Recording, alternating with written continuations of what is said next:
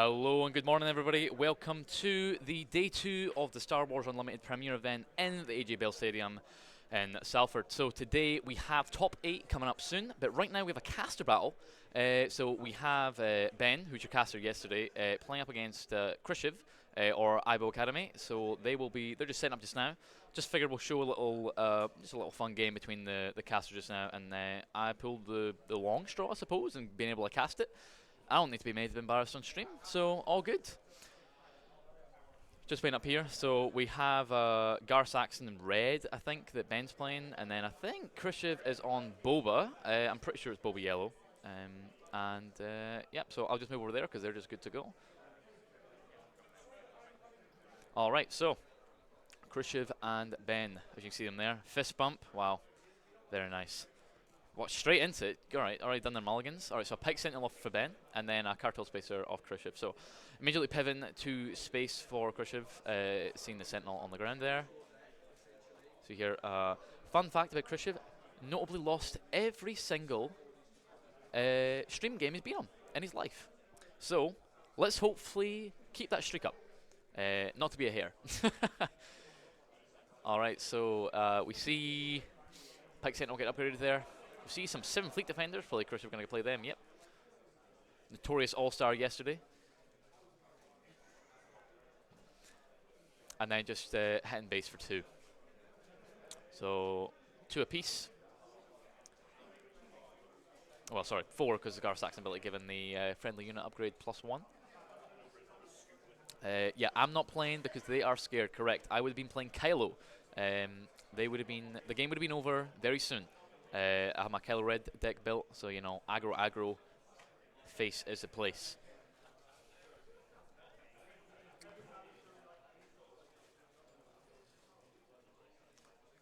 So swinging again for 4. Got the restore 2. Whoa, Krishiv and the read cards, unbelievable. These people are professional casters.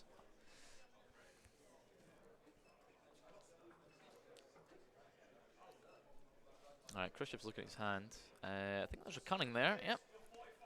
Forlom. Very nice, yep. Trade in. I think that's fair. The restore 2 and just the Sentinel was just annoying. May as well get rid of it while you can. Ooh, Follow the Way.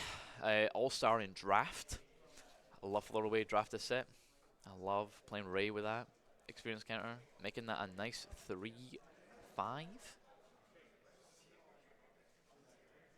See here, just getting chip damage to base. See Kylo Ren might go getting resourced. Ben, can't believe you've done that to me. We've seen some surprise strikes, cunning, and just see the mercenary gunship just get resourced there. Van Brain's flamethrower, super sick card. We also got Power of the Dark Side as well. See here, it's 5 resources. Swinging in again just for 2 with a Pike Sentinel into Krishiv's base. Any Star Wars events for me this year?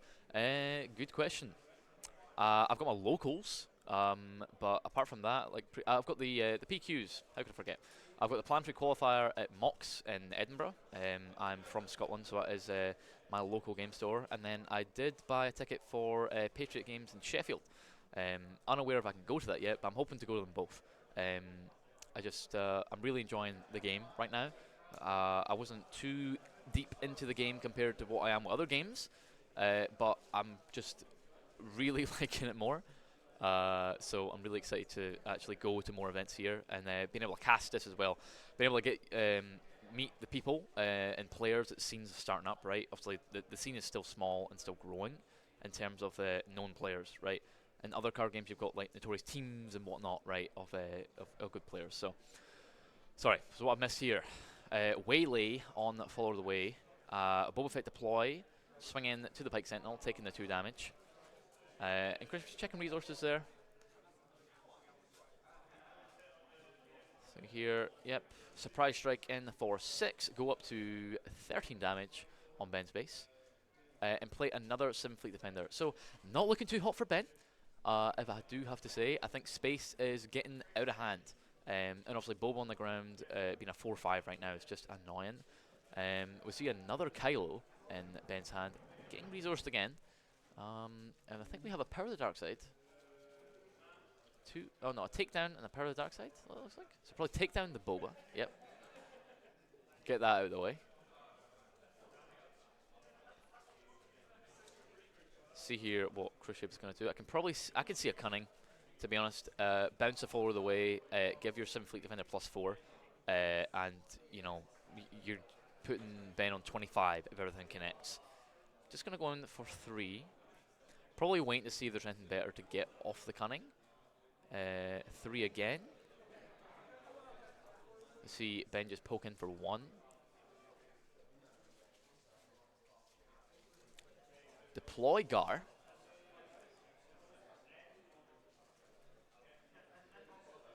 Here's the cunning. Probably exhaust the Gar Saxon and buff the Cartel Spacer. Or I could see a random discard. Random discard could be interesting. Only 2 resources up though. I think exhausting is probably fair, but I think the discard's what you need. Khrushchev's in no danger of losing.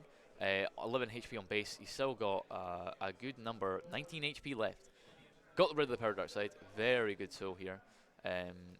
Just because it could outright just defeat anything. Obviously, it's Khrushchev's choice. The only good time for Ben to use it would be if he had initiative and used it at the start. See there, Khrushchev getting him for 6, putting Ben on 25. Ben needs to see 2 pieces of removal and not a surprise strike from Khrushchev. So we'll see how that goes. Okay, I see a Power of the Dark Side, and that's it. Power of the Dark Side gets 1, but it looks like Khrushchev will be winning this one. Just because of the space, right? You've got 8 damage in space, which is just unbelievable. Ben, not giving up though, will not concede, I hope. Show it through to the end. Power Dark Side, yep. Get rid of the 2 cost. Surprise strike for game, very good, yep. Okay, so Khrushchev beats Curse. Well, this wasn't an official event, so I don't know, I think it still counts. Yeah, so that game was quick. I'll see if they want to do another question mark. But alright, all those upgrades. See, Darksaber, Fallen Lightsaber, 2 Kylo Rens. That resource pile is vile. Yep, just talking. Yeah, I need to see this card. Oh, I saw this card. I won. Classic. So I think they'll probably be done. Yeah, we have time. Yeah, go for another one. Go for another one. Go again. Yeah, go again. Yeah. Now we don't need to pan back to me.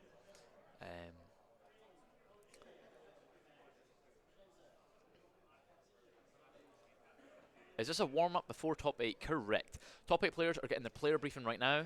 Also finishing up deck checks, any issues from that, making sure they're aware of how the structure is going to work. And then we're just showing off the caster battle just now. So just a little fun game between Khrushchev and Ben, who will be joining me for commentating today. We have 3 people commentating today, so we'll be doing a little rotation between each round, between, you know, 1 person going out, 2 people in, whatever. And then, yeah, so we're hoping to do a top 8 game, which will be Ray Yellow versus Boba Yellow. And then we're hoping to do both the top 4s and then the final. So the top 4s will be staggered. We can't do them simultaneously. So it will be a bit of a longer stream in terms of what you might expect. Because normally it would just be, you know, top 8, top 4 finals. So 3 rounds, but we're going to be doing 4 rounds today just because it's nice to see these top decks get shown and gameplay get shown from these players. I think, I see, yep, exactly. Both the semis is really cool to see, right? Exactly, just like gives more of a see them fighting for the finals, right? We're not going to be showing the 3rd, 4th place playoff match because the pricing is the same, which seems to be the way the industry's moving. So here, yeah, you're good. Thumb up, go. Boom, follower of the way. And Merchant Gunship, Hyperfoil. Khrushchev pulled this in the draft last night. Which we still need to finish. Me and Khrushchev were the both undefeated players from that draft yesterday.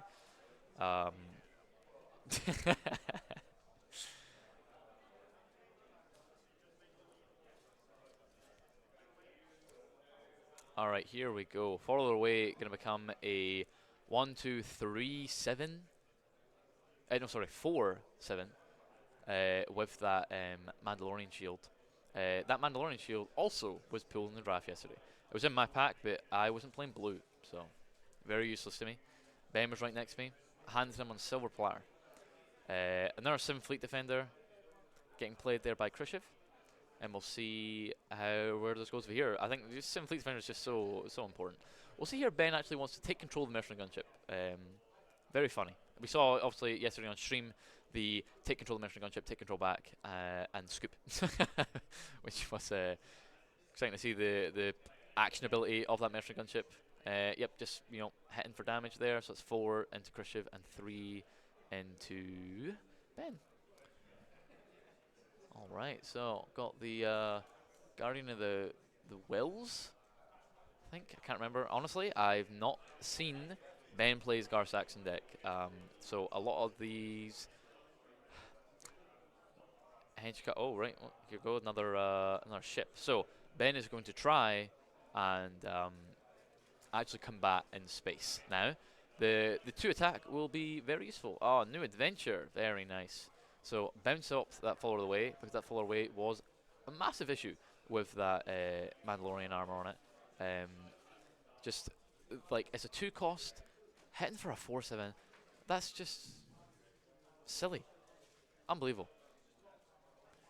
Just with the Gar Saxon ability, they're given +1 to friendly upgraded units. Was it here the second 7 fleet defender off of Khrushchev there? This is how he won last game. So we'll see if Ben can do something about this now. Let's see here just as they go to the next action phase. See here, yep, get rid of that mercenary gunship. Giving a shield to the follower away. So now hitting in for a 3/4.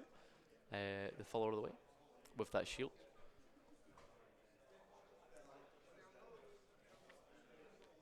See here, Khrushchev probably just debating how he wants to go about this. I think I saw Surprise Strike, which obviously is very useful because Surprise Strike in, deploy Boba, attack with Boba, untap 2 again, right? Yeah, and you're also getting 6 damage with a 7 fleet defender, putting Ben on half HP already. He was hitting him for 3 there, putting Khrushchev on 11. As we see, for some reason decided to go the long way with the wheel rather than the short way. So, interesting decision. See here, yep, crash into Boba. As we see Khrushchev's metal tokens. Fancy, heavy. A big flex. Seeing Ben's hand. Got the takedown in the Clan Saxon Gauntlet. Ooh, Hotshot Blaster getting smuggled in there. Onto the Boba. Hitting him for 6 to base. Putting Ben at 21. And of course, untapping 2 resources with the Boba Fett ability. Ben is on a clock again. I think this is just really tough. Just the aggression in space from the Boba Fett is just unbelievable. See the crafty smuggler there with the shield, having to ran out of shield. Oh no, he's got one more. Okay, getting him for 3 damage. So now Khrushchev's presenting lethal on board again, going to the next action phase. And I think we saw. So you've got a new adventure there. I think that's probably a cunning as well. And I don't think Khrushchev has had the initiative at all in either of these games. I think Ben took it once, and Ben's had it since then. There we go, got the Clan Saxon Gauntlet. So, importantly, this is a Sentinel. And there's Katina Benson. Okay. Okay, right, well, I mean, that's just game. It should be. Ben should be on 24 damage on base, so this will be lethal because the 2 7 fleet defenders can just hit him for 6. So put Ben at 27 there with that one. As we see Khrushchev. Oh, I'll see Gar Saxon deployed. Khrushchev again proven he's overcome his stream fears and is able to win a game. Alright, don't think we have enough time for a third game, as much as both those games were unbelievably quick. Yeah. Alright, so let me pan back over to me so you can see me. Alright, so very exciting. So we're just looks like players are almost good to go. We also have loads of side events on today at the AJ Bell Stadium. I think we've got 2 super draft pods. I'm unsure what's super about them, but I do know it's a draft. And drafting in this game is super fun. I think I didn't get any chance to play set 1 drafts, but I've heard that draft pool was amazing. And I've really been enjoying set 2, and I've heard from some people that set 2 isn't as good as set 1 drafting. So, interesting to see what you guys think of that. When does yesterday Top Cut begin? In about 10 minutes, probably Top Cut will begin. We're just tidying up the game that Krishiv and Ben were doing there, and that'll be it. So moving forward, I will be taking a break, and I'll be letting Krishiv and Ben take you into the first game, which will be Ray Yellow. We saw on stream yesterday, Alex, using the Rogue deck with Ray Yellow, playing that, and up against Boba Yellow, as we've seen just there on stream from Krishiv, right? You've seen the Boba Yellow. Very good game. It looks like I can see Krishiv and Ben waltzing over here. Probably get them on stream in a second. I'm going to bask in the glory whilst I can. Looks like, no, they're talking to the top players, getting them pumped up. Krishiv's been in this scene obviously since Twickenham, and Krishiv's been #1 glazer of this game since almost it came out. So knows a lot of players. So we will have Alex versus David just for the stream game. Here comes our winner. Wow. Yeah, let's do a little winner interview. Great job casting. Thank you, Emiliano. I really appreciate that. Here you can see everyone's favorite. Everyone's favorite. Come on. Hello. Hello. Here we have. You want to put your headset on, sir? Yes. Look at this. Professional streamer. Unbelievable. All right. So. Hello. How was that game? Obviously, you got two best of 3s in 10 minutes. Poor Ben. Look, man, I'm just him. You're him. You Wow. know, this is what happens when you let the casters out to play. We cook. What That's can I say? Alright, so next event you're going to be playing, yeah? Yeah, 100%. No, I've signed up to 3 Planetary qualifiers, so I'll be on the grind. If you're going Yes. to any of those in the UK, say hi.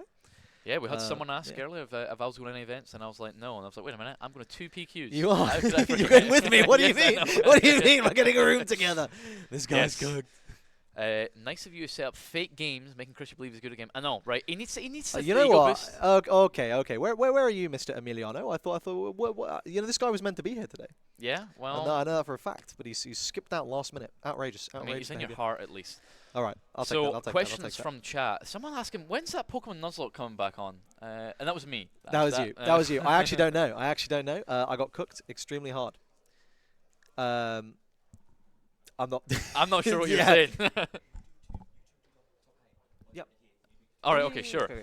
All right. Sorry, Fine. Cool. So we've just been told that me and Krishiv will be. Oh Come wow. a little closer. Whee. This is nice. Um, Yeah, we'll be casting yeah. top 8 game. So very exciting. I am lazy. I will not be changing Ben's name at the bottom there. You see on the thing. You're Ben Fitzpatrick. I'm Ben. at Ben Fitzlife. I meant. Okay. All right. Okay. We do a little self promotion. Yeah, we'll just do We this do a on little stream. self- Professional. How do we do this? I don't know how to do this. It's okay. Maybe. It's okay. I don't know how to do this. I thought you've used OBS before. I'm not. I don't know how to do this. I don't know how to do this. Maybe we will let someone professional handle this because I don't know what I'm doing. But anyway, yeah, that was a really fun game. That was a really fun set. Obviously, I think Ben game 1. Card. Yeah, it's pretty good. Game 1, Ben just saw nothing. I think to be fair, I think I played the exact same cards both games. You it did, was yeah. like it was turn one certified ship, stacker. turn one ship into into 3/2 shielded into 3/2 shielded. Yeah. And then yeah, like fundamentally like guys, I think Hot Shot Blast is a good card. You know what? I think you might be cooking.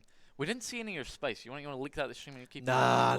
I was a little bit worried. Nah, we got to keep that for yeah, the gotta PQ. keep that Got low to keep that profile. for the PQ. Did you see it in your hand? Because you mulliganed before the stream could see No, it. absolutely, yeah, 100%. That's right, Yeah, I saw 2 of them actually, and I was like, no, Oh, put those yeah. away, put those away. The stream can't see the sauce, If you right? guys want to see the sauce, you're gonna have to stay tuned.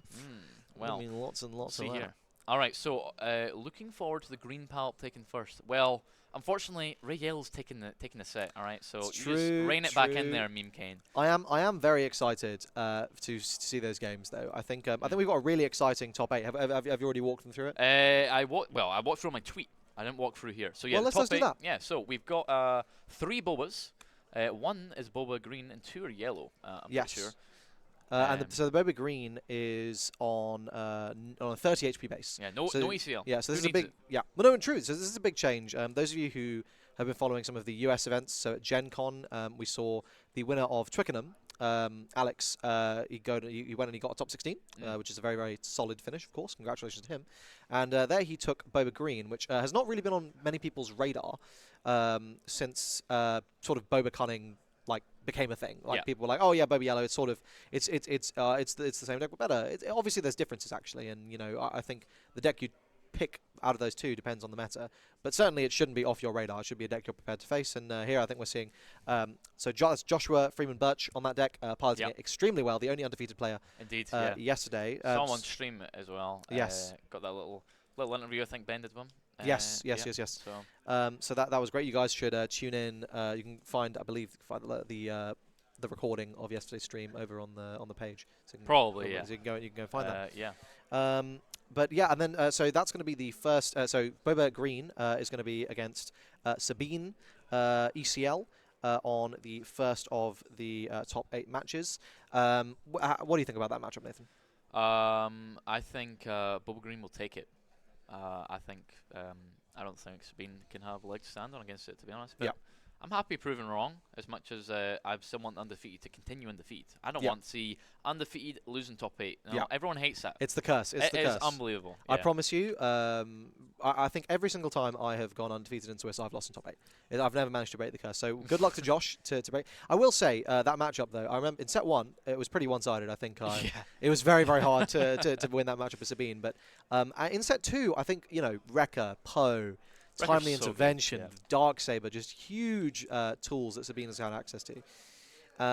I see there are predictions as to deck that will come first. I think we can walk through the bracket and what we think. So I think we're both in agreement. Boba Green probably takes probably win that first game. All right. So on table 2 then, so that was Joshua Freeman Birch against Omar Ahmed. So Omar Ahmed is the Sabine player. So then on table 2 we have Michael Silk on Palpatine. Palpatine. So this is Palpatine Green, 30 HP Palpatine Green. Michael Silk, for those of you who don't know, I've been following the UK scene. This guy loves his Palpatine. Indeed. He's been on it since day 1. I imagine we'll be seeing that showcase being brought out. Yes. No brokey behavior here. No. We saw on the caster game. We can't have that. Yeah, no, absolutely not. No. Only the finest for our esteemed viewers. Of course. So Michael, graphical brackets on screen. No. We do not, unfortunately. But you can find it on Limitless. Yeah, you can find it on Limitless. It's all there. We're actually going into the first top 8 game, so we'll continue. Pan over that. Yes. I guess the rest of the bracket is Ray Yellow versus Bobby Yellow, which we'll have on stream, and then it's Palp Blue. Yeah. Versus Han. Yeah. Okay, right. So here we are over on to the game. So Boba double yellow piloted by David Hoyland. And then we have Alex Nassif Deacon on Ray Yellow. Now, Ray Yellow, this is the deck I've been most excited to see, but I think we should give a little shout out to Hoyland because I believe I've seen him at many events doing very, very well. Not the first time I've seen him. I think it might be his first time in Top Cup, but here we have, and we've got the deck list in front of us here, so we can discuss. This is looking interesting. So I think I want to talk about this Ray Yellow list because this is really interesting and a deck we have not seen in any capacity anywhere. So clearly it has legs. And actually, I have to give a shout out obviously to Alex, who is an exceptional card game player. Met him in other card games, topped lots of other card games. Well, I don't know if he's topped lots of other card games. We've topped lots in other card games, certainly. I don't think he would bring a deck that did not have a matchup into Boba Yellow. Yes. So I'm very interested to see where this goes because traditionally speaking, this Ray matchup is pretty rough because yes, okay, you buff your units up, that's fine. I have 12 bounce cards. They are not staying on the field. So this will be very, very interesting to see where this goes. Yes, it is the same Limitless link as yesterday. And yes, David Hoyley, yes, he is a fantastic player, very, very, very kind player, excellent to play against. So we're going in here. It looks like the initiative is with Ray. I don't know whether... I mean, looking at this list, Ray does have the ability to pivot here between ground and space with the Cartel Turncoat on first turn to buff it up. But a lot of it is looking like mainly ground here, so it's a mainly ground, difficult pivot. I think just briefly talking about this Boba yellow list, interesting things here. I think this is full on bounty hunters. We're seeing the full suite of Toro, Forlom, Zuckuss, or not the full suite of Zuccusses, but we do see a Zuckuss.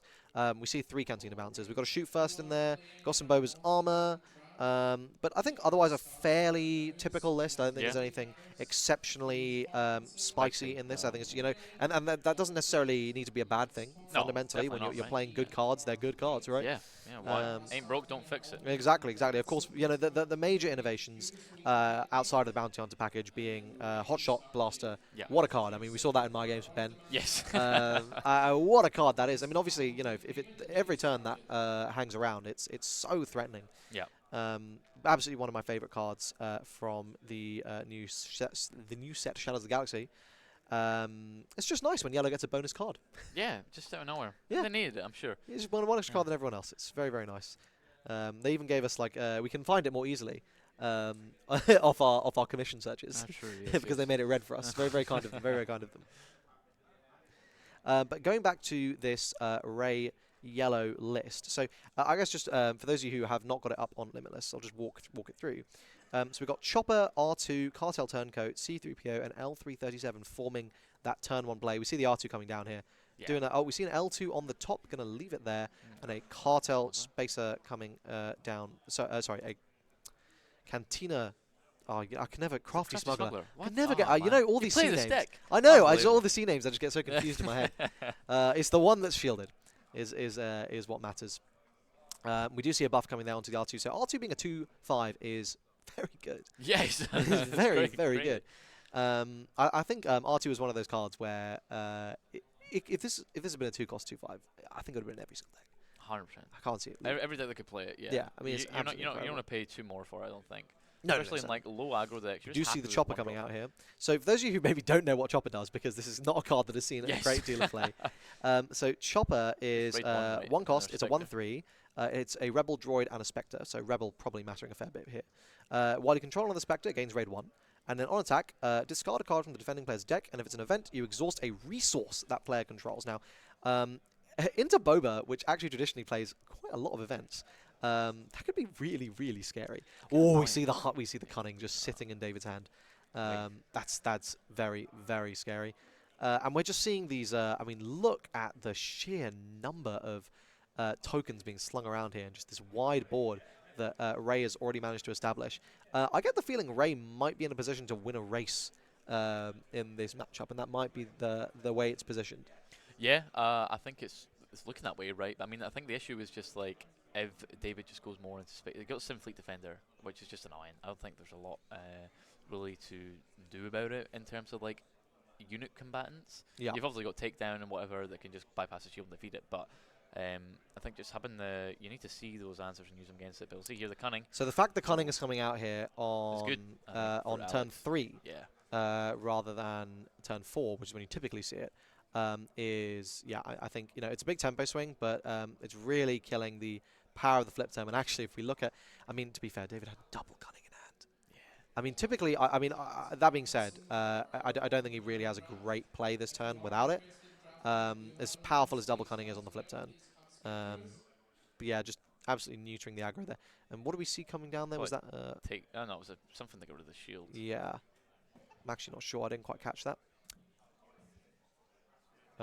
We're seeing the restored arc coming in here. Probably going to see that restored arc getting buffed up. A 3/4 in space into Boba is very scary. We are going to be able to see, I think, some strong control coming down here from Ray, because we see favorable trade set up everywhere right now. Yes, yeah. I think that's what Ray is just is positioned to do, right? You just buff up your small units, so then because of like traditionally the Ray units are. Yes, it was confiscate. Confiscate, right. Alex is playing that in main. And the way Ray's units are low power, high HP, right? So you're able just to like trade in so well. Absolutely. Especially when you've got these 3/2 ships running about the place. You're just more than happy just to swing your guy into it, and then your guy's living. Especially when you're against Boba, like their main removal is going to be bouncing. Yes. So you don't care if it has damage on it because exactly. Boba shouldn't be trading into it unless they really need to. Yeah, especially Boba yellow. I think there's times when you have to know when you're the aggro and when you're the control. I mean, in this situation, I think David Hoyland really, it's looking really rough. Like, because he has to be the aggro here. Otherwise, I think if Alex is able to take board here, I don't see how David can come back into it. But obviously, there's a lot of gas in David's hand this turn. We see a cunning. We see there's a probe droid there, so we can see a little bit of analysis of the hand. I think we're just going to see the cunning coming down there. So we're going to see double exhaust and the bounce. Again, an incredibly powerful mode on cunning here. We are going to get the untap. We're going to get the deploy. We're going to get the swings. This is going to be a lot of value here being generated. I think, is that the Mandal? No, that's not the Mandalorian. What is that? It's a one attack. R2? I think it's R2. I don't think... Oh, no, it is. Yeah, it is R2. Yeah, it is. Yeah, you're right. You're absolutely right. Just another wide... Look how wide this board is becoming. We see a Luke. Low on volume. Damn. I didn't even use my name. That's so sad. The name is on the screen. It's unbelievable. Well, hopefully that's a little better. I'm not entirely sure how to change that. It is what it is. And here we see the deploy coming out, and we just see an initiative getting taken here. I don't think this is a problem. I mean, this is the thing, right? Like, 16 damage at this stage of the game is actually a pretty nice place to be against Boba. Boba wants to get you to, like, 20 to 25 by this stage. And now when we're going to see the deploy coming out from Rey, that's going to be restoring 3 every turn. I mean, the scariest thing So the scariest thing that Boba can do really is just swing a bunch of cards sideways and fire spray, right? Yeah. But the issue is, in order to lethal next turn, we need to see 3 attacks land from Boba here. We need to see the leader and then 2 units. Yep. And that will be lethal, but that's not happening. There is 0 chance. Also, that's ignoring the restored arc, which is going to restore 1. Yes. Which is going to get it out of kill range if he trades in. So if he trades Crafty or Probe Droid and 7th Fleet with restored arc, he's now out of kill range. Here we are seeing that first trade take place. Yeah, this is looking pretty spooky for David for sure.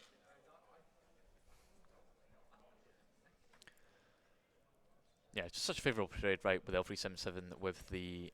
Going to go and buff it up. With a shield. So this is interesting. No worries from David here about being lethal now this turn, because he knows he does have that restore from the restored arc, which just puts it at 1 out of range.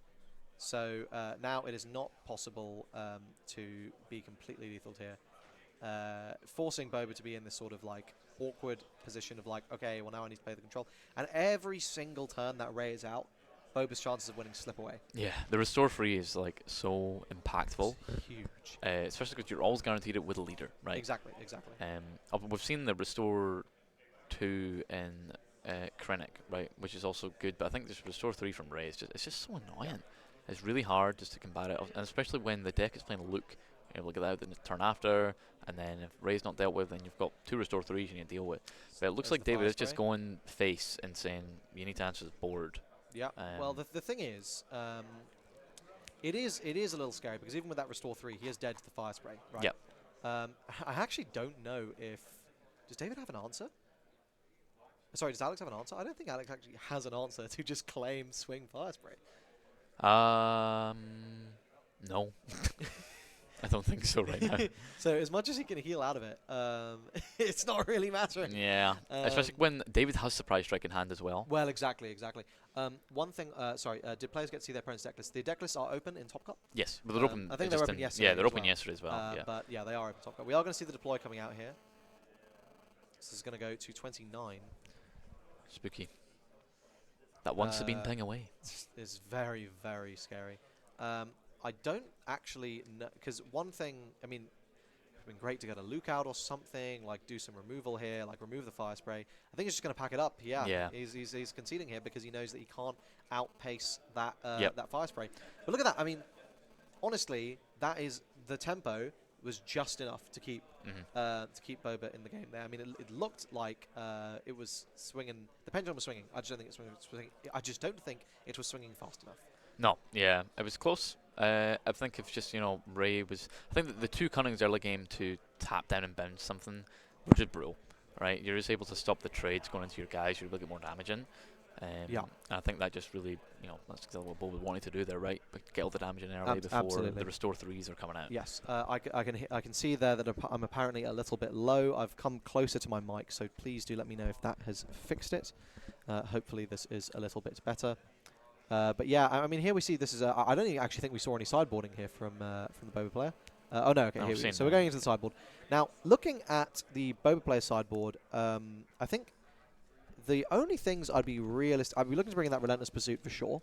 Yeah, I think that would be very, very nice. Potentially the Bazines, although I think it's too slow as a turn, like an early play. I definitely think you're sort of running into the issue with not having the damage on the board that is going to win you the game. Yeah, I think because Bazines what 1/3. Yes. Right? So it's just like, okay, you're removing like an answer early, but like Ray in the early games has so much. Like, okay, yeah, you're going to discard one thing. I'll just play.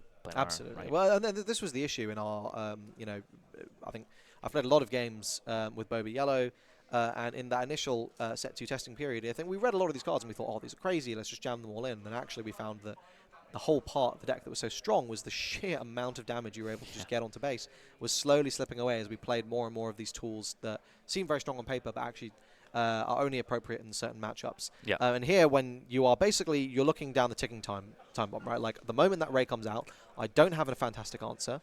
This isn't Boba Green where I can just play Maul and I can laugh, or Vader or whatever have you. Well, obviously Maul's a much better answer. So I just need to get damage on base fundamentally. I have 5 turns to do it, and I need to do it as fast as possible. 6 turns really. But I definitely think this is one of the ones where I would not be looking to bring in Bazine. I think I'd Pursuit, maybe Bodhi? Maybe? Could say Bodhi, maybe, yeah. Gamorrean Guards would be looking very enticing to me, though. Yeah. And maybe a change of heart, I guess. Stealing a Luke is never a bad thing. But you want to win before Luke. Well, yeah, certainly. You do want to win. You do want to win before Luke. Because Ray will not be cheating out that card at all. Yeah. Very fair play from Ray. Plays the cost written on them. No Absolutely cheating. Outrageous. Unlike no cheating Han. costs. Han, awful. Looking at Alex's sideboard here, I see a lot of Sentinel. Yeah. I see a lot of Sentinel, I see a lot of healing, and I see some Rivals Falls. So Alex is going to... I am expecting games 2 and probably 3 to be a lot less smooth for David.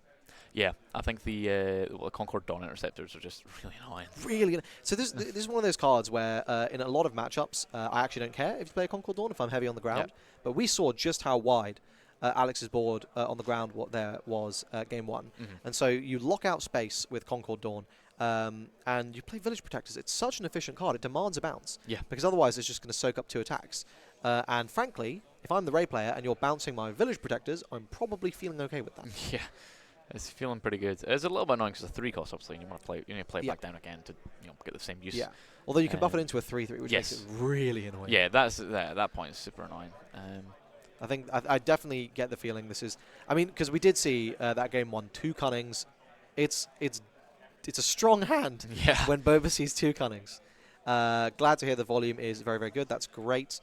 Hopefully it will have no more of these tech issues. Christian was excitable and dynamic. Nathan is smooth and calculated. Whoa. Smooth and calculated are 2 words I would never accuse Nathan of being. Wow, the hate is unbelievable. It's no hate. Well, Chris has seen me excited, okay? I bet I can have. attest to that. Coming in here into game 2, players just setting up. I'll be curious to hear what chat thinks about this game. About this matchup. I mean, was anyone on Ray Yellow before this event? I mean, as I said yesterday, I saw a couple of YouTubers I watched. They ran Ray into like their meta sweeper decks, and it did okay. It wasn't anything like this list, but it's pretty cool. But that's the only exposure I've seen of it. I was like, wow, Ray Yellow. I was just watching a YouTube video of this yesterday. It's crazy. I think one of my favorite things we're seeing with set 2, and I think will only be amplified with set 3, is the card pools are sort of developed into you find these nice like packages, right? Like so you have your blue, white, yellow package, and it's got a lot of very, very strong cards, and it's got some that are stronger with certainly some that are stronger with others. So you have a core that you can go to, and then you can build around a huge variety of leaders, and they can be really valuable. I mean, looking at this hand, this is rough. It's rough. I feel like I'd be throwing this away. I think it's already thrown away. That's not good. That's really not bad. good. No turn 1 play is no turn 1 play into. I mean, I guess you play Bodhi here. Bodhi, like. I don't keep both fire sprays. There's no way. You have to. You can't keep both. Oh wow, that's a big message in chat. I need to scroll up Let's to read have this. a little look.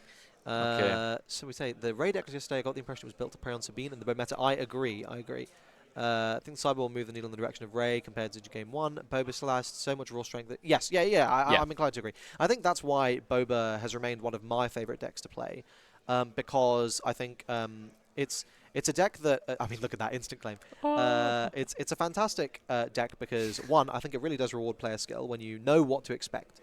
You're able to just have such punishing plays. Yeah. And it's also just... It has gas. I think it's consistent, it rewards player skill, and it's just a high power level deck. And I think those are three things that when you're playing the game competitively, you're always going to be on an eye out for. If you're just looking to play one of those spread decks, right? One of these decks that's always safe to play. Now, for me, this Ray deck is the example of sort of potentially a silver bullet or like an answer to a meta. Yes. Where a fantastic meta call. You know, we've always been pretty pro aggro in the UK. We love our aggro decks. Big up. Shout outs. Tends to be less control. Of course, we see a lot of Palp, but Palp absolutely folds to aggro most of the time. Yeah. Although that did get better in set 2. But I mean, yeah, seeing that here I think is an excellent meta call. Yeah, so we're seeing another really rough set of draws here. This is this is not what I want to be seeing if I'm David. I think David holding on to the fire sprays. We see the Bodhi. What are we going to get here? Interesting choice. We're going to hit a Waylay or a Confiscate. I think the answer here is probably the Waylay. It has to be the Waylay, right? I mean, there's nothing in David's hand that Confiscate actually punishes. If anything, it's a detriment, right? Because if you confiscate the captured unit, you just lose it. Yeah. Oh. But I mean, this is we're just going to see the trade here. Yeah. This is exactly what Alex wants, right? Yeah. You want to trade in and not lose your guy. Exactly. But especially when you're seeing David not like play nothing turn 1, play a Bodhi, and now it's turn 3. You got nothing on board, no damage on base. You're more than happy as Alex. This is unbelievable. No, I'll tell you what. You're going to be even happier because Alex will know that Relentless Pursuit is probably coming into this matchup. Yes. And he plays this cheeky little card called L337. Yeah. Now, this is just Hero Crafty Smuggler. Remember the name? Yes. Hero Crafty Smuggler, but better because it has an on-played to either get the shield or just rescue something captured. And you can smuggle it in. That's why we saw it entering the resource row. It's going to chill there until it's needed. And then when David just goes, oh, you know what? I'm just going to take something big here. He just goes, no.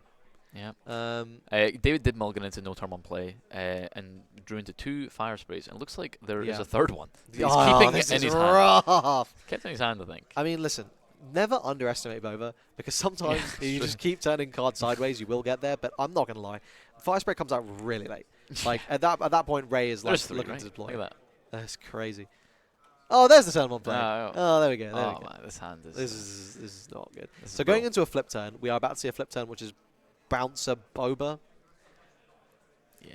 I mean, don't get me wrong. Bouncer here, very nice into the Village Protectors, but all Alex does is just replay the Village Protectors. Yep. And buff up again. Yep. And then maybe play R2 or another or just, chopper. Go ahead, slam it down again. He's tapped out. There's he has to swing with the Boba leader to get another Waylay. So yeah. Yep. There we go. There we go. Yeah. He's just sitting there menacingly. Yeah. There we go. Deploy. Who would win, the greatest bounty hunter in the galaxy, or 3 villagers with pikes? I think. Yeah, pick up the villagers. They're winning for sure. They are. They're taking things here. I mean, Boba's doing nothing. Oh, here we're seeing the restored arc. We're going to see the restore coming in. It just pings off the shield, takes 2 back. We're now in takedown range. Yeah. I think. I was going to say that I think you claim here. I think you just claim because in this situation you are so happy as Alex. You've made it. Yeah. We are at deploy. Indeed. You've got no damage on base. Yeah, we're at deploy with no damage on base. I don't care how many fire sprays you play Yep. here. Like, I'm restoring 3 every turn. You've got no out to that. So, in Alex's hand, he's maintained the confiscate. He hasn't gotten rid of that. I think there's a Mandalorian there. Now, a Mandalorian... on Village... Well, no, Village Protector is 2 cost, right? Village Protector is a 2 cost, yeah. 3 cost, sorry. Yeah, it needs to be a 2 cost for Mandalorian. Yeah. But still... Oh, there's a takedown. That's it. I think that's... I genuinely think that might just be the game there. Like... This is so hard to come back from. We're going to see an attack get soaked by the Village Protectors. So whatever goes into it just gets traded into. And we've got the Restored Arc. Yes, there will be a Fire Spray, but who cares? I'm just going to luke it away. Yeah, literally. Luke will eat that. I mean, that's something David's playing around that because there's 3 fire sprays. He's got 3, yeah, 3 and things. 3 and things. But the thing is, fire spray's only dealing 2 damage a turn. Yeah. Because this Ray's going to come out, and actually with yeah, with that with the arc, it's Or only doing 1 a turn. Yeah, 1 damage a turn. Let's go. Scary. 30 turns. 30 turns he wins. Oh, this is just not good. This is sad. I think as Ray here, you just happily sling that experience over onto the restored arc. So we've got 2 in hand here. Yeah, sorry, two resources up as well for Alex. What's he working with? He's got an R2, he's got a confiscate, and I'm not sure what that third card is. We're just going to see the heal. Oh, just the swing for nothing. Interesting. Might as well. I yeah. think you don't want the fire spray to have any incentive to trade because you know that healing 1 every turn is way more valuable in the long term. Yes. Yep. Here comes the R2, and I think we're just going to see R2 become a 3/6. Yeah. You've got no fear. Yep. Right. Absolutely 0 fear here. You are not scared. Yep. Here comes the Ray deploy. Restore 3. I think you probably sling the experience over to R2 and just lock down the ground. And then, okay, keep fire spraying me in space. I don't care. Yeah. When you're restoring 3 each turn, and even 1 with the restored arc, I don't think you particularly mind. I do apologize, Carl. You are correct. Afra is the greatest bounty hunter in the galaxy. Nice. My thorough and profuse apologies. All right. Experience on Ray. I mean, fair enough. I mean, you don't immediately lose to Boba. Boba can just kill it immediately, I guess. If it's exhausted, yes. Actually, that's a very good point. If a no good to be dead comes down here, suddenly you are locked out of the game. Well, not locked out of the game, but things start looking a little dicier. Yeah. Although with the rules change, if the Ray does get blasted down, the Luke will come in and just delete that fire spray, heals, and then you've just got a big restore. You've got a big, massive body on the ground that you've got no fear with. I mean, here we've got what? Toro, fire spray, and probe droid. And I don't think there's anything in the resource row that is particularly useful here for David. I don't call a blaster or anything. Nah, I don't think I saw anything. See here, I think Alex is in just such a commanding position. You don't. I think this should be just like a win. Yeah, I think argument to wait on swinging with Ray here, but yeah, he just wants to start buffing. He just wants to start buffing. He's going to start restoring. He's going to start buffing. I mean, this is because that being said, if Ray does get attacked by the Boba, that's 3 damage. The base is not taken. Yes, right, exactly. And here we see the blaster coming in from the resource row. Right, so probably gonna go into Ray. Yeah, it will remove the Ray. Yeah. And it also will trade with the R2. So this is very, very nice here. Unfortunately, the R2 would lose or get defeated. It's in the R2 would lose. But again, well, I mean, you are entirely able to just play a Luke down here if you've got it as Alex here. I'm not sure what he's got in his hand. I think we're just going to see the trade here. Yep.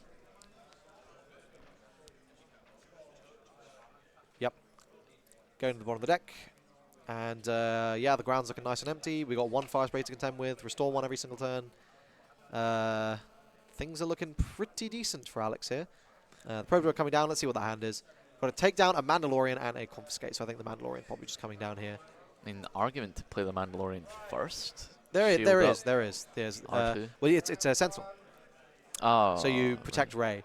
But yeah, here you're just chucking a load of shields. We see the Toro coming down here. And we're going to start pinging into that fire spray, I think. Probably scared about the Cantina bouncer why Mandalorian wasn't played. But just get your damage into there. Yeah. Oh, that harn is nice. Oh, sad Boba's armor. Yeah, because we are 2 fire sprays. So we're going to see. I mean, the fire spray has to swing first here if he wants to get the damage in, which leaves Toro open to just getting nuked down by a harn. Yes. Yep, so we are going to see that 5 damage coming in. And I think there's not. I personally, I think I'd have waited. I think I would have preferred to get rid of like Toro or something. But I guess I don't know.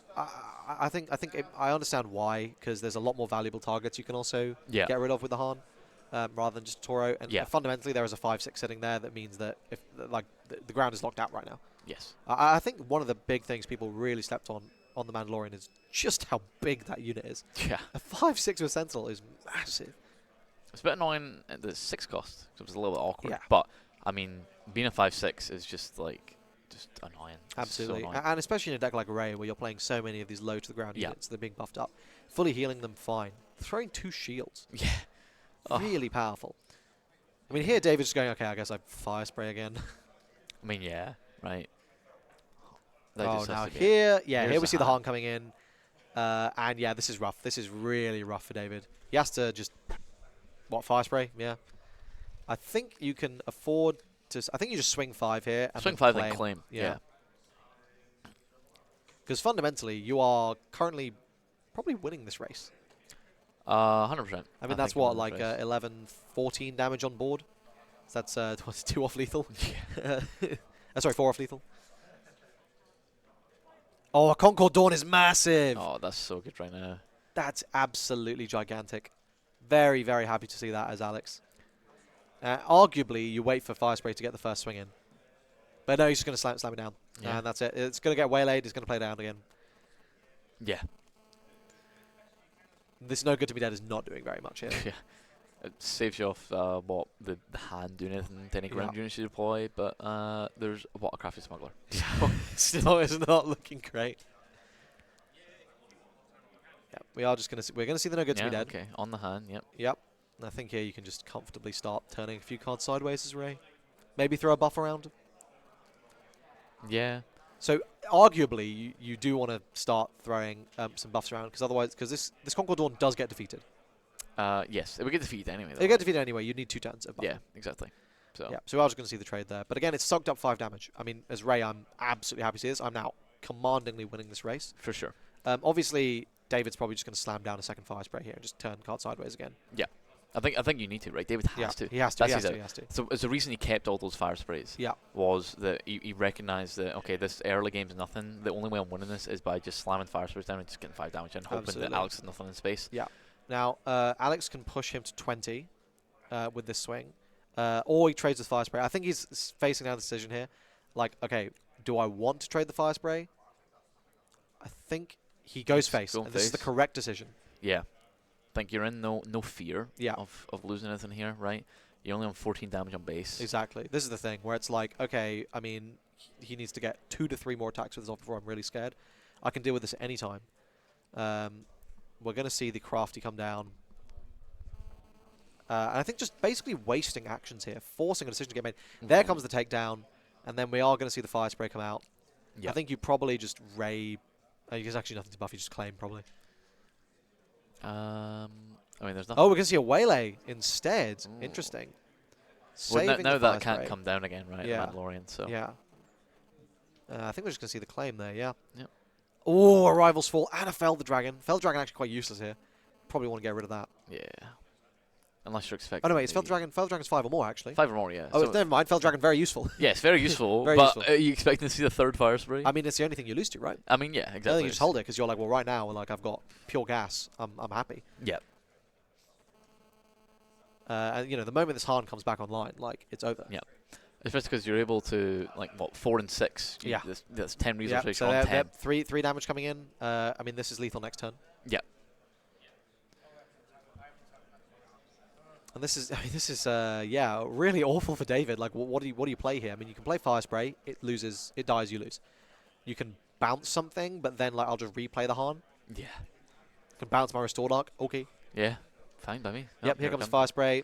And there comes the Rival's Fall. Okay. I think he probably resourced the Fell the Dragon. Yeah. I think, yeah, and is he have 4 resources up? I think he does. Should do, yeah. So you can just steal the ship. Steal the ship if he plays it. It's so funny.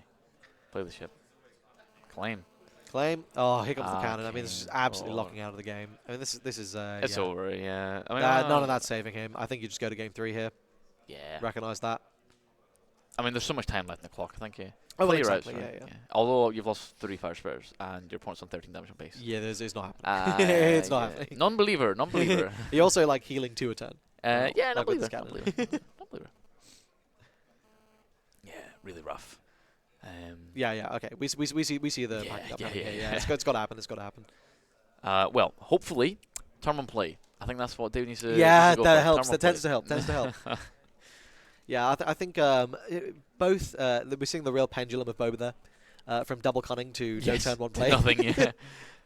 Rough. Yeah, and that happens. I think that happens with every deck. I would, hopefully I would just be wanting a game 3 that is like closer to the average rather than one of the extremes. Yes. Yeah. Of course, that's more exciting to watch. Yeah, absolutely.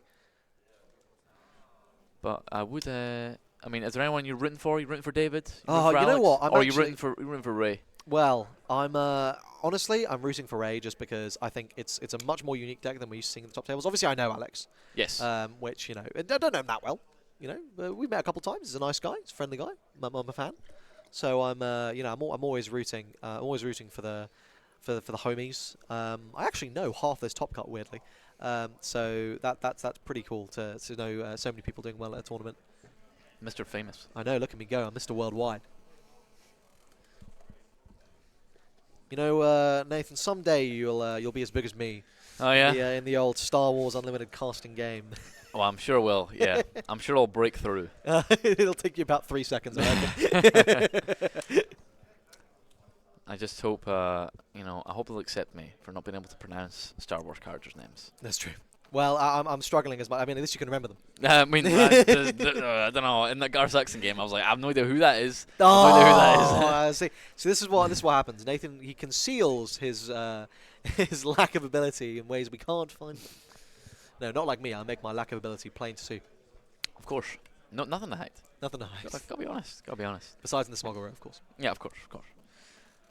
All right, we're going to see these players coming in for game 3 here. I think it's anyone's game. I am Ray favored. Yeah. I think Ray post side. That whole sideboard is like anti-Boba. Indeed, yeah. It's literally 10 in, 10 Yeah. in. It's pretty nuts, honestly. I mean, this is the thing. We didn't see it get to redemption, but a redemption heal 8 is insane. Yeah. It also trades with fire spray. It does to the fire spray. Yeah. And you want to bounce my redemption? I'm okay with that. Yeah, I will heal again. Thank you very much. Very good, very good. So yeah, redemption a huge silver bullet in this matchup.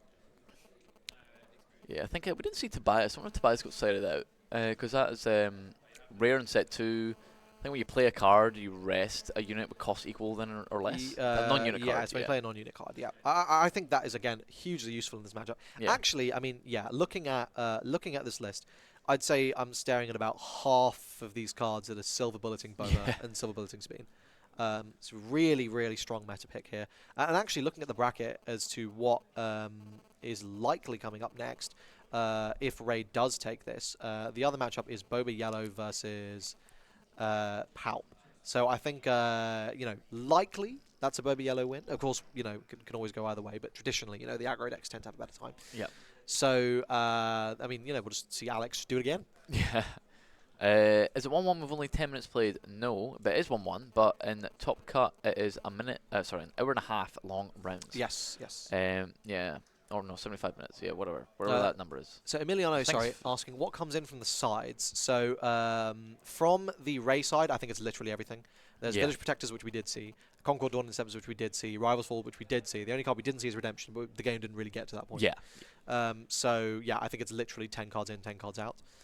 From the Boba play perspective, we saw the Relentless Pursuit coming in. Yep. So, and I think we saw a Gamma Guard in Resource Row.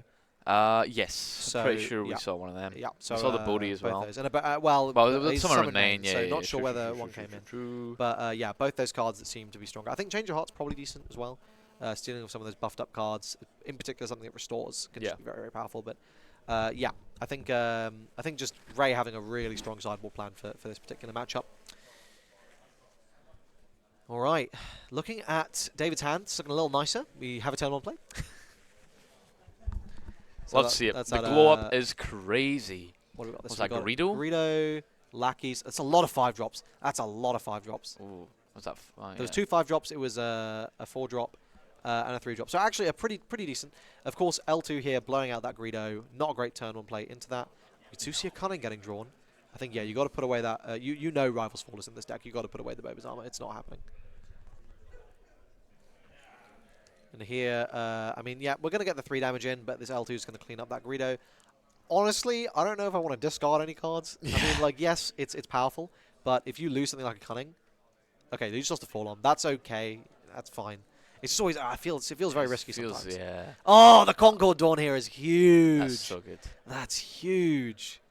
And we are just going to see that card getting buffed up for the next 2 turns. Yes. And then it's actually a threat when it swings in as well, right? It's so annoying. I mean, you don't necessarily need to buff it up, but looking at David's hand here, like there's a lot of good cards, but structuring these turns is going to be a little bit awkward.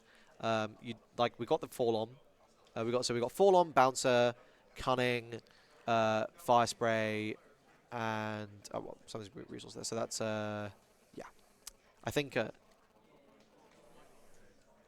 God, Ray and that Dawn. Yeah, it's crazy. You always discard if there's something to hit. You do most of the time. There are some times when like you look at your hand and it's all units and you go, oh, you look at your hand and it's all events and you go like, I don't really want to lose some of these units. Like sometimes you just need to draw them. But yeah, this wasn't one of those situations. The fall on here just going to clean that up. But yeah, as Ray here, I'm feeling pretty okay. I think, I mean, what's his hand there? We got a Village Protectors. I mean, I think you just bring in the Village Protectors in. All right, buff up that. Yeah, he's going to buff up the Concord Dawn. I don't actually think the buffing massively matters here because the 7th Fleet will trade into it. Yeah, no matter how big it gets. But what this does let you do is it lets you proactively clear it if you want to do that. You know, so that's something. If you're suspecting a waylay, potentially, or a bouncer. Or a cheeky bouncer into a new adventure. It's always a fun play. Cheeky, fun play. Yeah. Well, I think you're kind of fine if your Concord gets bounced because the only thing that clears it immediately is fire spray. Yes, so no, exactly. You see a claim coming down here. More restore, and we are just going to see the trade. Clear. Yeah. Gets it out. I think that's totally fair. Here, if the fall-on swings, this Village Protectors is going to be a little bit annoying. Yeah. Especially because it's going to come down twice. So even if it gets bounced once, you're fine with that.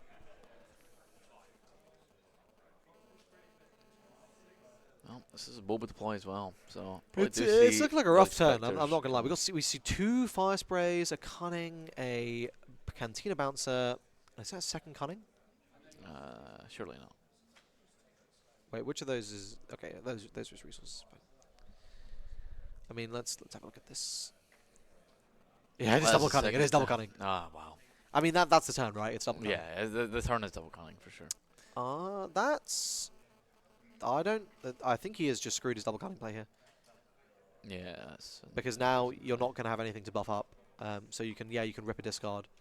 But you have to get the Boba swing first before you can play the second cunning. Yes. So I think he's actually new to this turn here. He can bouncer, but then he has nothing, no follow-up.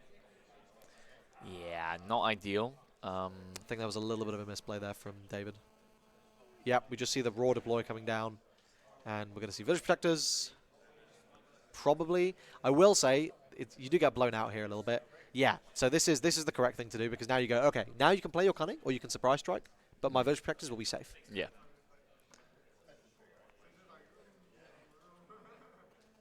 We're just going to see a raw swing 4. I mean, this is not a good flip turn. No. We see the R2. He is not letting any value happen here. No, absolutely not. Play something, Boba. Play something. Alex just really intelligently wasting as many actions as he possibly can. Yeah. Before forcing Boba to commit to something. I think here you just have to see the bouncer come down. You just have to see it. Like at this point, it's going to be play bouncer claim, and I go cool Village Protectors. Yep. And then you clearly have very little. Yeah, and obviously, going into next turn, these cunnings are still going to be incredibly strong. Now we're going to see David draw Zuckuss off the top. And that would be nuts. That would be nuts. That would have been that one-off. The one-off. I mean, especially because it's a one-off. Yeah. Would have been good. Yeah, this is looking dicey, but I think it's not that one-sided. No. I think this is actually a pretty interesting game state for both players. Yeah. I do have to agree. I do think, obviously, the double cunning is just, like, so brutal. Strong. It's so strong. Especially, I mean, so this is the thing. Going into 6 resources, you can double cunning on that turn. Yep. So we could see just a bounce and then buff up. You probably buff up the Boba here. It's the safest thing. Though, of course, that's a Rival's Fall magnet. Yeah. But, I mean, I think, you'd be happy just to make Alex spend 6 rather than a takedown on Cantina or takedown on Forlorn. I mean, you wouldn't be that happy because your turn is then essentially like, okay, I swing 7, and I'm like, okay, that's fine. Yes. And deploy my Ray. You take what we get, okay? Yes. You take what we get. No, exactly. I mean, this is a really difficult decision for David here. I mean, it basically, do I go the Fire Spray route? Do I go the Cunning route here? Do I try and play for that double Cunning? Do I just go for a single? We're just going to see him go 3 into the Village Protectors. Yeah. Now, here, I think we just see the trade fall on, yeah? Yeah. You want to play around the bouncing. You don't want to lose out that value. Here, it's not getting any easier for David. Yeah, really isn't. And also, this Cantina Bouncer now gets cleared by Ray. Yeah. Also gets cleared by... it does get cleared by a double buffed R2. There is no Boba unit threatening that Ray now. That's true. That's true. Of course, one could come down, but from Alex's perspective, he's aware of that.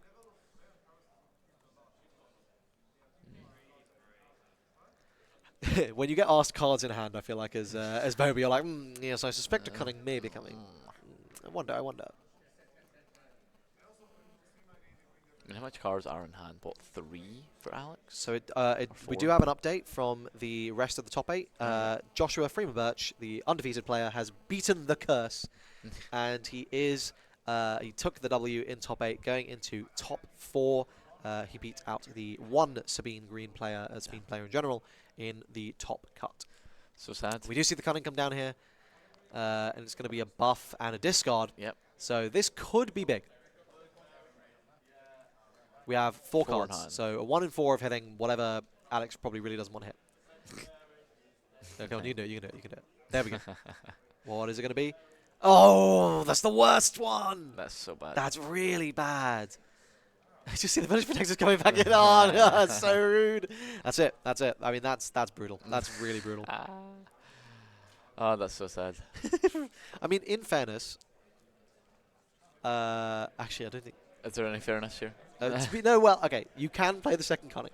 Yes. Because the card has left play, so you can get the second one. Yeah, you swing into a shield for 8. And then you get to bounce it back to their hand and make them discard. I mean, just stonks, really, when you think about it. True. Yeah, David's not having a good time right now. No, the fact that the double Cunning play just feels so bad. Yeah. It's so bad. That's so rough. I mean, he gets his resource on tap, but like, what's he doing with it? This is brutal. I mean, here we're seeing, I think, Alex making a really intelligent pick into the format, right? Yeah, 100%. Yeah. I'm really happy to see it go this far. Also proven a lot of testing went into the deck. I talked to Alex yesterday when he came on to the stream, had a little chat about the deck, and he mentioned that, of course, he'd be happy taking into it. All right, so loses the Waylay. Yeah. He clearly had no intention of playing it this turn anyway. No, definitely not. And then, yeah, this Ray deploy is going to come out. You can clear out the Cantina Bouncer. You can play out a Restored Arc. And you're going to just start taking over board here. Yeah.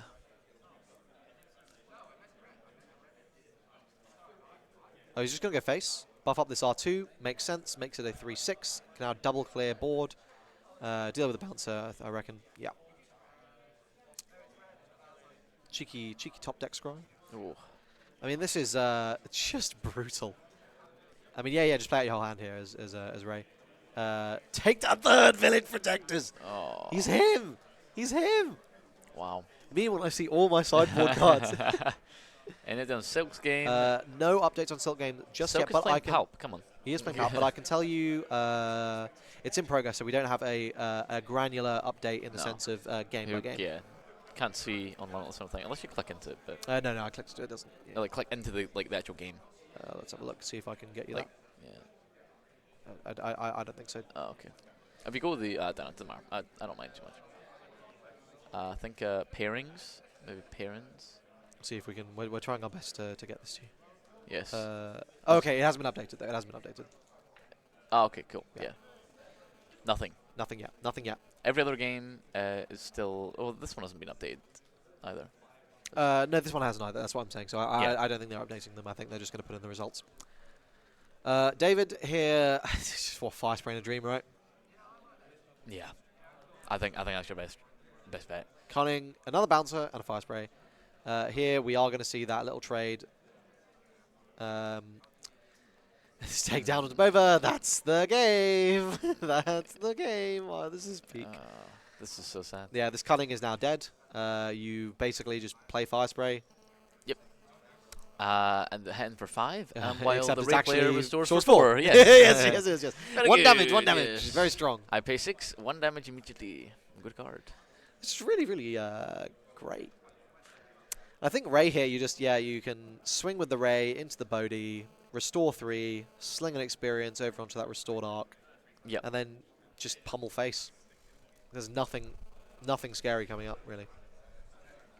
I mean, obviously, like, you're always a little bit spooked as Ray to put yourself into full-on range. Yeah, it's not ideal. So you probably just buff the Ray up, put yourself out of that range. Oh, no, you don't. It's a bit tough. You really don't want to lose that Ray. So arguably, you just want to trade away the R2. Yeah. I mean, that's what you were going to do with it anyway, right? Yeah. Before, well, exactly. So. Yeah. And you do get the scry here to dig through your deck a little bit. Yeah. Obviously, Alex is a little concerned about this play line because it's like, well, you know, what if then so he plays out some big stuff on the ground. I haven't got anything to interact with that. But honestly, like I think you're just so far ahead here as Alex that you're not really that concerned. This R2 is going to get packed up. He's done his job. He's done his good job. Droid. Very good. Absolute good droid. The goat with droids. Oh, there's the Luke.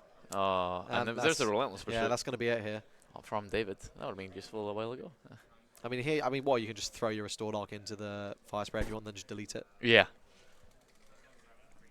You don't feel bad about that. Still, you can restore 1. I mean, also you're happy just kind of leaving the fire spray there because you're restoring 4 zone. Yeah, like it's also true. It's literally not stressful. Oh! Cunning exhaust too. Very good. Yeah. So now it's 9 damage. No restore. Now that's spooky. Now this is a little scary. Now looking at the resource row here, actually not much that can come down here. Yeah, we are just going to see shoring up of the ground. The ground is basically locked now. Yeah. I think you're fine. Honestly, I think you're just fine. Like next turn, you can just play down the Luke raw, do -3/-3 on the fire spray, and then swing with the Ray, buff up the restored arc, and just deal with the fire spray, and that's kind of it. I mean, kind of out of gas is David here. It's tough. You could capture. Yeah. You could capture the Mandalorian capture. with the fire spray, or you could capture the restored arc, keep it safe. I mean, this fire spray is the only way you're winning the game right now. Yeah, I think David's aware of that. But I think the issue is just obviously, you're going up to 17, but it's still 13 away, and you've still got the rays coming down. We do see that capture. Yeah. Very cool. Yeah, it does let you capture across arenas. It does let you capture under vehicles. Thankfully, fire spray is not a bounty hunter. Oh, that a shield. That would be crazy. Be pretty good.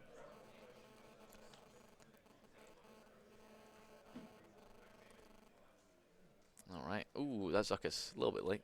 Yes, a double Luke. No, jeez. So one cute little. Oh no, sorry. I think that's Chopper, not Luke. So one cute little ruling you can do is if you play a Luke when you already have a Luke out, you can defeat your old Luke and then resolve your on play. And because a unit has been defeated, you get the -6/-6. Yeah. Damn. More you know.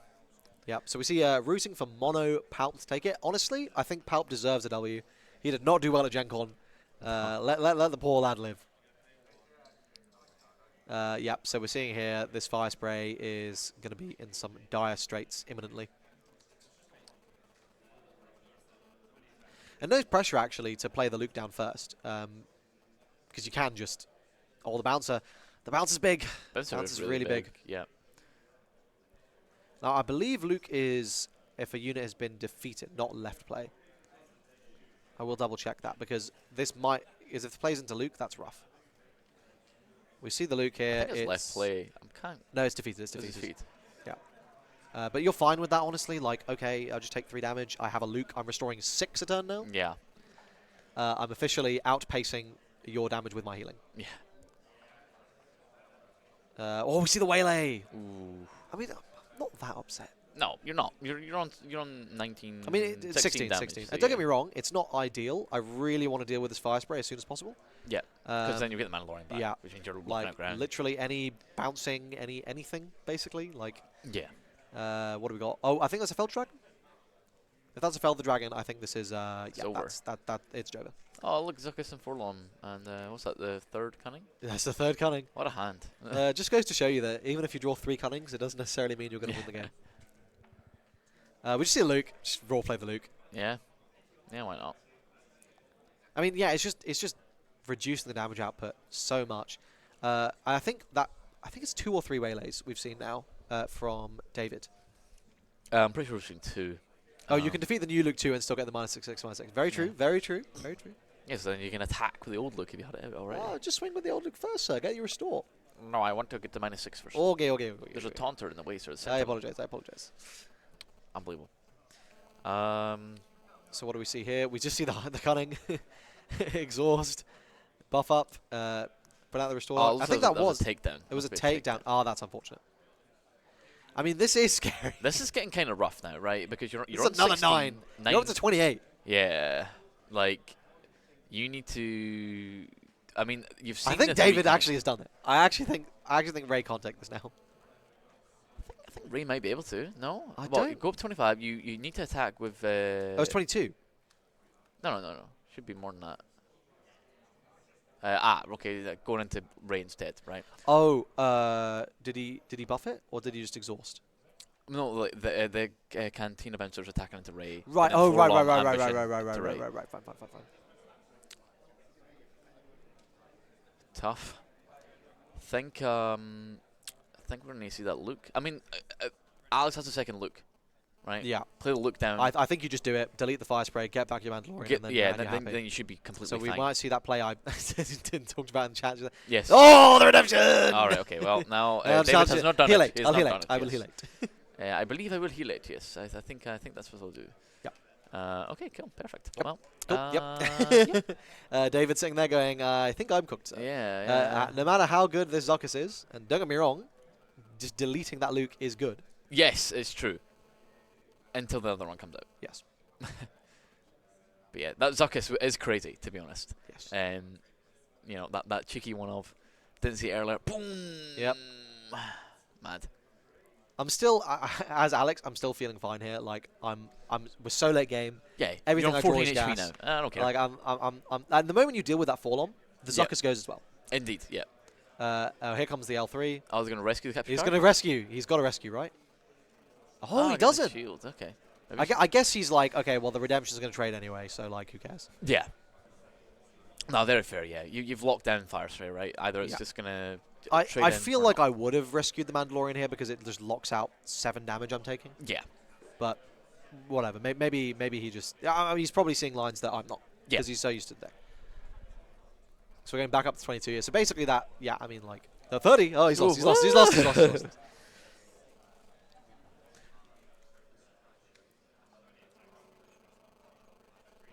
Oh, he's going to Hotshot Blaster instead to pump an extra 2 damage in. Okay. All right. Yeah, very much I would wish I had the... This is okay. This Luke is going to go crazy. Yeah. We're going to see the Forlom get deleted. We're going to see the Zuckuss leave play. It's going to be nice. And then we probably see the redemption like have to trade in for the Mandalorian at that point. Yeah. Yeah, you have to, right? Yeah. You and you can't do that sentiment first board. because otherwise you just lose. Okay. Yeah, okay, fine. Yeah, that makes sense. Yeah. Much more sense, yeah. 2 for 1. Lose the shield, get rid of 2 units. Pretty good, yes, pretty good. Although you do see you got 5 damage with Cantina Bouncer, right? That's or Surprise Strike. That's game. Oh my god! That's game, right? Wow! That's... Ooh. That was crazy. That was unfortunate. That's really tough. Why didn't he rescue? Probably because the... I mean, to be fair, hindsight, rescuing was probably the right play. Yep. I mean, yeah, exactly. Instead of going for the shield there. Well, the problem is, I think you're seeing the Saboteur, right? Yes, and you'll find it because exactly. you lose to that. Crazy. I mean, that's just showing how much game Boba Yellow has, right? Yeah, I think the hot shot into Surprise Strike is what cost Alex the game there, right? Yeah. Well, you're on 24. You took 3. Yeah, that was exactly enough. Yeah. With the Cantina Bouncer. I'd be interested to speak to him regarding this game. I suspect he just kind of tunneled on getting the value. Yeah, I mean, as someone in chat said, the 2 for 1. Yeah, the 2 for 1's exactly. crazy, right? That's just such good value, especially when you're only losing a shield, getting rid of 2 units. Really good. Yeah. I think like just the third cunning, being able to exhaust the restore 4, I think is just like really a pivoting point as well. But David was on the back foot, like felt like the entirety of that game. 100%. And still able to bring it back. Power Boba. Sad to see Ray lose. I am very sad. Yeah, I think, in my opinion, that's a little bit of an upset. But that's I'm crazy. upset. I agree.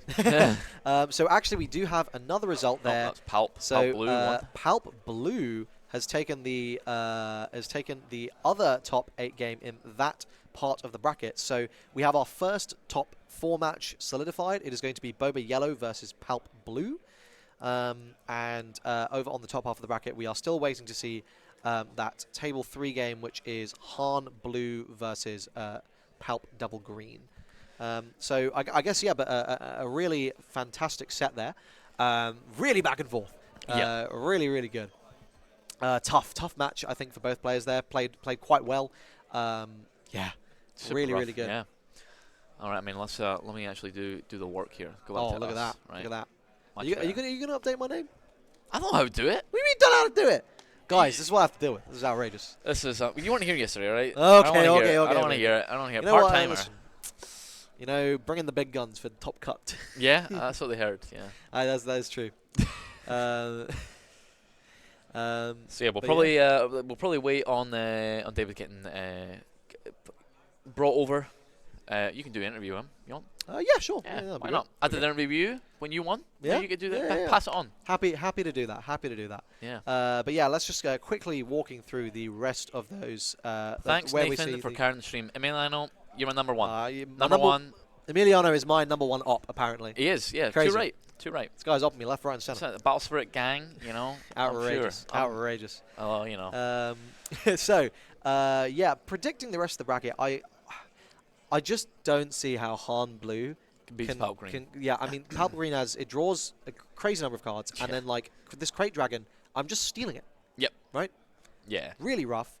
And then of course Boba Yellow versus Boba Yellow versus Palp Blue. That one could go either way. Yeah, I mean, we saw there Howard is on Palp Blue. It's on stream yesterday. Yeah. And Tristan there was on Bobby Yellow and lost, and it was 2-1 to Palp Blue. So I could see it go either way for sure. Yeah. Well, there we go. We've got David here. There's David here. So I will leave. Yeah. You move over here. Yes. So then David's easier. Yes. Look Let's at do professional a streamers. little rotation. Yeah. All right. So thanks everyone. I'll be going away. Ben will be back for the next one. So yeah. Thank you. Indeed. I'm telling them, not you. Wow. What cool. All right. Hello. We have got David sitting down here. I'm Nathan now. Skibbity. That's my Nathan impression. Alrighty. So, congratulations on your top 8 win. Congratulations on your top 4. Well done. Thank you.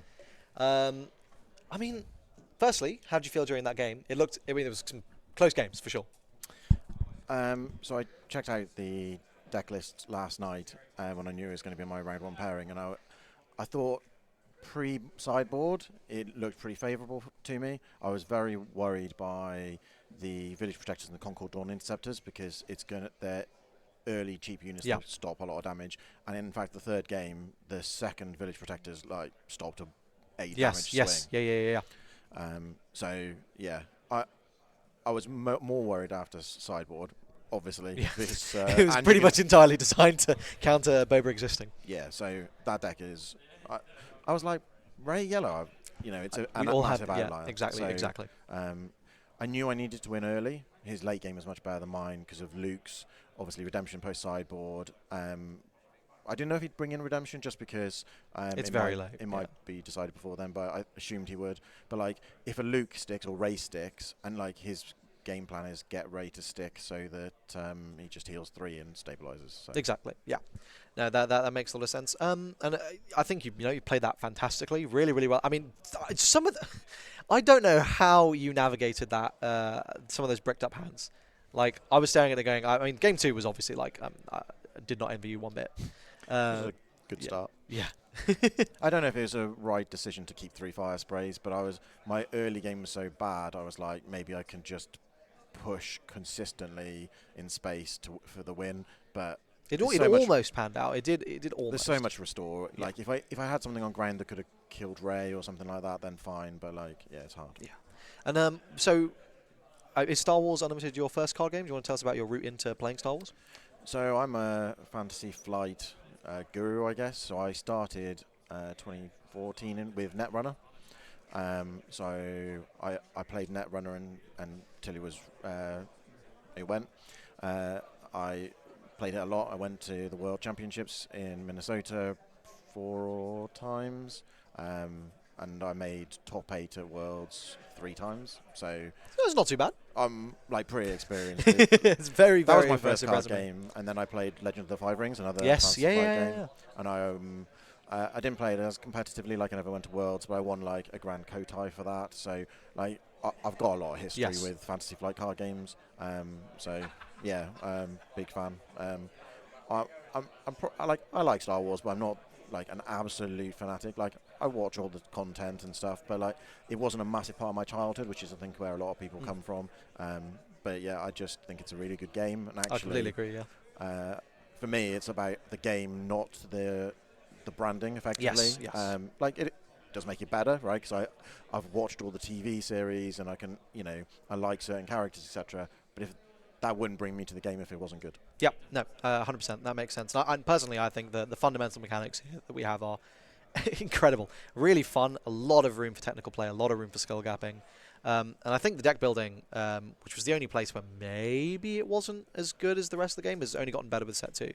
What are your thoughts on the set 2 meta? Obviously, I see you're on Boba Yellow, which is, I think, fair to say probably one of those 3 decks that everyone saw was like, okay, this is coming into set 2 strong.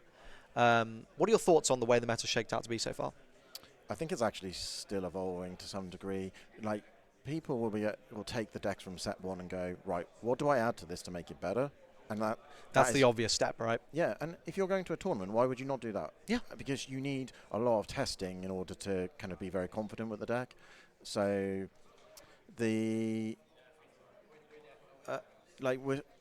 saw Kira do very well, and again, it's not that different from some of the soft control decks that we've seen, like in Krennic or Iden, but we're not really seeing a lot of hard control decks other than Palp. Yes. The mono Idens, Iden Reds, etc. Like just can't deal with Sabine. The new hand discard stuff that you're seeing in your Rays, hand 2 blues, and even Bobber, right, with Bazine and stuff like that. So I think it's still evolving, right? We're seeing Bosk being played more, and it didn't quite make the cut this weekend, but there was a lot near the top tables throughout most of the day.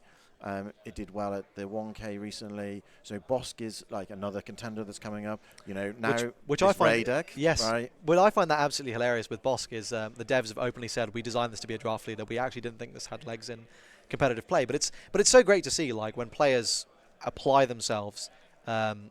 You can get these amazing new creations. Like we thought we had the set 1 meta figured out fairly early on, and then suddenly hard control becomes a thing. Yep. Everything's up in the air, and I think, as you say, the set 2 meta is still wide open. A lot still to see. Do you have any messages you'd like to say? Any shout-outs you'd like to give?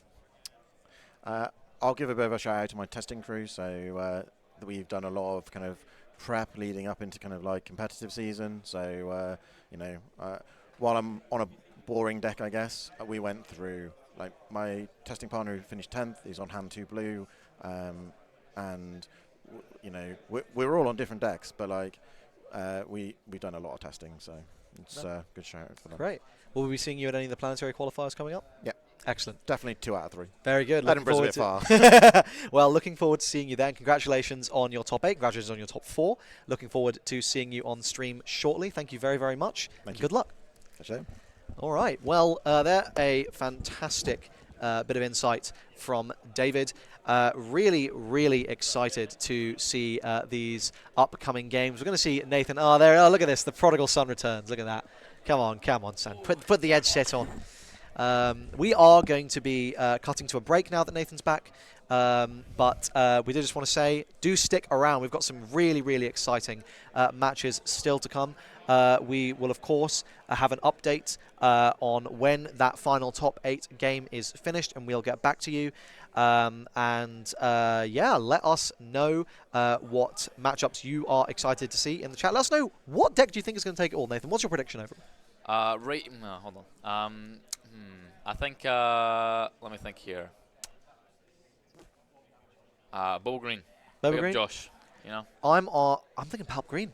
Palp Green. I'm thinking Palp Green. Palp Green. I'm a Palp Green lover. I think the bracket has shaped up really nicely for Palp Green. Yeah. Boba Green is probably the best deck outside of Han he could have faced at this stage. Yeah. The mirrors are never fantastic, and I think Palp Green is greedier into the mirror.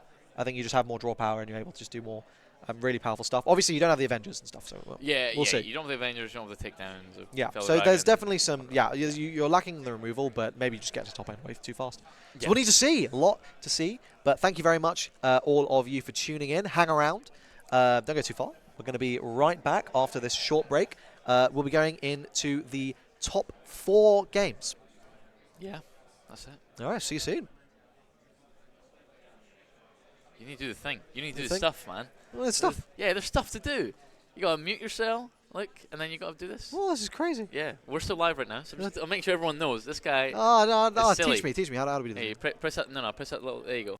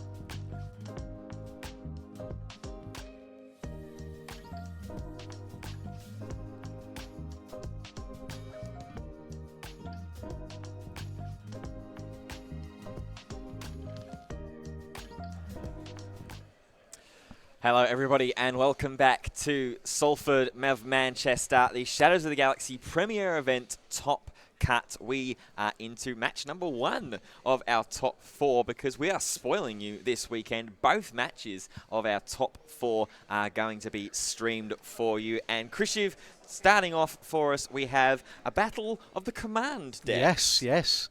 We got Boba Green here versus Palp Mono Green. I think 2 decks that have not been as popular as I think they should be. Certainly Boba Green has not been as popular as I think it should be. And 2 excellent players here. Michael Silk has been on Palp for as long as I can remember. I think probably since he came out of the womb. And Josh has just been chefing this game. I think pretty much every event he's been to. I believe he got 2 top 8s at UK Games Expo. Got a cheeky undefeated at the Dark Sphere Store Showdown I went to. Well, not undefeated, he went next one. But he was the best, highest placing. There was no undefeated player, which was very, very cool. Just 2 excellent players, and I'm very excited to see how this one goes. Yeah, it's interesting as well because Joshua was on stream in the feature match towards the back end of yesterday on day 1, and the 30 HP command base as opposed to the energy conversion lab. When we spoke to him, he said there's no good targets to energy conversion lab in anymore.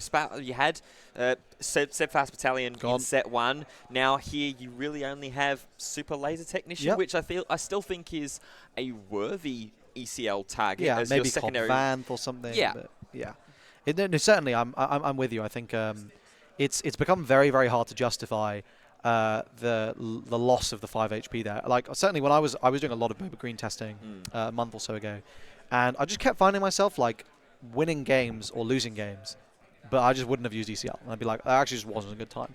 So it doesn't shock me that we have seen this shift to 30 HP, and I think this 30 HP shift has generally just dented the aggro decks in the format as well. It's made things a lot harder. Especially nowadays when you've got so many other just natural ambushes anyway. I mean, Bosk was always around in set 1 as well as Darth Vader, but now you've got Maul. Now you've got Forlom and Zuckuss to combine and give, one gives the other ambush and then Saboteur, and they continue to boost up. You've got Cloud Rider as well at the 2-drop slot that's an ambusher for 3-1. So there's so many different targets. Let's now focus on Michael a little bit. Obviously the self-appointed mono green Palpatine player. What do you think that this deck has what changes has this deck gone through? So I think one of the big things that this deck got is actually some reasonable Space Sentinels. In set 1, Palp Mono was suffering from this real issue of just being very, very fragile. You couldn't really handle like a big space presence. We have I think it's called Black Sun Starfighter, which is a 3-cost Sentinel unit in space. So this is something we can pull out of Darth Vader. It's something we can play in the early game. That gives us ability to basically not just fold to units in space very, very easily. I think the issue was never ramp. The issue was just getting there. And so I'd be very interested. I mean, this is a very interesting looking list, looking through it, right? I mean, some particular call-outs, which I find I wasn't necessarily expecting to see, were Bounty Hunter's Quarry. Here we see the hand getting revealed. Not a great target there for Josh here. I think he's just going to be like, actually, you can just keep it. You can go ahead and keep that. Yeah, Devil Guard and Salacious Crumb left in the hand, which, okay, the Royal Guard does get the boost because you're playing a Palpatine deck, but you need an official to give it Sentinel while your Laren's on the board. You do have that Sentinel protection at the very least. Michael has initiative going into this second phase, so maybe a little bit of a half win, not too bad, but instead Michael's There's just the going to Super Laser tech. We are going to see some ramp happening from both players here. Ooh, McClunky. Yep, it's going to be free. We're just going to see a claim there, and we're going to see the resupply coming in. Yep. Yeah. So both players going to be going into the sort of equivalent amount of resources, keeping pace. I think here you probably have to ping your own Super Laser Tech, because if your Super Laser Tech gets bounced and you fall far behind as Palp, you are potentially a little bit cooked here. Yeah, it's got to be, as that McClunky was fantastic as well. Obviously, Joshua had the knowledge of the Bazine reveal of the double Emperor's Royal Guard in hand, so says, you know what, I'm not giving you that Sentinel value. I'm just going to immediately get rid of Straight up deploys. official. There is the deploy. There is the Palpatine effect. It looks like there. The draw a card. The Palpatine does the need armor, to be rested. And this is the serious problem for Silk's deck here. There is no good out to Boba Fett's armor right now. And if we start seeing Boba Fett getting loaded up with like a hotshot blaster, a jetpack, you know, there's it can be really tough. Now, obviously here we see a pretty reasonable answer, like, oh, I'm just going to keep sentineling until I can do something. But it is very, very tough. In fact, it's kind of ridiculous to say, but a Devastator doesn't answer this Boba. That's actually unbelievable, the fact that it doesn't, and especially in these situations. I mean, you look at look at what's in the hand there, and it's being revealed. You've got keep it. You've got maximum 3 power in the hand there. Thanks to the Boba Fett's armor, that's just 1 damage that's constantly ticking and ticking and ticking. And yeah, sure, that's fine. You're preventing Joshua from putting substantial damage onto base, but you're whittling away hand resources really, really quickly, and you're not doing enough with it. You're not getting the control element that we know and love or loathe as Palpatine. Yes, no, exactly. I think this is looking at his sideboard here as well. I think that it's just tough. Like, yeah, you can play some more ramp cards. You can like plug in some more top end. I think really like the capture cards are going to be quite helpful, but I'm just not seeing a grey out to Boba Fett's armor in this deck. And I think, in fairness, I think, you know, not necessarily a bad call into the format, because a lot of players are not really as high on Boba Fett's armor as perhaps they should be. But, I mean, I don't really see how Silk wins this with Boba Fett just sitting there and just going, yeah, cool, swing. Now, here's an interesting card that's been main decked in. Patrolling V-Wing, the 1/1 2-drop that plays and draws a card. So this is a really nice resource engine with Cobb Vanth. Yeah, it's just because Cobb Vanth, you get to trade it away. It's a 3 attack unit, so you're probably going to get some good value out of it.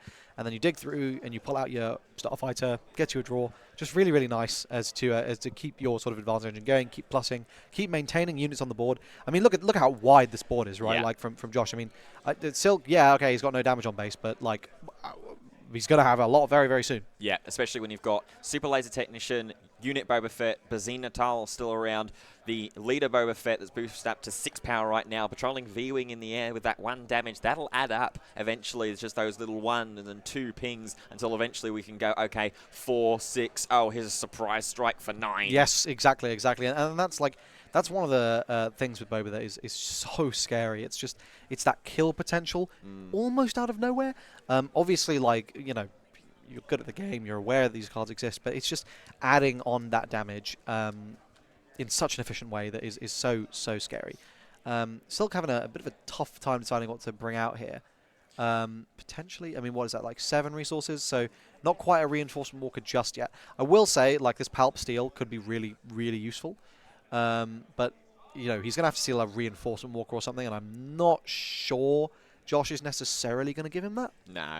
No, I think you'd be more heads up to that for a player like Joshua, undefeated player to end day 1, of course. Here is that Black Sun Starfighter that you were talking about pre-game, Krishiv, to just give a little bit of security in space, but space isn't really where you need the security right now. Yeah, it's very much on the ground. Look at the ground forces, and I think this is where the Mono Command Palpatine falls a little bit short when compared to the Vigilance Palpatine, is that you don't get those hard Vigilance villainy control tools. Yep, you don't get Power of the Dark Side. Even in just Mono Vigilance, you don't get Takedowns, Fell the Dragons. You don't get Super Laser Blast, which we saw yesterday for Howard in his win-in. He is still playing at the moment, Howard, the self-professed Emperor of Palpatine. He made it in his way. I mean, that's not that bad, to be fair. He made his way into top 4.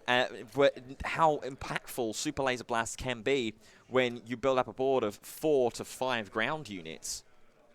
Absolutely. I mean, so we see a Confiscate coming down there. Not Confiscate, sorry. A Traitorous to steal the Super Laser Tech. That's not bad. I mean, look, you're getting a resource. It's not the best Traitorous in the world, but it's not the worst. So, I mean, we're going to be going into 9 with Palp next turn? This is going to be a bit difficult as well. Darth Vader's just played played down. Tough. This Vader's very tough. But also brought a 7 Fleet Defender with it. It's a 3/2 shielded and can immediately trade into that Black Sun Starfighter nicely. Yes. I don't see a way out of this board for Michael, if I'm completely honest with you. I mean, you are going to get a Vader, right? Like, you can deploy, you can steal the Vader, you can play out, because this comes in immediately, right? Yeah.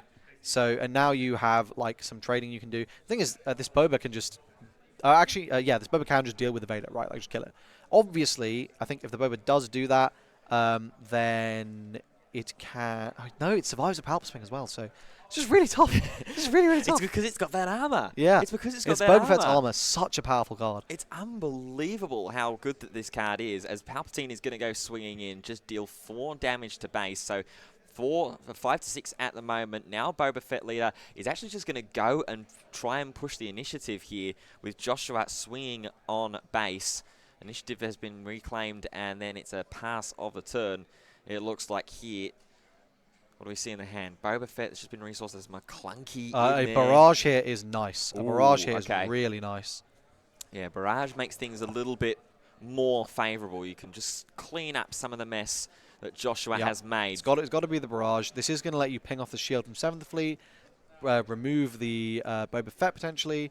I mean, you could deal 4 damage to Leader Boba if you do this, which is something. It doesn't kill it, right? And this is the big issue. I think he's just going to pump loads of damage into it though, because he knows this card is what's going to win in the game. But actually, he's in a position to answer it. Probably happy to trade his leader away, to be honest. He doesn't really care. He's going to be winning the units. He's happy to trade this Vader away. He's happy to just really start slamming damage in. Josh now looking at this going, oh, okay, well, yeah, I can do something.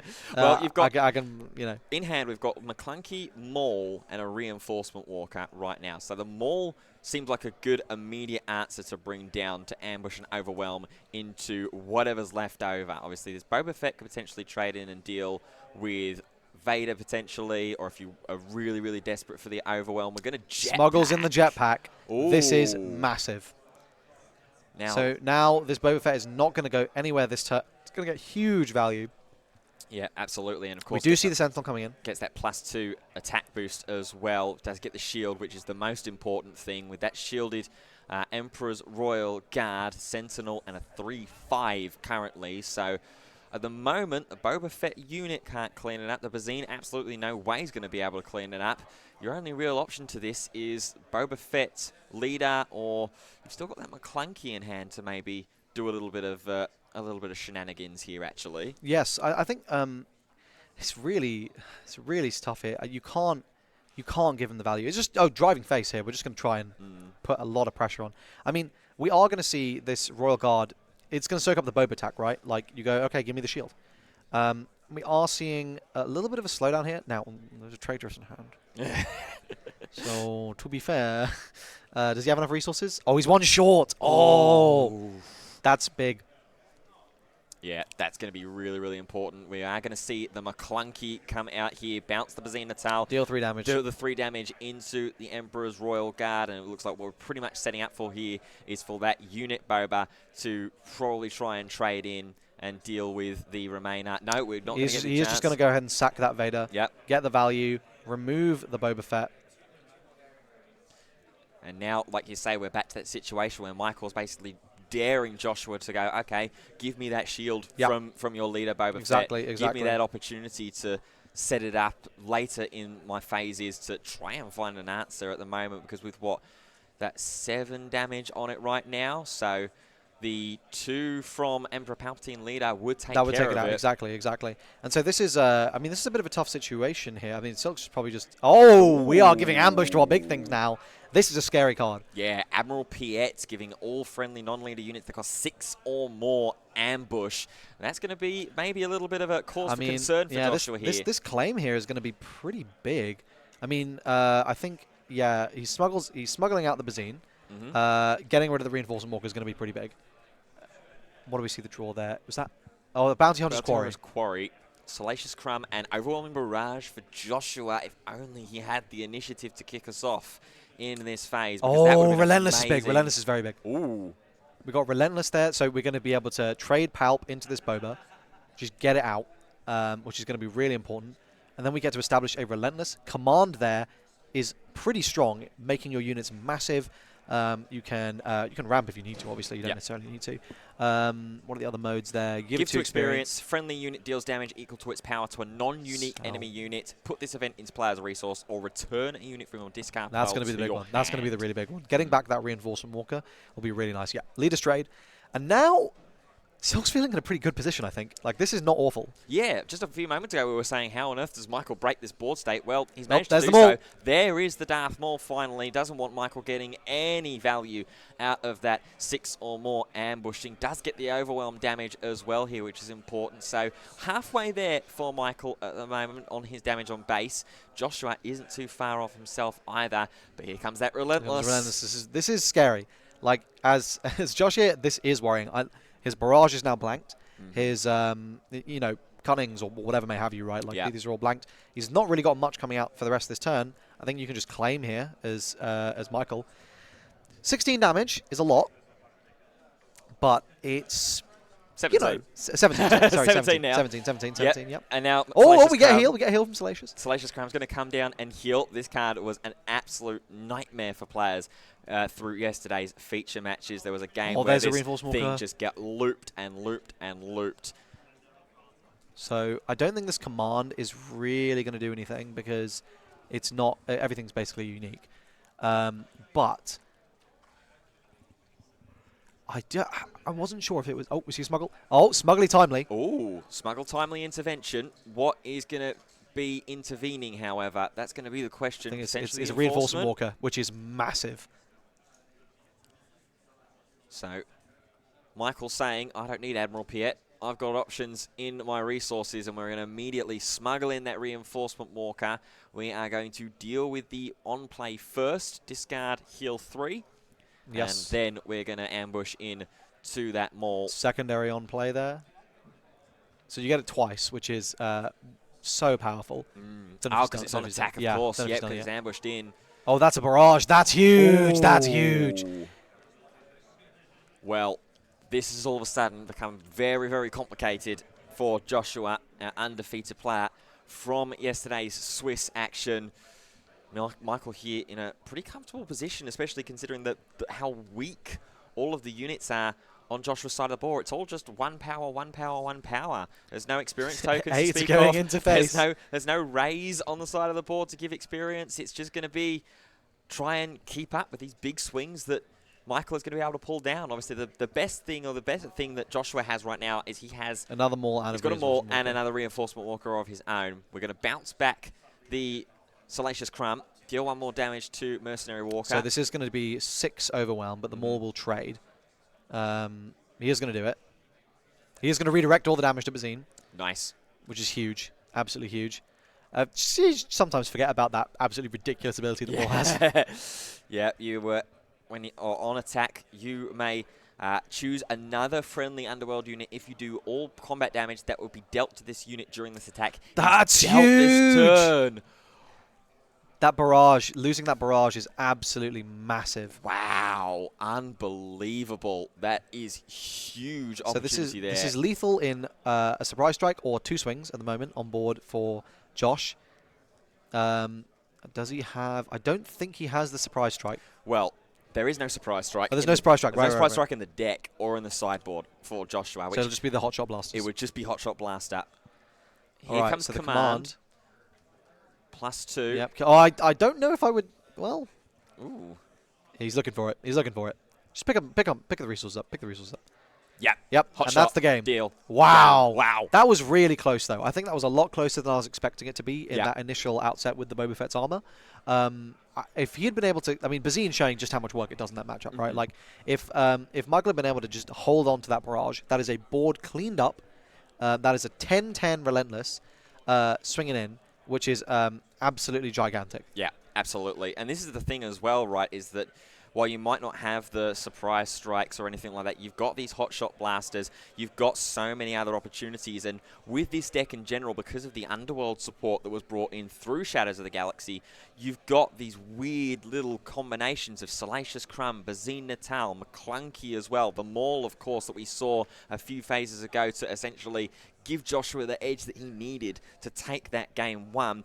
Bazine being able to play out from Smuggle is unbelievable as well. Huge advantage. That was really, really close, actually. I mean, because that was lethal, right? Like, that was a 1-action difference. That was all it came down to at the end. So I definitely think this could really go either way.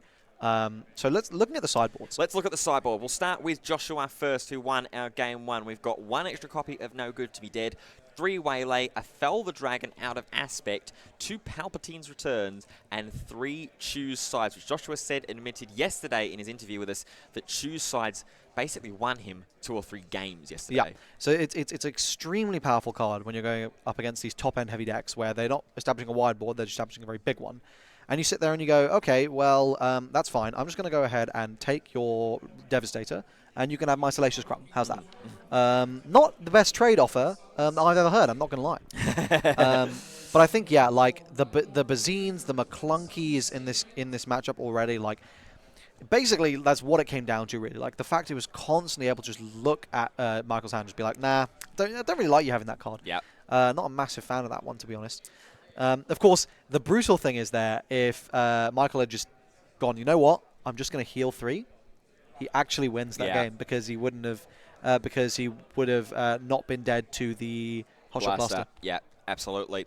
Let's look at Michael's sideboard now. A little bit more of a toolboxy sideboard for Michael. 1 extra timely intervention, 2 legal authorities, big, a Gamorrean retainer, a mercenary gunship, double resupply, a change of heart out of Aspect, and then another relentless and devastator. So I think you're probably bringing in a good amount of this. That timely intervention was a huge play. Really, really saved him. I think these plus HP captures are probably going to be quite nice too, and just sort of adjusting that tempo.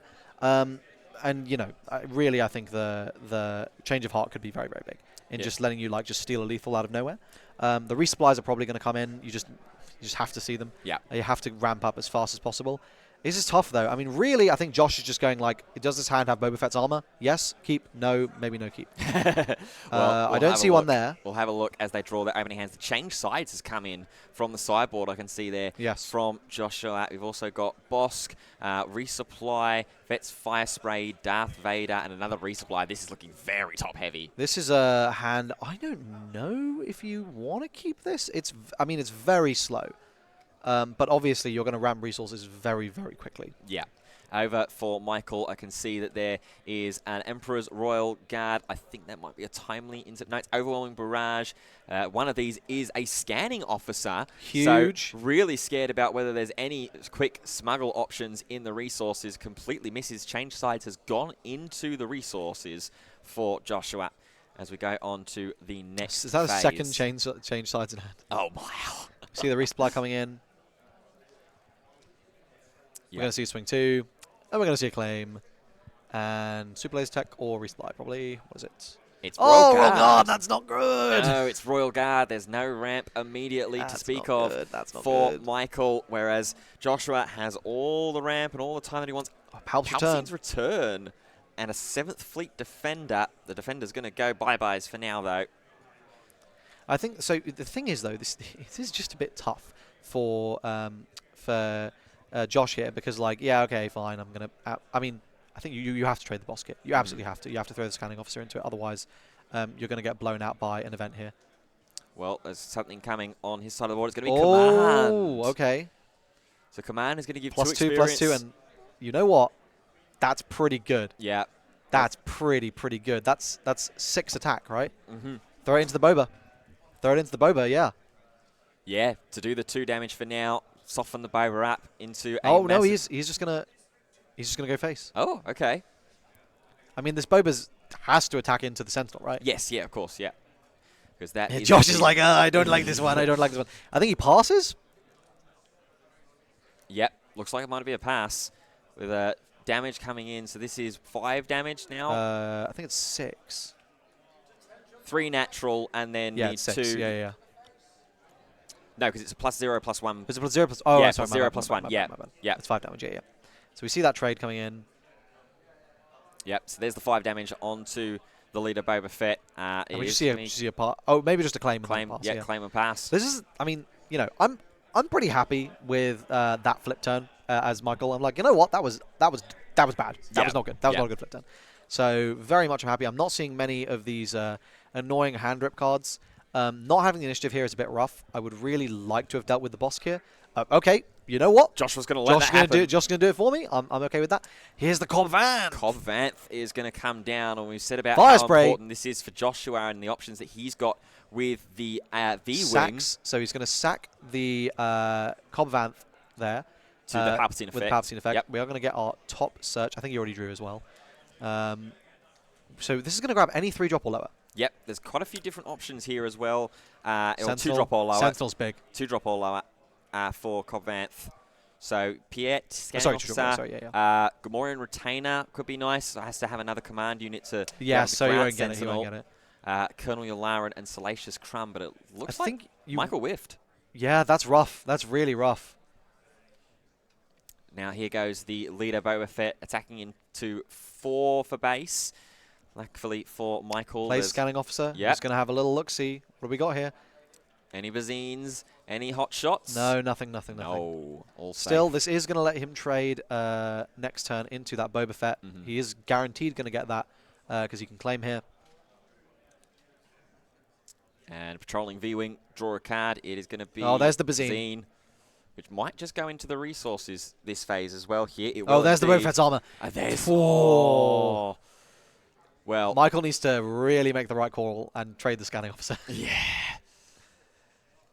But I think that Joshua has the initiative to start off with. Okay. He goes for Vader. He goes Vader. And he goes Vader to, again, search through the deck, find top 10. This time will be a combination of 3 cost for villainy units. That's really nice. And That's really nice. Royal Guard. He's like, no, get rid of that. You're not Boba Fett's armoring that card.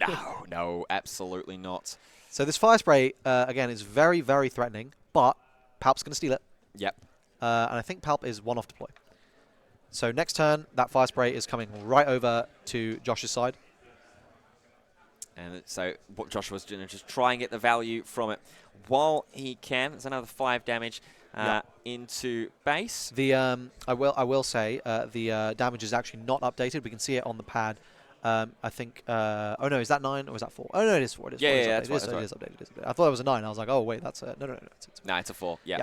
We're going to see this going up to 6 here. And then V-Wing just going to go in for 1. We're going to get that claim here from Palp. And a Darth Vader of his own. Vader of his own.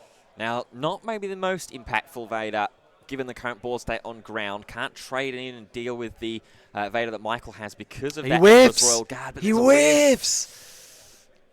That's really, really awful in this situation. You would have loved Boba Fett, would have loved a 7th Fleet Defender to continue trying the aerial assault.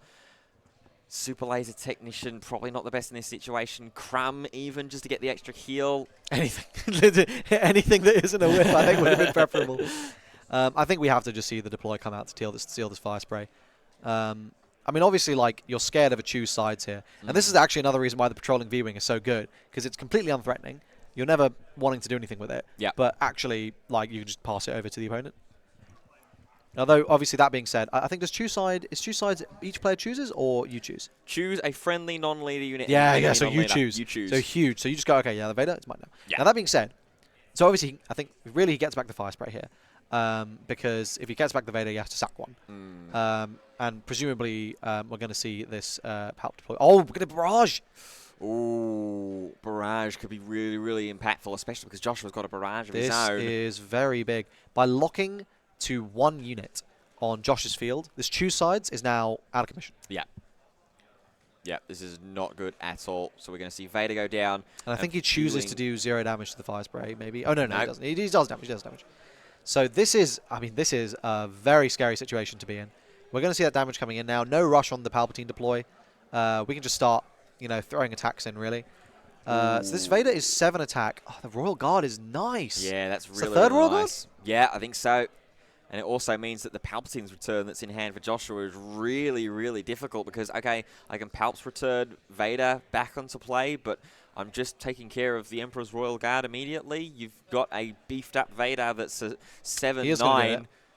to trade into immediately. We are going to, fingers crossed, you can see there from the hand cam of Michael. Do we hit anything? Okay, we got a Boba. Find a Boba, as well as a couple super laser technicians. We're putting a lot of very good cards to the bottom of the deck. Yeah, that's hot shot. The hot shot, the maul. There was a reinforcement walker there. That's 3 top-end cards that have gone to the bottom. I didn't see how many top-end cards there were in the first top search, but one can assume, based on the fact that nothing small was found, that it was probably quite big. Yeah, absolutely. I think there was another Fett's armor as well to just have to go away. Not going to be able to 3-drop Fett into Boba Fett's armor as much as Joshua would love to in this situation. We are going to bring Boba Fett along for the ride, and the only target that we can attack into with ambush is going to be that Sentinel. So worth saying, this is presenting 13 damage on board with a fire spray steel. Ooh. Like, this is a lot of face damage if Michael wants to go that way, or if he wants to keep playing the control game. I mean, eventually you have to kill, right? I mean, but you are, like, very scared. Personally, I think if I'm going to deal with this Vader, I'm probably going to throw my leader swing into it. I feel like that's probably better, because you're trading the Vader if you do that. And this Vader's so threatening. This Vader. It's 7-9 at the moment. Yeah, this Vader is extremely scary. Oh, he's going to do it. He's just going to do it with the Boba. We are going to do board cleanup. Into the Boba, just holding off on doing anything too rash right now. 7 damage, obviously that will go at the end of the phase once the overwhelming barrage power has worn off. Salacious Crumb is going to come in and just get the 1 damage heal. And might just be putting 2 damage right back onto it and essentially saying, okay, that Salacious Crumb basically didn't happen and I've just dealt an extra 1 damage onto base. Yep, exactly, yeah. And we are then, I think we saw the claim there. We're going to see this swing, the steal, probably Vader trade. Yep. And then here, I mean, the choose sides is obviously really good. Like, here, take my Salacious Crumb. Yeah. But, oh, and he sacks it to put damage onto Crumb. It's denying as much value as possible. Nice. Very, very good. Very, very good there as Joshua. So I guess you probably should have scanning off as it swung into Salacious. That might be be really big. Because if you've done that, the board's clean. He has no easy way to get back this fire spray. Yeah. Obviously, you are threatening like a huge amount of damage sides. here, but like you've seen the choose side, so I think that was probably a mistake. Here comes the choose should have put the 2 damage into the Salacious. So here, take your Salacious B Crumb. Yeah. I'm going to take my Fett's fire spray back and threaten lethal with 2 swings in the air. That being said, it's a very scary looking hand there. Yep. Okay. There's a Starfighter. What are you going to do about this one, buddy? It's just trades. Trades. I'm very happy with that exchange. Yeah. I am over the moon with that exchange, with still so much threatening damage on the ground. You've got a reinforcement walker in there. I think that's a relentless that's in hand as well for Michael. Here comes 7th Fleet Defender. Tapped out with a 3-2 on the board. I am feeling pretty good about this if I'm Michael right now. Scanning Officer swings in for 2. Then Palpatine in for another 4. Sack off that Salacious. Sack the Salacious B Crumb here. You can have it back. Get a draw. This card advantage is starting to become really, really nice. Oh, that's the 3rd Royal Guard, I think. Oh, no. It's the Dark Trooper. One. Yeah. Dark Trooper, yeah. Yeah. Phase 3 Dark Trooper there, the 3/3 Sentinel that whenever combat damage is dealt to this unit gives experience tokens. Oh, we've got ambush. Oh. And we've got a Phase 3 Dark Trooper. This is a lot of damage that Josh faced down. There's a fire spray. That's big. And a hot shot blaster. Wow. Some good draws coming in, but I don't know if it's enough because fire spray represents 8 damage on board. Yeah. Right? That's getting you close. It's not quite getting you there. You're currently facing down, 4, 8, 10 damage. So again, barrage big. Yep, clears the way of that Admiral. No ambush for you from Admiral Piet, and then deal the remaining damage into the Phase 3 Dark Trooper. Just soften up that Sentinel. I think we really need an answer to the 7th Fleet right now. Oh, there it is, the Devastator. That's massive. I think that's the game locked out, basically. Devastator, Sentinel, and Overwhelm. Turn card sideways now. Yeah. 3, 5. Sentinel, yeah, huge. I think Josh forgot that this card is Sentinel. Yeah. Unbelievable card, the 10-10 for 10. That's the game locked out, I'm pretty sure. Like, there's no... Boba's not getting over this, really. I mean, like, yeah, okay, you can choose sides to take the Devastator or something, but, like, you've just taken a load of damage, and now I'm going to swing with my Devastator and kill you. 23 damage now on board and on base for Joshua. There is a Palps return. I mean, he's dead to literally Devastator swing, so he has 1 action to deal with it. Yeah. which I don't think there's going to be in hand at the very least. Looking through the deck, I can't he see. scoops up. He no scoops good. up. Yep. It All right. Game doesn't 3. work. Okay. Huge, huge, huge. Yeah. That's an attack still. Judge needed to intervene. I think the players agreed that he said, "All right, attack." Oh no, this has Sentinel. Oh, sorry, never mind. Then I'm not doing it. Yeah. I agree that in principle, I think the players are just having a pretty friendly game, though they're not. In that situation, it's completely inconsequential. Yeah. You know, you're still it's a 5-5 against a 10-10 Sentinel. Okay, sure. You know, we'll do whatever happens there. But the game is all over. It is 1 apiece here in this final for top 4. And it's very, very difficult here. This is going to be a really difficult third game. Well, I think, that second game went more how I thought it would. Like, really think Boba Fett's armor is the matchup swing. That's it. Mm-hmm. I think if you don't see the Fett's armor, then it's like it's really tough. You're being outpaced by the sheer quality of top end. And now, I mean, if Silk just keeps playing around this choose sides, it doesn't give Josh an opportunity to really press some crazy advantage. I don't think there's an armor. Oh, there is. No, I think it's a blaster. He's mulliganing. He knows. He's going like, nope. I need this Fett's armor. I really need it. Yep, so the players getting themselves set and ready for their Game 3, all on the line to book themselves into the grand final for this Shadows of the Galaxy premiere event. Our second top 4 match will be up next after this as well. We are bringing both top 4 games to you, and that is going to be Palpatine Blue against Boba Fett Yellow. David Hoyland, after winning our feature match in top 8 against the lone Cunning Ray player. This is going to be difficult. This is going to be close. What do you think the key is for both of these players to win this game? I really think this is basically Josh's game to win or lose, and I don't think it's necessarily in his control. There's the Fett's armor. Ooh. I think it's basically what it is, right? Jetpack. It's a jetpack, Fett's armor, Bazine, right? Like, does he see enough of these cards?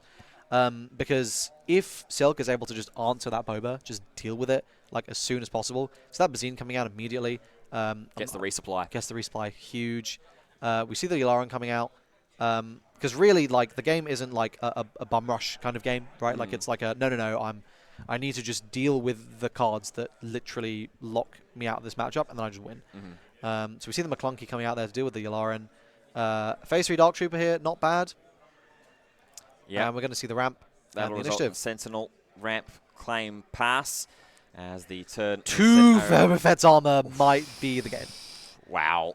I mean, okay, you can't play both, obviously, but like, oh man, can you imagine? Yeah. +4, +4, -4, it's all damage. Oh, gee. Well, the Sentinel's going to get in for 3 damage at the very least, so puts a couple of damage on board for the stat of this game. And what else are we going to go here for Joshua? I mean, we're up to 5 resources now thanks to that resupply. We are going to be able to flip turn. There's the Bosk, really nice there.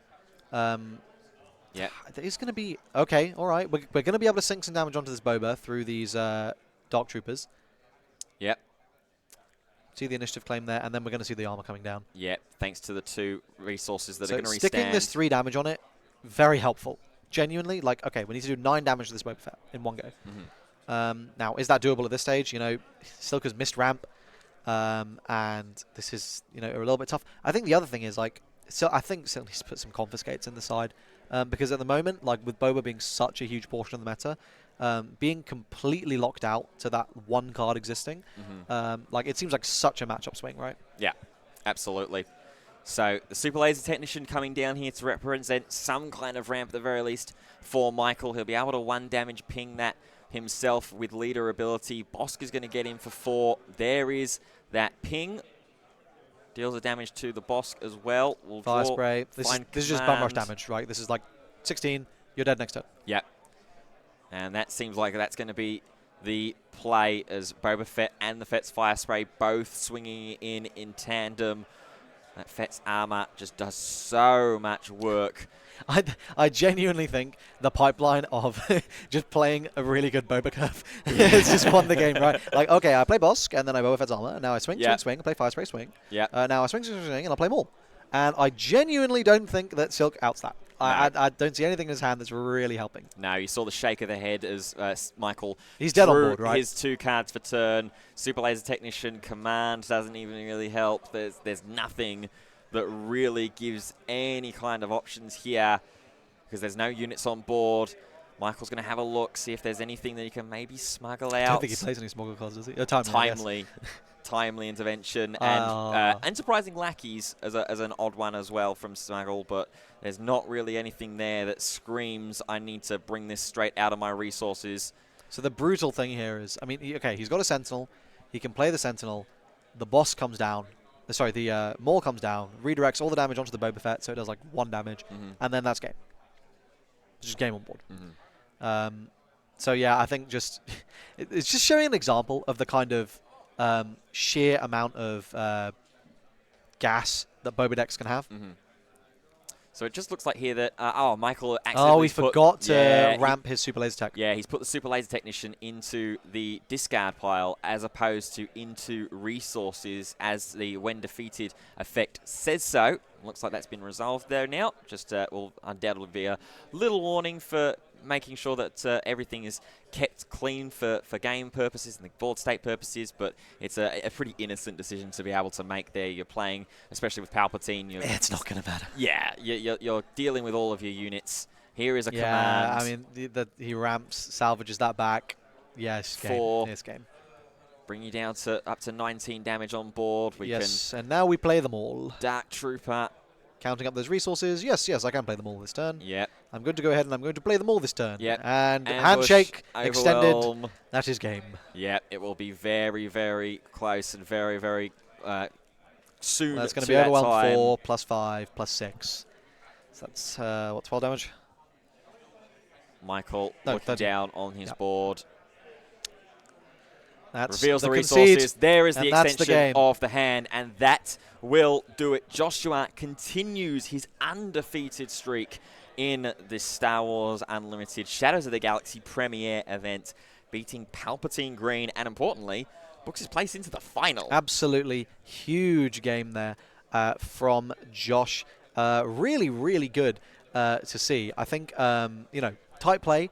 Michael definitely facing a little bit of an uphill battle. I think that game 3 was just a classic example of what Boba can do, right? Like just, okay, I've opened a really strong curve here. I'm tempoing you out. Here's my Boba Fett's armor. Here's my 5 drops. Here's my fire spray. And unless you just happened to have the outs, you're just kind of cooked in that situation. Really, really tough third game for Michael. But I think, a close set by and large. Yeah, and I think this is the aspect and the demonstration of exactly how control decks lose is that you just go aggro. It's just card games 101, right? Is that if you can just immediately run down the health of the base, the health of the units, whatever you need, before that control element goes onto the board and before your opponent can lock things down, before Palpatine can deploy, before you start getting towards those capital ships, it's just all over. And Joshua had the tools and executed it to perfection. Absolutely. I think one of the really funny things I've been seeing a lot of discussion on various online websites and in the chat just now is Josh is playing a 54-card deck. Oh, okay. Now, usually this is a cardinal sin. I think it's easy to forget that we draw 2 in this game. 51, 52 cards, not that serious. 54 is kind of crazy. Yeah. 54 is kind of crazy, but look, it's clearly working, right? It's just letting him jam in all these really powerful cards that he clearly wants to see, and he just can't seem to cut space. And it makes sense, right? You look at the way the deck is built, you can see why he needs all of these different tools.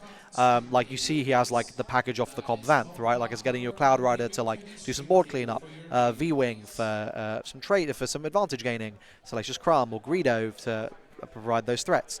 And then you've got like the ramping, and then you've got like the really scary classic Boba stuff, and then you've got a load of top end. So it's just a very, very scary deck that has a lot of longevity thanks to being 30 HP. And I just think there is a lot of really exciting potential in this Boba Green list. I'm glad to see it doing so well. Yes. People will finally start playing this deck again. Well, there's brave of you to assume that people ever stopped playing Boba Green, but in this variation, I think definitely there's going to be a little bit of a shift. We'll hopefully have Joshua come on over to have a chat with us, but before we do that, we can have a little bit of a preview, perhaps, to our other side of the bracket. Howard against David is going to be Palpatine against Boba again, but it's going to be Vigilance Palpatine against Cunning Boba. How do you think that these decks interact differently as opposed to what we've just seen in the aspect pairings here? So I think it's a very different matchup. I think in this we saw that Josh plays a lot of top end. So and also obviously so there's the Boba Fett armor game plan 1. And then the game plan 2 is, well, I just play more top end than you, so we're going to get there at about the same time, and I'm just going to keep playing it. And I think what we'll see with the other side of the bracket is Boba Yellow versus Palp Blue. Palp Blue is sort of like Kira deck. It's like a traditional soft control. Yeah. Units on the board, interacting with your board, and then once I get to my Palpatine, I'm going to steal a guy, and I'm going to play for that late game. Boba Yellow, I'm going to kill you. Yeah. I'm going to kill you real fast. And I think that's basically what it's going to come down to, right? It's like, can this... I think it's... oh, we got... Oh, no, we don't have... Sorry. I thought we had no. So it's basically, can David just kill? Yeah. Because if he can't, then it's going to be tough. And, you know, we have these really powerful tempo cards, right? Like, I mean, Cunning, outrageously powerful in that particular matchup. Absolutely. But yeah, so I think it'll be an interesting game. My money's probably on Boba Yellow just for the consistency edge. And the fact that Palp doesn't really have a great... Palp Blue doesn't have a fantastic answer to the flip turn, where Kira obviously can deploy half health and just swing into it. But I think it could really go either way. Absolutely. I think we've got Joshua. We've got Josh here, so I will get up and I will let you do that. But we'll see you all very, very soon. Yep, absolutely. A score 1 for Boba against Palpatine in this top 4. Double Palpatine, double Boba to kick us off, and one of those Bobas has made it through as well. The classic Boba Green with a little bit of a twist. And we get to hear from Joshua now as he just makes his way over and around the desk to join us as well. Joshua, come on in. Perfect. There you go. Well, Joshua, you hoped we'd see each other again today. Yeah. We have. We made it. And you're into the final. How do you feel? I feel sad that there's still another Palp player I might have to play. But, you know, other than that, feeling pretty good. Yeah, absolutely. Palp is a fearful matchup for you. It's a bad matchup for me, yes. Yeah. Especially the blue one, because I'm assuming there's some number of rivals full somewhere in his deck to stop me running away with the game with the armor. Yeah, absolutely. So talk to us about the difference, obviously, between Command Palpatine as opposed to the blue Palpatine. Obviously, blue Palp has that rivals fall, but green Palp still does measure some form of threat, I think it's fair to say. So, against the green Palp, my plan is just to smash them, because they don't have removal cards. They only have, like, Sentinels and, you know, just sort of stuff. Yeah. The deck's just filled with these 2 and 3 drops that they don't really threaten me. They're just sort of there. So, you just want to leverage the fact that you have these really strong ambush cards like Bosk, and you have like your Darth Vader and your Darth Maul. Oh, sorry, it's Maul, not Darth Maul. Sorry. That can just sort of kill all those little guys like they're not really there. And while that's going on, the Boba's just getting the consistent damage. You just try and smash them that way. But against blue, it's a bit harder because they've got the return kill spells to kill my cards like Maul. Because if you saw it in game 1, he struggled massively against the Mauls because they come down, do a bunch of damage, and then I put the damage on Bazine, so the Maul's still there, and he's got to put multiple things into it. Yeah. So, but blue can just go, fell the dragon, it's dead. Yeah, absolutely. How did your top 8 matchup go? I think it was Sabine? Oh, it was Sabine, yeah. So that matchup usually is very easy. Generally, you only lose with Boba Command if they shuffle a loaded handgun into their deck. Okay. That's one of the few ways they can win. He drew very well and he played well. And both games came down to one action for me to win.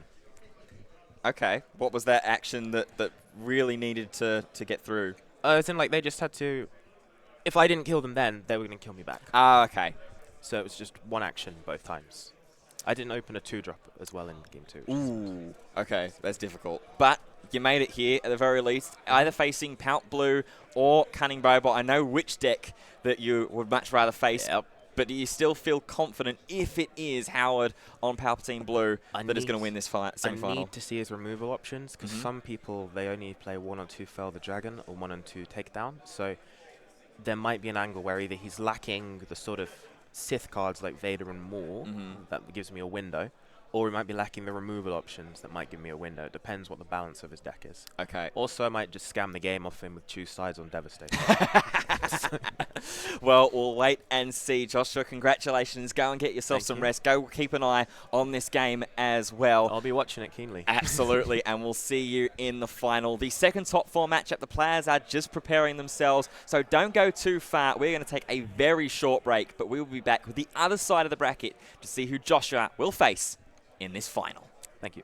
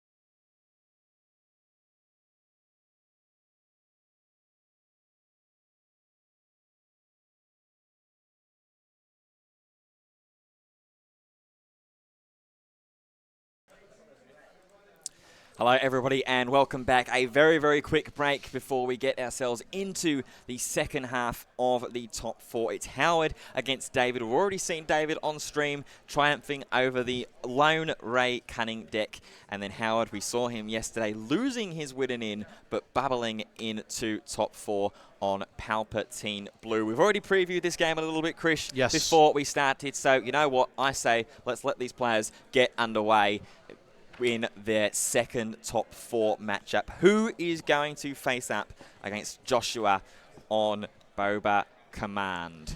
My money, I don't know. I actually don't know. I think this is genuinely one of those situations where it's like, okay, I mean, if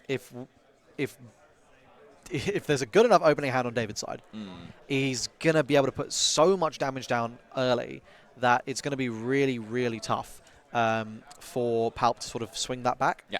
Because it's a very slow start to the game initially, right?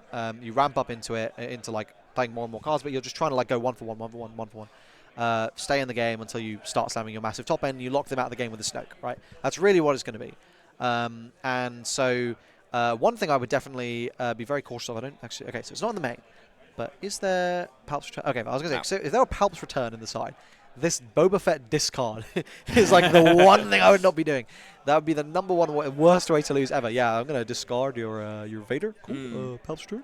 Absolutely. Not ideal. So David is just mulliganing his opening hand.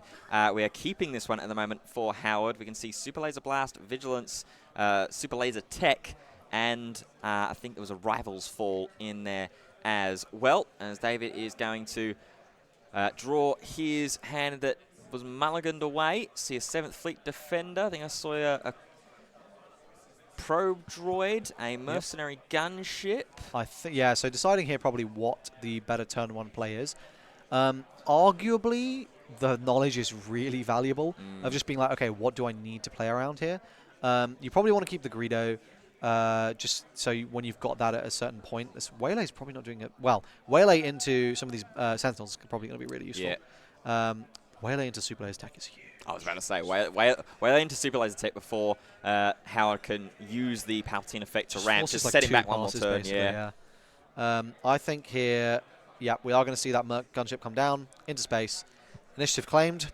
On to the next turn. Yeah, and little fist bump there from David as well, knowing that he survived through the first turn. That double surprise strike that I think he's just drawn for turn as well. Or is that second Waylay? That is a surprise strike, yes. Wow.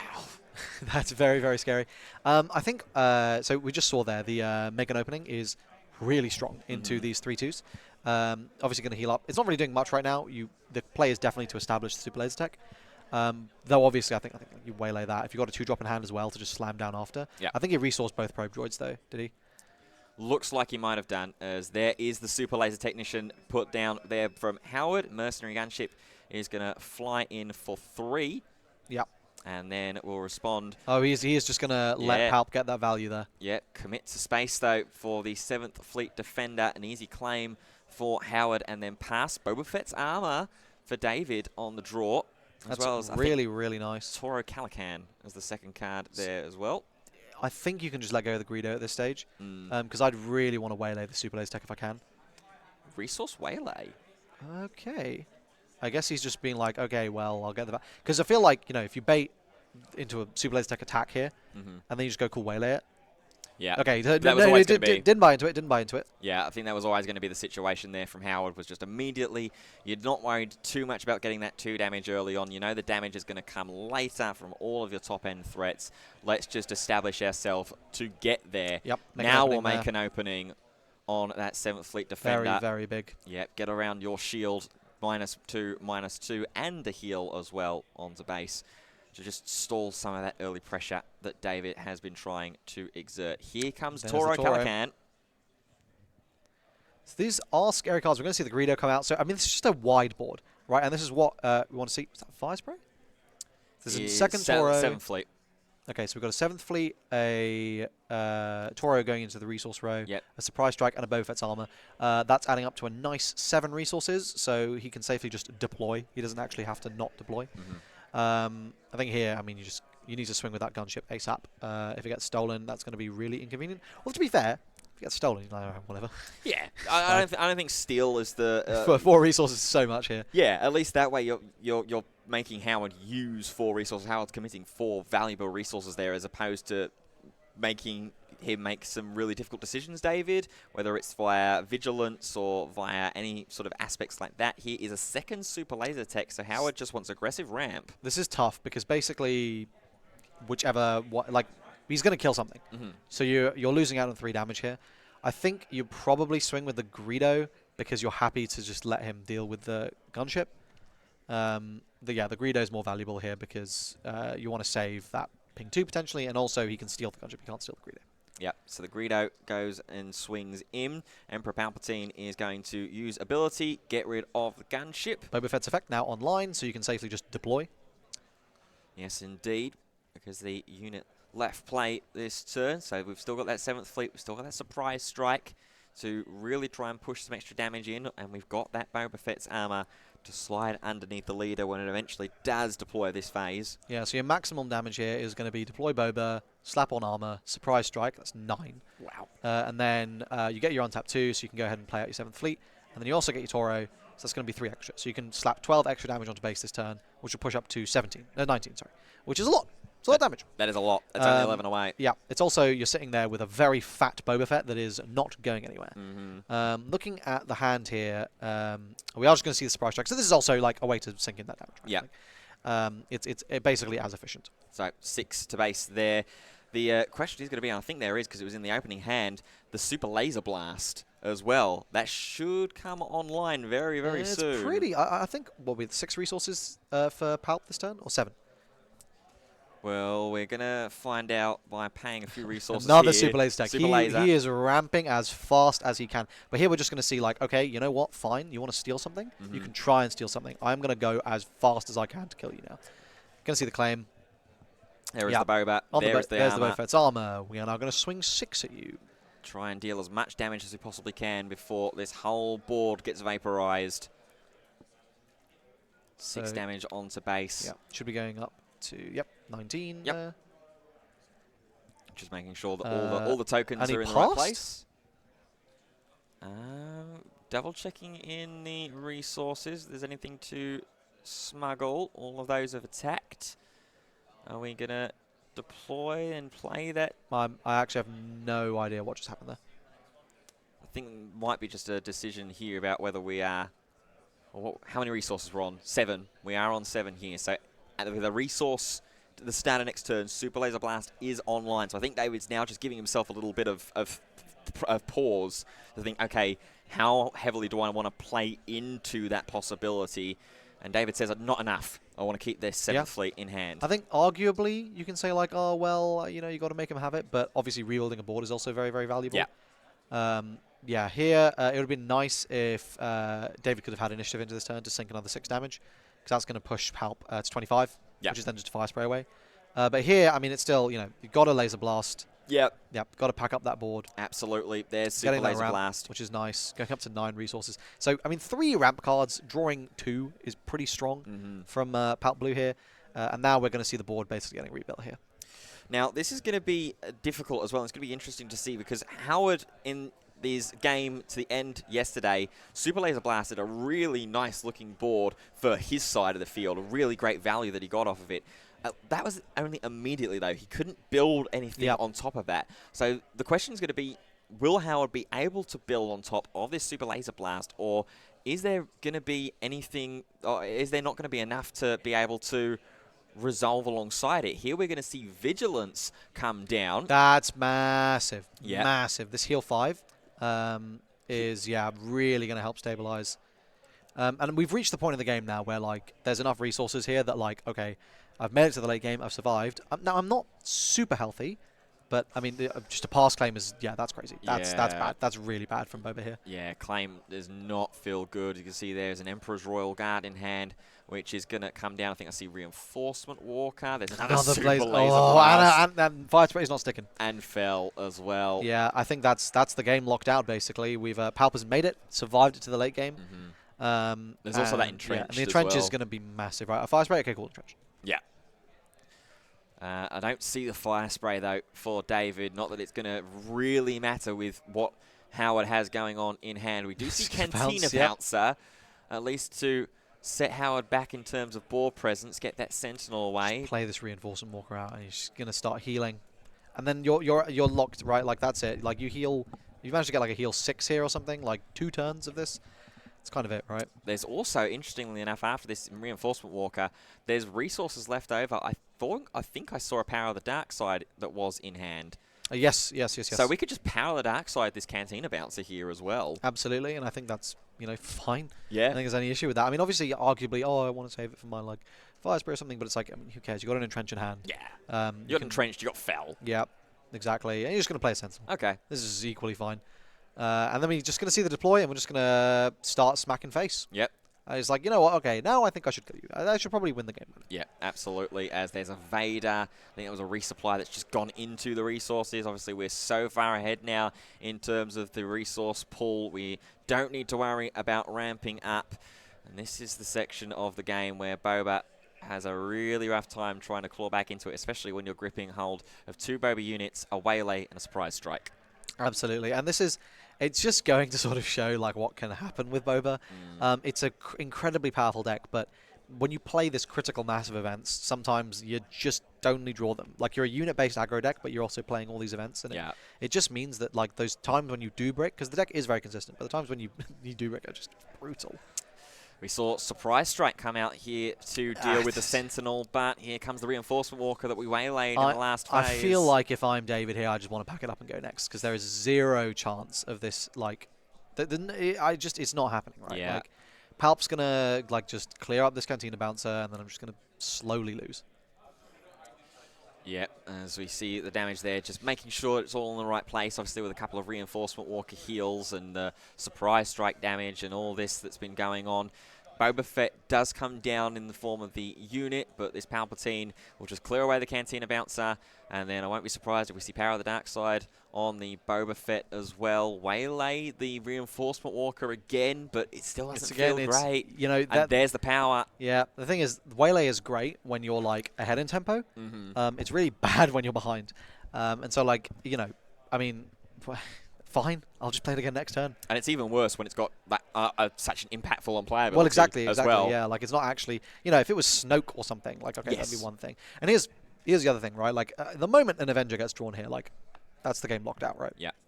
Another Boba Fett put down, but it's going to be in vain. There's a second Power of the Dark Side. It's Power of the Dark Side, I think. Yeah. You got Fell the Dragon for Fire Spray, so you actually just don't care. Or we're going to Vader instead. Oh, yeah, that'll do. Yep. That'll do. We're going to ambush Vader instead, build up Oh, yeah, board get that states. Salacious Crumb out here. Let's get some healing in. Or even better for Howard. I'm sure there is a sly grin inside in his mental right now. 100%. As he plays through this game. There is that Salacious Crumb. Not going to worry about trying to find a 2-drop as well.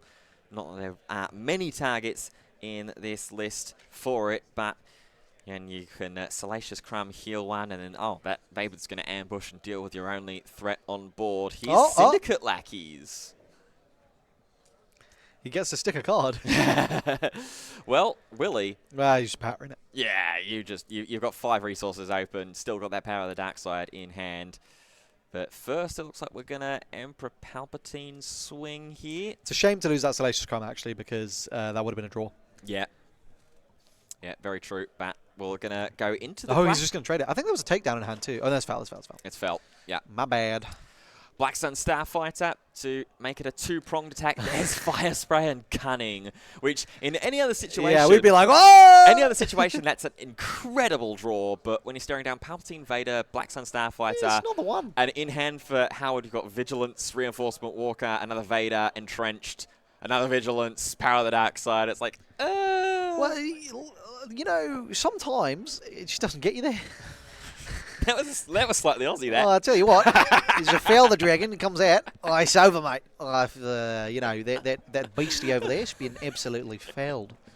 Not great. No, not great when your Fire Spray gets, instant, like, okay, back it away. And that's the point that David realizes that there is going to be no way back in this game. Howard takes game 1 against Cunning Boba, and I can't help but feel like Joshua somewhere in this venue is watching on and slightly biting his finger just in nervousness. 100%. I think the Palp Green doesn't have an answer to Boba Fett's armor. Palp Blue has a few. It's got a couple.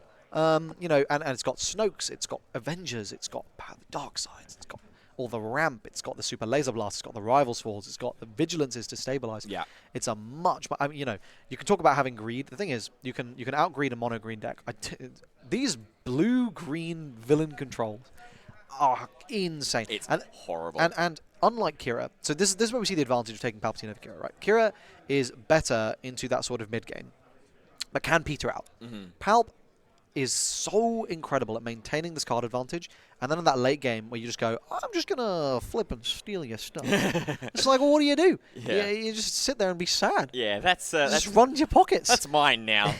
Let's have a look into the side decks now as the players get ready ahead of Game 2. First off for Howard, we've got 1 copy of Restock, 2 Devotions, 2 more Fell the Dragons, another Rivals Fall, and triple Relentless in the sideboard. So I think the Devotions are going to be absolutely colossal. The Fell the Dragons are going to be nice. The Relentless is juicy. The Relentless is really nice. The Restock is, I think, the only sideboard card I look at there and go, yeah, that's probably not coming in. Yeah.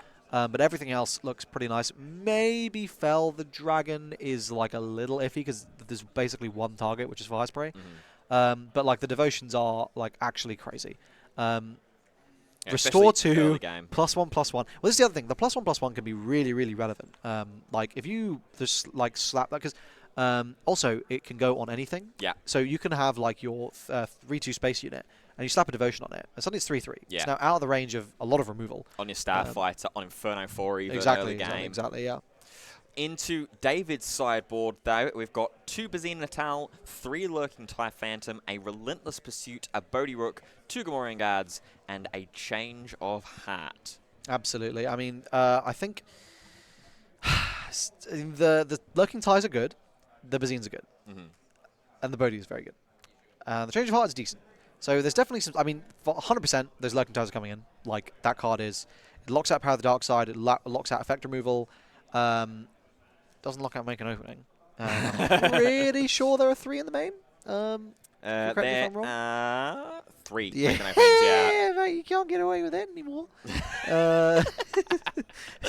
You know, in the early cheeky days of like these mono space decks of like the start of set 2, when everyone was just sitting there getting cooked by Tarkin and mono red Boba, like red space Boba, and everyone was just like, "Oh my god, how do I beat this card?" And we were like, "Oh, they printed a card that does that in set 1. Let's just jam 3 of that card in, and I think we'll be fine." Yeah, it's this innocent little 3-cost Vigilance common card that says -2/-2, heal 2. Shout out my goat Baze Malbus, by the way. Yeah, I used to play Baze Malbus in my GI deck as well. Well, you know, there's a lot wrong, and we can unpack that in our therapy session later.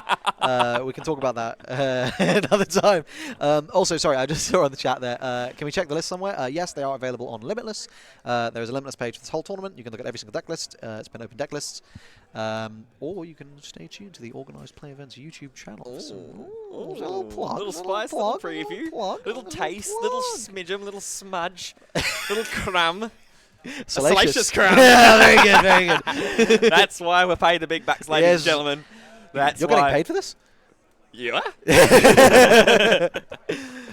Alrighty, here we go. So we draw our opening hands. David is looks like mulliganing to kick us off. Howard has kept his hand, a pretty decent hand from what the first glance was. There's definitely a resupply in there for some early game ramp, which is what you're wanting to do. Get those resupplies, get those super laser techs and Emperor Palpatine effect combos together so that you're up to where Howard was in game 1, sitting really nicely, as he is right now, sitting back.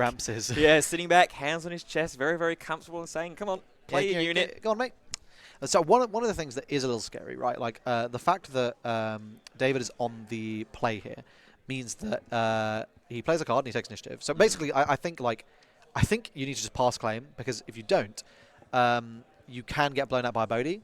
And you just lose that resupply. And that's a really big swing. And you're fine to take it a little bit slower. I think like that is the play, in my opinion. You don't need the Yularen. What is his hand? Cunning? Double Cunning, 7th Fleet Defender, Tora. Oh, okay, it's not as bad as I thought it was. Fret's Fire Spray. What do you mean it's not as bad? There's 2 Cunnings in there. What are you talking about? You... What? Oh dear. It looks like Toro Calican is going to go into the resources to kick us off. What's the spiciest deck we've seen at the event? So I haven't seen everything, of course. Ben was here yesterday. What I have seen is, I saw, of course, there was a Ray Yellow that made top 8, which is brilliant. There was a mono, there was a yellow-red Boba space deck, which was playing like Crate Dragons and stuff, which was hilarious. That was, I think, that went X2, I think. Yeah, I think it just bubbled out. Yeah, and Lando, there was a Lando with X2, which was crazy. Super, super cool. So there's definitely been some spice. I actually spoke to the Lando player last night in the hotel that we were staying at, just way down the road. And he said, because I was questioning him about it, because I pulled Lando Showcase on my pre-release, and I was like, oh, I've been looking for a way to really build this Lando deck. And obviously, the immediate space that your mind goes to is Tech DJ. Yes. Get that smuggle value. But he was like, no, it's just too slow, too telegraphed. Just play aggression, just rush. Play a load of little ones and smuggle them out that way. Yeah. Yeah, I mean that's the point, right? Like it's a big boy, lots of aggro deck. It's a very fun deck, and word on the grapevine is this legendary Lando X2 player has managed to acquire a showcase. So those PQs are going to be going a little bit crazy. Childish Gambino taking down planetary qualifiers. There's a statement you never thought you'd hear. Imagine, man, I want a signed Lando showcase so bad. That'd be so cool. What about a signed Kylo? I can do that these guys have razzed me, dude. there was an Adam Driver playing in the event. It was not the Adam Driver, but I was like, guys, is Adam Driver there? I don't have my Kylo showcase. What am I going to do? And they fully baited me. We got him. We Absolutely. got him, ladies and gentlemen. Anyway, back to what we're all here for. Game number 2 of the second top 4 matchup. Crafty Smuggler and Colonel Yularon on board. Okay, well, so basically you're safe from Bodhi. So, yeah, the moment I see that, I go, cool, resupply. Yeah. There it is. And we're going to super laser tech on the next turn. We're going to ramp, and we're going to be on 7, and then we're going to be on 8 very imminently after that. Yeah, and that's where things start to get very, very scary. That double cunning in hand, though, is going to present some pretty nice damage to start off with, as Yularon is going to get attacked into by the Smuggler. Initiative. Oh, 3rd ramp. Oh. I mean, well, that's crazy, right? Because you're going to 5 this turn, so you can play out the super laser tech. You can remove it. That costs you a resource, so you can't do both. That was also triple cunning in David's hand. He's resourced one of them, but that was triple cunning. Now just down to double cunning, Boba and Tora. I don't think I ever want to resource a cunning. I don't think I've ever resourced cunning. I think I might have done before. Maybe once. Like, it's the situations are so rare. But, I mean, looking at his hand, right, it's like, I mean, yeah, what else are you doing? I mean, arguably, I would have gotten rid of, like, the Boba or something. Like, or just like, play down, like, I would have this turn gone, okay, cool, cunning. Yeah. Bounce your Yularon, +4 to my 7th fleet, turn card sideways. I think the temptation to keep the unit Boba here is just as a second potential target if next turn we draw Boba's armor. So if one of them goes down, you can be like, oh, okay, cool. True. We can just Boba armor the other one. Oh, that's brutal. Ooh, traitorous on the 7th Fleet Defender. Yeah, so I think being very, very punished for choosing to play the control here. This Boba player, so what, he's going to cunning and, like, yeah, I mean, this is awful, right? Like, bounce back my own unit, basically, and make you discard a card. And, like, I don't care if you make me discard. Next turn, by the way, if this doesn't hit a ramp card, this is double ramp. It's a 5. What do we hit? I think no idea. That was not the resupply. Okay. Okay. But, I mean, yeah, like, I think maybe he resourced Super Laser Tech. Oh, okay. I'm not sure. I can't. It was a traitorous. Yeah. Oh, just draw it. Just draw for turn. Oh, wow. And then make an opening as well. Put it straight into the resources. Make an opening, Power of the Dark Side, resupply in Howard's So this is going to be brutal because now, if he plays out that 7th Fleet first, he's locked from being able to play Boba. Of course, he probably isn't going to. But this Power of the Dark Side is still going to do, like, insane work regardless. Obviously, like, if you can hit a Boba Fett leader with the Power of the Dark Side, you are living life. If you hit leader generally with Power of the Dark Side, it's just unbelievable. You just do it. You're like, okay, whatever, man. Like, sure, keep your Boba Fett unit. I don't care. Your leader, I don't care. Yeah. And I think, was that that's a make an opening, right? Yeah, make an opening, resupply. As the 2 cards in hand. As for David, it's Cunning, Boba, 7th Fleet Defender, and Surprise.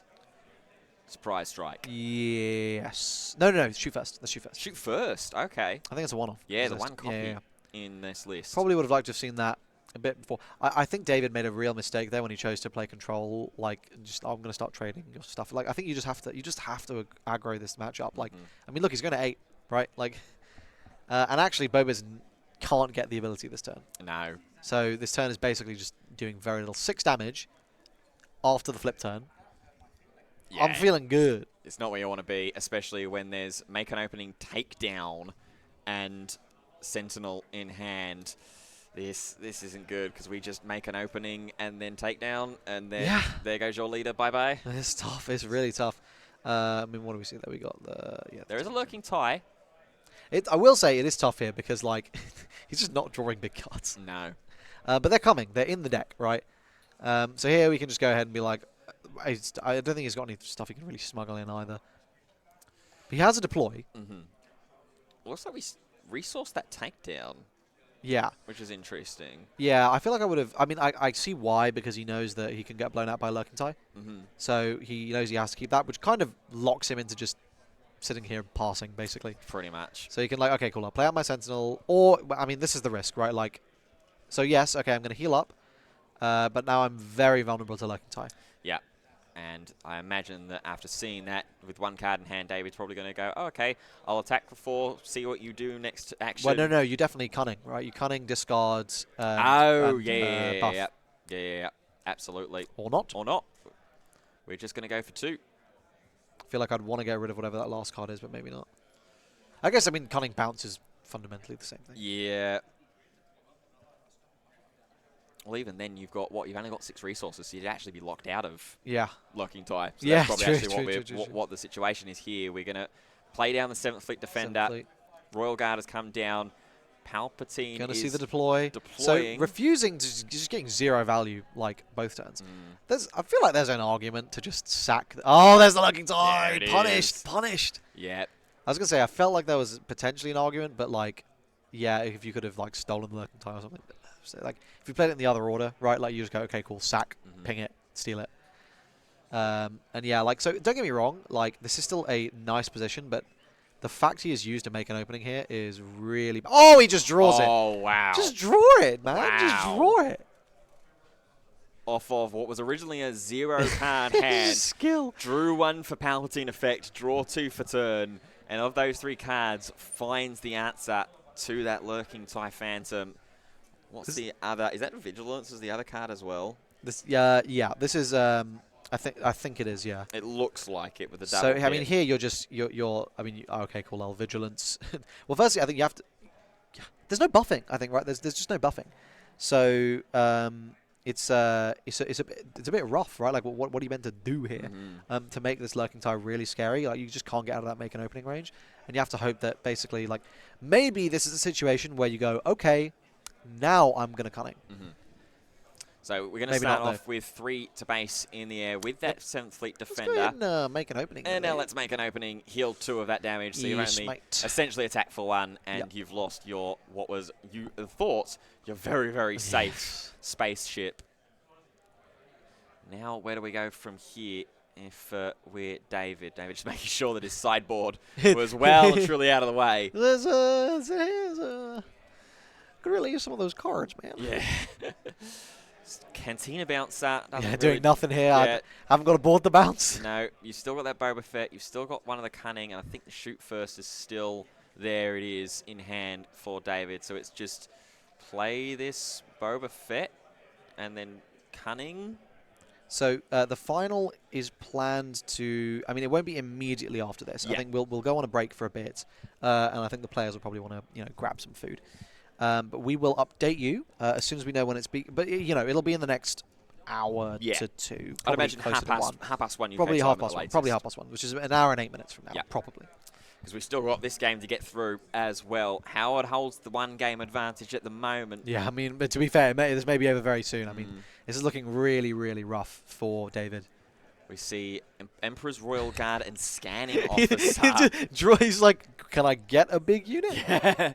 Well, this was the problem that he had in his last game yesterday, was that he just wasn't drawing anything of any impact value. Granted, that was after a Super Laser Blast, but I mean, this is the next best thing, just having an empty board. We are going to see Cunning. This is going to potentially very brutal.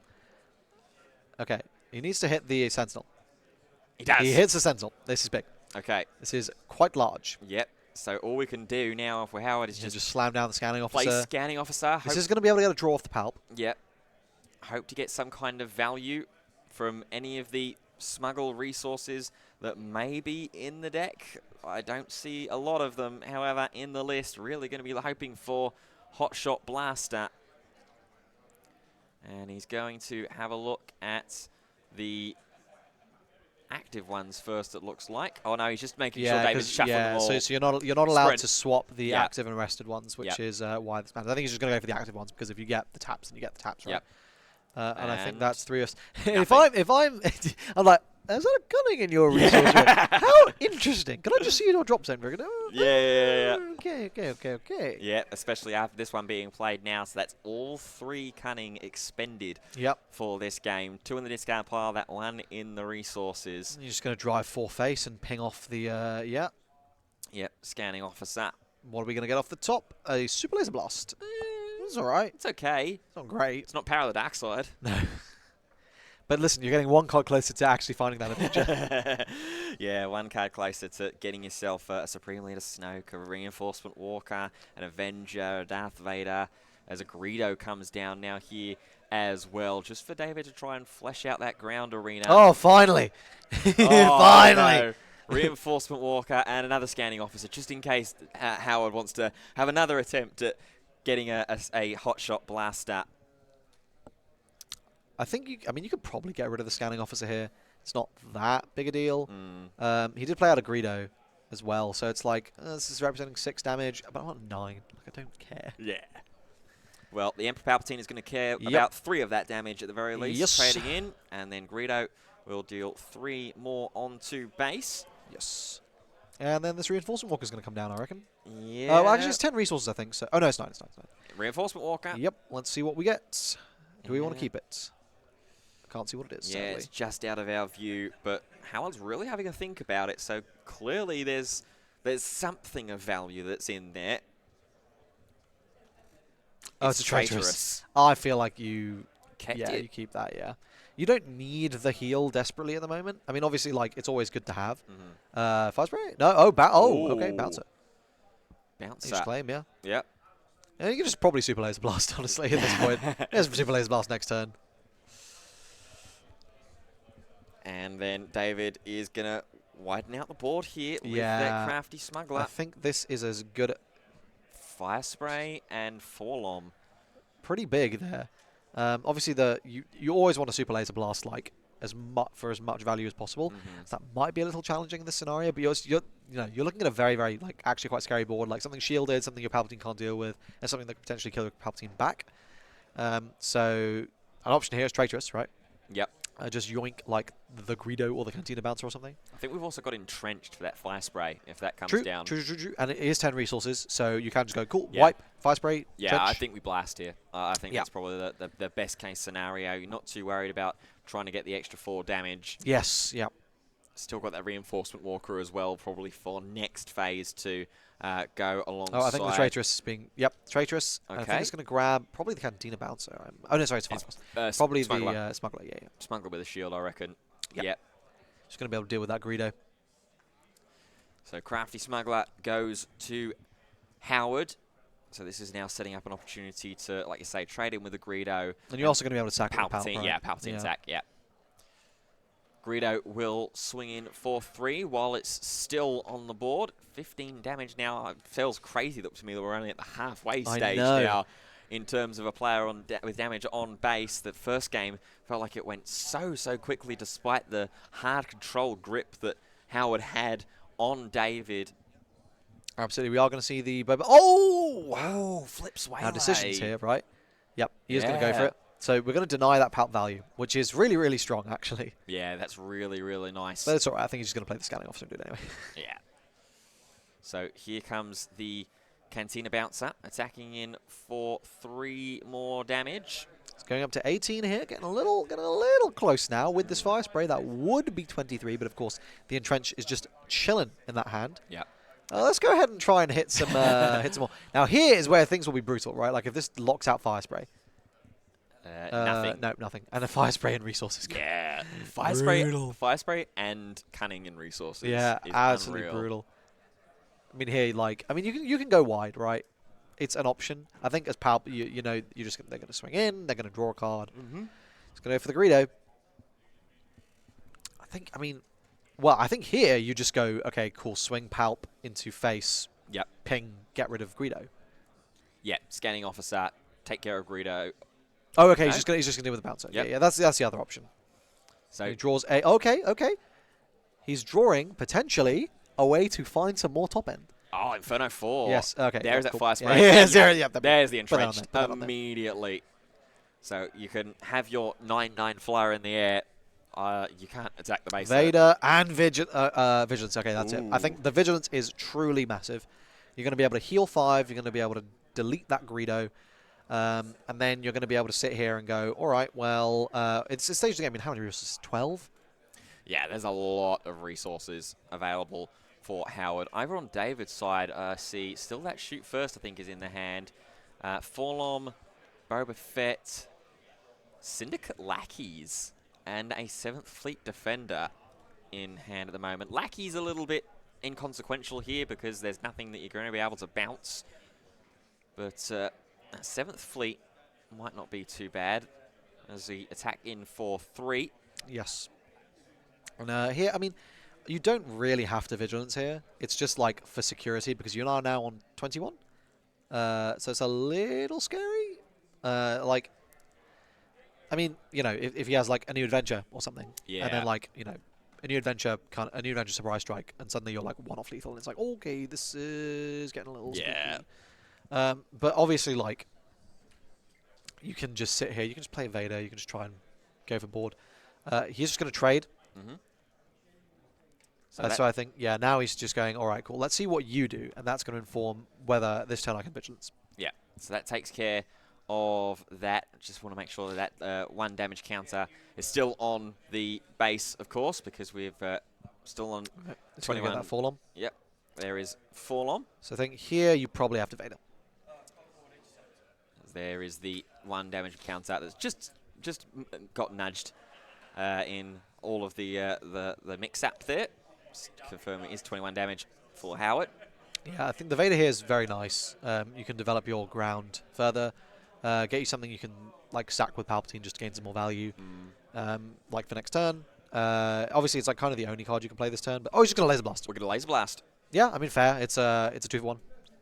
It's expensive 2-for-1, but also you like that Super Laser Blast is kind of getting worse the longer it sits there. The more you develop board. Yeah, and here the Vader's just gonna clean. Oh, okay, just another Fire Spray. I mean, you can probably get rid of the Super Laser Blast, but like, why bother? You just hold it. Like, I mean, you're so stable now, right? Like, you definitely Vader. Yeah. Like, for sure. That's so much value. And then if he plays a Fire Spray or anything, you just go cool power. Yeah. Yeah. That Fire Spray is also in hand. David drew that for the phase. You can see right there at the bottom of your screen, Syndicate Lackeys, Cantina Bouncer, and Shoot First as well. We are just going to Vader immediately. We are going to see the next very 10. Strong there. See what we can find. There is a Black Sun Starfighter for now.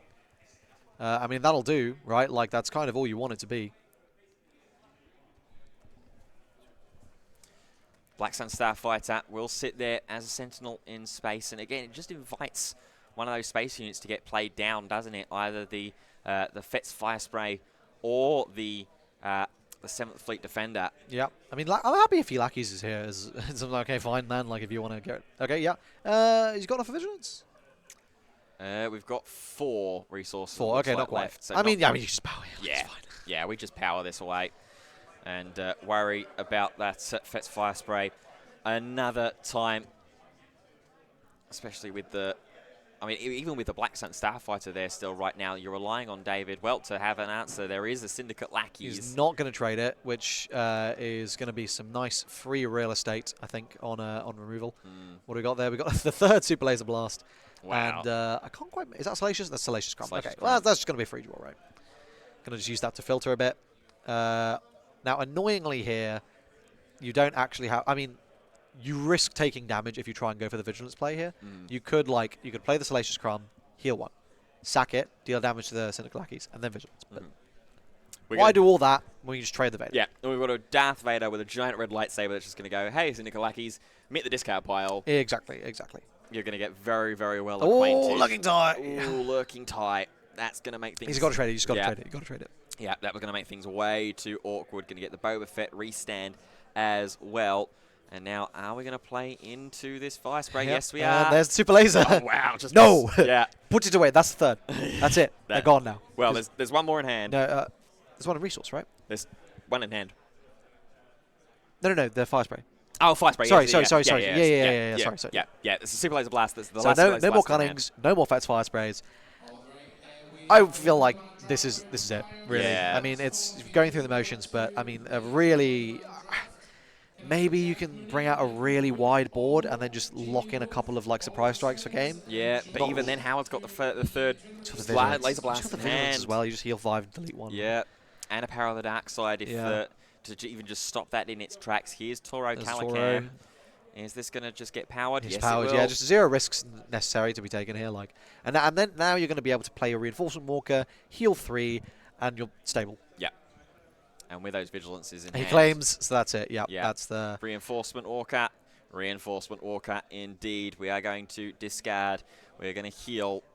And Howard was in a little bit of a difficult situation there for quite a while. Was needed to find a way to stabilize and did. And finally, withdrawing Darth Vader, and there's Devotion as well to get some heals. And this is the thing, right? Like with control decks, it always feels like you're living on a knife's edge until like, okay, I'm over the hump, and now it's completely dominant. Like you've missed that window to just get me dead.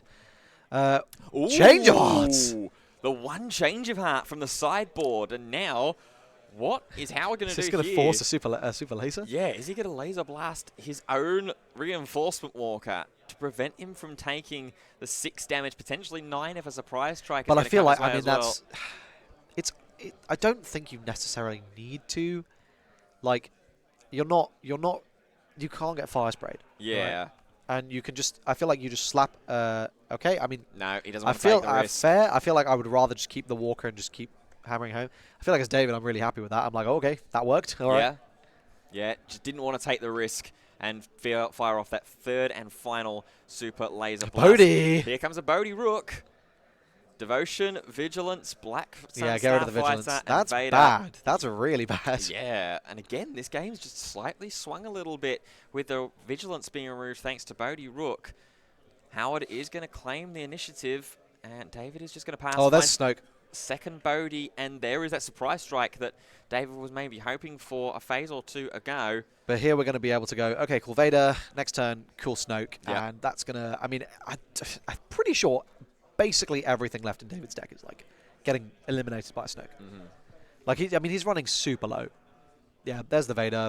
Let's find something. Yeah, if there is anything. Are there even 10 cards left in this deck? Well, it wouldn't be the first time if there wasn't that we've seen a player in this event go down to 0 cards in deck and start taking a load of damage. He can get the Inferno 4, yeah. Yeah. He's like, all right, what do you got in your drop? My friend, he's got all the good cards. Yeah, they are there, and they are in his resource row. All the Cunnings, all the Fetz Fire Sprays, apart from the ones that are both in both of the resources. Inferno 4, so... Yep. And we're going to get that cheeky little scry. Yeah, we'll get that ambush. We will put the rest of these cards on the bottom of the deck. We are going to use the Inferno 4. I think that is the deck, my friend. That is the deck. That is 9 cards left in the deck. Oh, man. Wow. I want both of those, but fair enough. Yeah, it's nice to leave something to the late game. Yeah. You know? Late game, 5 turns from now, when I'm still not. Late game, another Snoke of Devotion. Oh, my God, another Bodhi. Yeah, it's going to grab the Devotion. Losing that Devotion is pretty brutal. But one was stacked on top of the deck from the Inferno 4. I mean, to be fair, you could just play out the Salacious, draw it. Yeah, I think that's exactly what's going to happen here. So there is the heal from Salacious Crumb. David sitting there with 5 resources, a Bodhi Rook, and a Dream right now. Oh, he's going to have a Cartel's... no, Cartel. He's going to have a Crafty Smuggler. Yeah. You know, the boys are coming back together. Yep, and then there's going to be a Supreme Leader Snoke, unless David claims the initiative here. But Howard just goes, fine, I'll go wider if that's going to be the case. Black Sun Starfighter on the last action of that phase. Oh, there's the Avenger, finally. And there's the Hotshot Blaster finally as well for David. All of this far, far, far too late for poor David. Yeah, he's going to surprise strike. He's like, all right, let me get 6 damage in here. Yep. I mean, don't get me wrong. Like, he's being pushed to 23. Yeah. Like, it's getting close. And it's so sad because basically, like, this plus fire spray plus another surprise strike. Oh, this game. Yeah. And that just shows you, like, I mean, behind the whole game. Still in it, potentially to lethal. So Vader is going to go in, take care of that Bodhi Rook. So again, it's leaving David with just really the only option being Crafty Smuggler in a Dream this time. Yep. And here comes the Avenger. That's it. That's Who needs Supreme Leader Snoke when we've got a giant spaceship that can do one even better? Avenger's absolutely crazy card.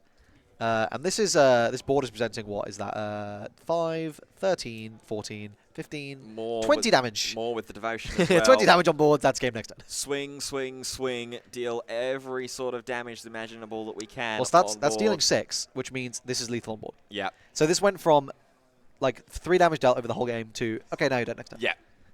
This is the power of The Vigilant. dark side. The dark side. Unlimited power. There's a reinforcement. Oh!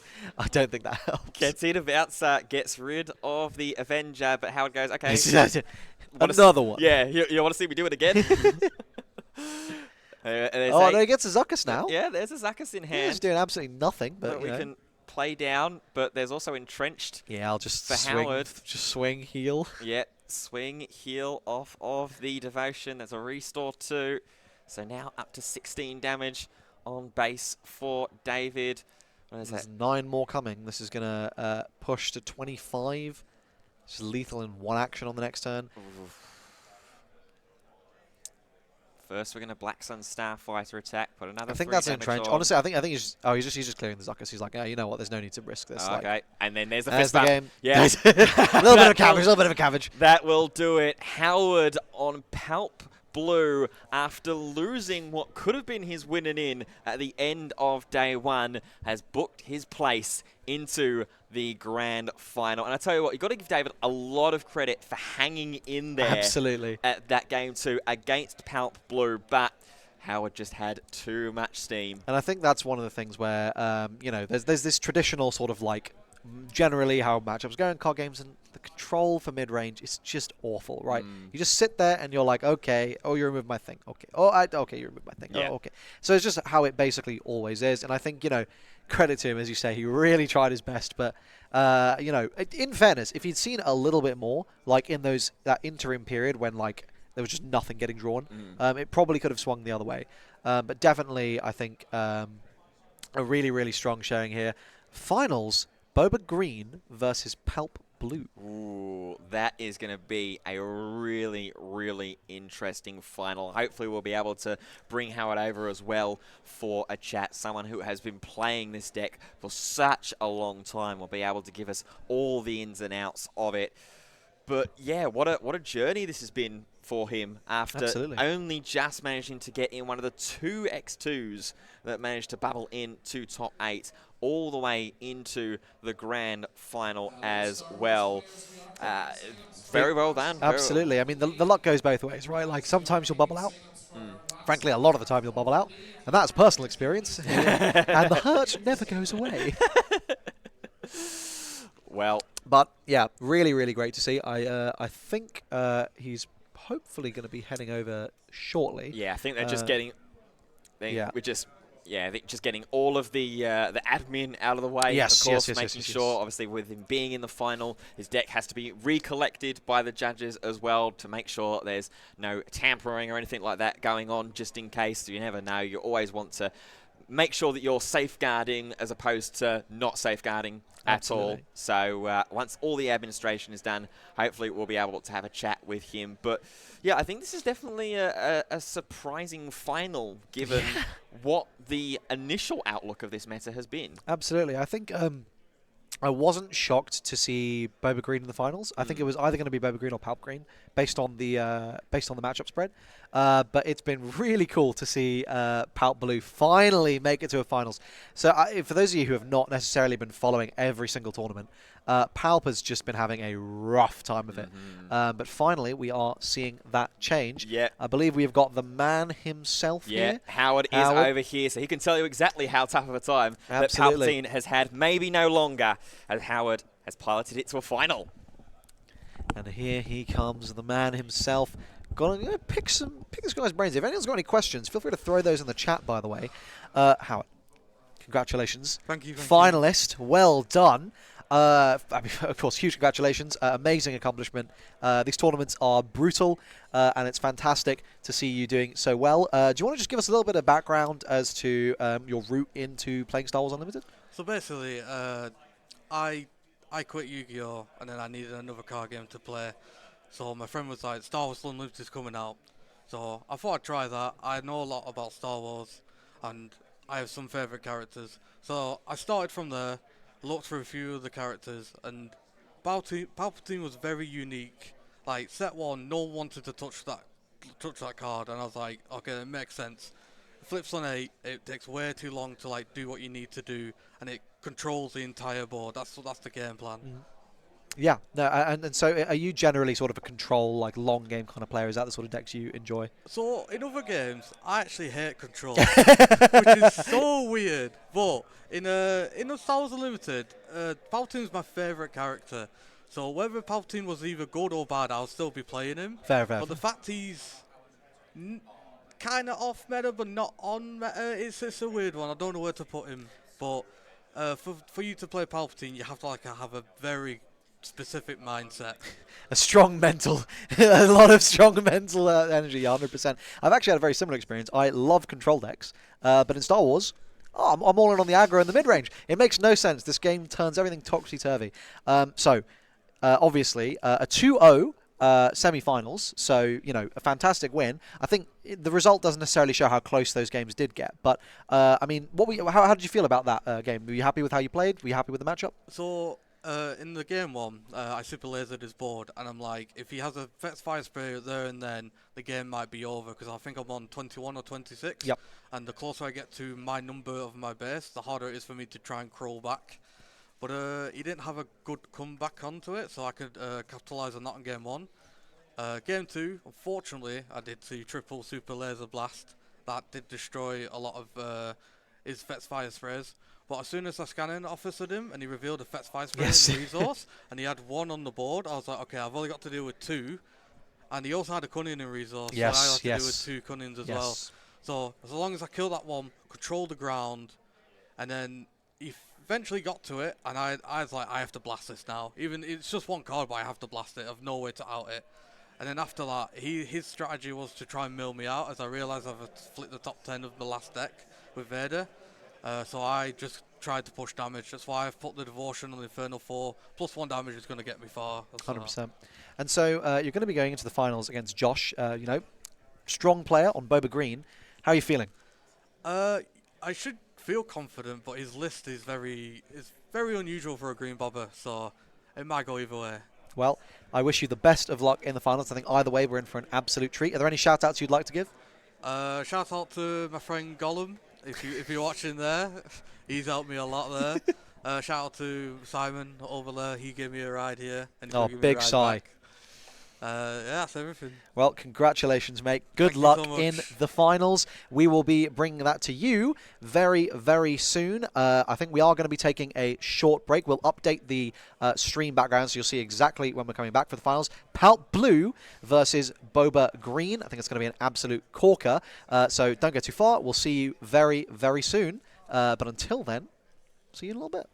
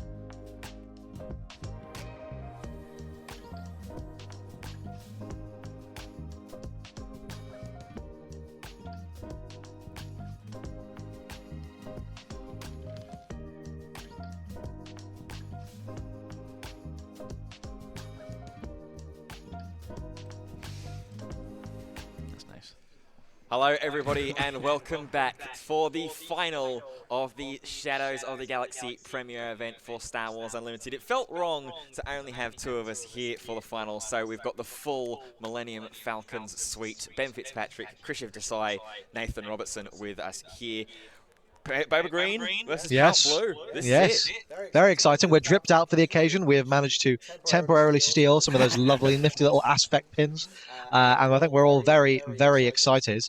There's a little bit of echo coming through. I think we will, that should get sorted out shortly. I think it's a little tough. We're probably quite close to each other. Maybe I'll try and keep my voice down. I suspect that's my fault. What do you guys think? How are you feeling about this final? I think it's going to be really, really interesting. Obviously, we've already spoken about the interactions between these two decks. Joshua, our pilot on Boba Green, was very, very fearful of going up against this match in particular. So I think it's going to be similar to the Cunning Boba matchup, right? If Joshua can just get through and take on the game and take the damage to Howard, I think he'll feel really, really comfortable with that Boba Fett's armor. If not, and if Howard can get that control, weather that early game storm, then the late game is really, really oppressive. Absolutely. I think, that palp flip is just terrifying. Stealing a fire spray or stealing a reinforcement walker, this is the thing. Where all this extra top end that Josh is playing may actually come to bite him because, that's like 8 cards I can just take. Like, I mean, we've got Fire Spray, Vader, Maul, Reinforcement Walker. All of these are very, very juicy targets that I'd be more than happy to take as Palpatine. I personally, I'm rooting for Palpatine. Not because I have any ill will against Josh. He's a good mate, but because I want to see Palp get the W. I don't think he's won an event yet. No, I don't think he has. I am on the same boat. I want Palp to win. Had enough Boba. Seen too much Boba. Let's Palp the chance, And one person's got a showcase, so I'm on their team. maybe we'll get there. Always the shiny hunt and always the rare hunters. You guys, and honestly, I can't blame you. The showcases are absolutely gorgeous. We've spoken obviously about the late game potential that Joshua's deck has. As we are getting ourselves underway into this final with Joshua starting off on that Cloud Rider. Lovely foil OP alt art. Yeah. Gorgeous. Looks really good. And we see this SLT coming down there. Very strong. This is a solid start from Josh. Yeah, and this is what he needs to do, isn't it, as well, right? Is just get plenty of numbers on the board early on, pressure board state. Obviously, that Sentinel at the moment, that Sentinel would potentially give a little bit of cause for concern, but without that official no Sentinel or the Imperial, no Sentinel on board right now. So this is just, swing 3, swing 5, try and get an extra little point of damage. Eventually, that Boba will flip and get the hammer onto it. Interesting. Just going to sack it. Yeah, get rid of that card. I was thinking that I thought there was an entrench there that could have been an interesting play line, making your Sentinel really well. It doesn't have Sentinel yet, but making your making it very, very big. Yes. But here we see there's 4 resources. Because you don't really want to give it the ramp, right? If you can deny over the ramp, that's ideal. Not really sure what you're doing besides that. I guess here. Heal up, get rid of that Greedo, slow them down. Ooh. Chooses to mill. To deal with the SLT. Yes. That would have been good. And then we get a Cobvant there and claim. The Vigilance here is nice. Vigilance, Vader, a Snoke, an Avenger, and a Trench. This is a hand where once you make it to that late game, it's going to be really, really scary.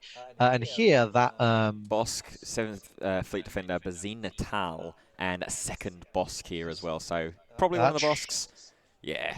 That Traitorous is looking really, really tasty. Yeah, absolutely. And this is the danger, isn't it? Obviously, we touched on, there it goes. Takes it. Straight away, no ramp for you. This is the danger, isn't it? That obviously we've spoken about, obviously, all those high-end threats that Joshua has in this list, but you still rely on a lot of low-end. This is still firmly a mid-range deck that can go into the aggressive gear very, very quickly. He's just going to deal with that with Bosk. I think, I'm super happy about that. I'm like, cool, yep, I'll get my ramp. I don't mind. Get some damage onto the Bosk, so it's, stealable. Obviously, this is going to be a lot of damage coming in on the flip turn here. Getting lots of value. I think it's be a hard play on the Hotshot Blaster, I think is what he had in hand, right? Potentially. I'm not sure if that was the last card that was there in hand, as there's a little discussion going on the table, but it's all resolved now. Very odd and it's funny to see the one blue sleeve in from the Super Laser Technician. That's a Bazine. Okay, so here he makes the choice, right? Do I want to hand rip or do I want to establish a bigger board? I think the hand rip here is the right call, but he's not doing it. Yeah. I mean, you know, the Super Laser Blast is a while away still. Yeah. And some serious board cleanup needs to start taking place. Otherwise, things are going to get very dicey very quickly. Oh, and Joshua's just drawn a jetpack as well. Yeah, that's not ideal. Oh, no, well, the thing is, make the Super Laser Blast and we're fine. Yeah. Right? And I think that's basically what it is. The Vigilance here is massive. You just Vigilance, kill that Bosk, and heal 5. And I think you're feeling really, really good. Yeah, no, 100% agreed. I think the heal 5 right now is just pivotal, just because of Palpatine wanting to get to the late game threats, and you're away from the Vader and the Avenger, but being able to heal that 5 with the Vigilance and get rid of the Bosk, like, you're really dealing with the board quite well. Yep. And it's all a matter of delay here, right? Yep. We're going to see that Vigilance come out, deal with the Bosk, probably heal 5. The thing is, it's actually not like, even if there is some hand rip that happens here, I'm kind of happy to play a Snoke or a Super Laser Blast. Like, I don't really mind. Yeah, again, they're both pretty good. Yeah, again, it just it touches on that sort of that lower curve and the density of that lower curve for Joshua, isn't it? Supreme Leader Snoke is really, really vital here because of, obviously, look on board. You've got Cobb Vanth with 2 strength and 7th Fleet Defender with 2 strength and a shield in a space arena that is completely uncontested. Yep, here comes that Bazine Natal. And it's not even there. I think he must have. Oh, maybe it was Super Laser Blast I saw and thought was a Snoke. I saw 8 and but yeah, I think that has to be the decision. What's he going to draw into? I didn't quite catch that. So Super Laser Blast off the table for now, but you see there's still plenty of removal options there. Vader, Avenger, Entrenched, Takedown. I think that's a Scanning Officer as the last card in hand there as well. So a lot of options. Here comes that Jetpack now to go onto Boba Fett. Gives the +2 strength and the shield. Shield won't necessarily matter here. 12 damage onto the base here, going up to 17. Yep. So, I mean, Boba, doing a lot of damage. Getting rid of that Super Laser Blast here, very, very big. I mean, there's 3 in the deck. Could draw another. That would be ideal. I mean, obviously, like, a Snoke here is good. Yeah. Obviously, if it gets waylaid, then I think that's just the game. So you always do want Super Laser Blast in this kind of board state. Don't see Snoke or Laser Blast make an opening. No. So, I mean, it's not awful, right? Like, you can make an opening, get rid of the 7th Fleet Defender. That heals you 2, gets rid of a very big threat. The difficulty is in dealing with this Boba leader, which is really being a massive pain, and really presents the primary threat. I think this is the toughest thing to deal with. And honestly, I think the answer is just Entrench. Yeah. Buy yourself that time, interact with the rest of the board. I think you need to entrench it first, to be honest, because I don't really mind giving you the value out of Cobb Vanth. But I really do need to. Yeah, there it is. It's just you just need to stop this damage. Damage prevention, damage mitigation. This is very, very big because now, okay, this is presenting what, 6 damage, 7 damage this turn. Yeah, maybe a little more. It's certainly not as threatening now for Joshua to be able to go on to. Obviously, does have that unit Boba Fett on board or in hand, has Bosk and the Salacious Crumb. Going to see the attack in with 7th Fleet Defender. Put Howard onto 20 damage already, but we saw even in the last game in top 4 that 20, 25 damage, it doesn't really matter to Howard and Palpatine in blue. He's going to just be able to stabilize, get these heals started off. There's the make an opening. Yes. Definitely had to be on the Cobb Vanth here. As much as we want to, get the value, get rid of the 7th Fleet Defender, we just need to stop the damage that's coming in.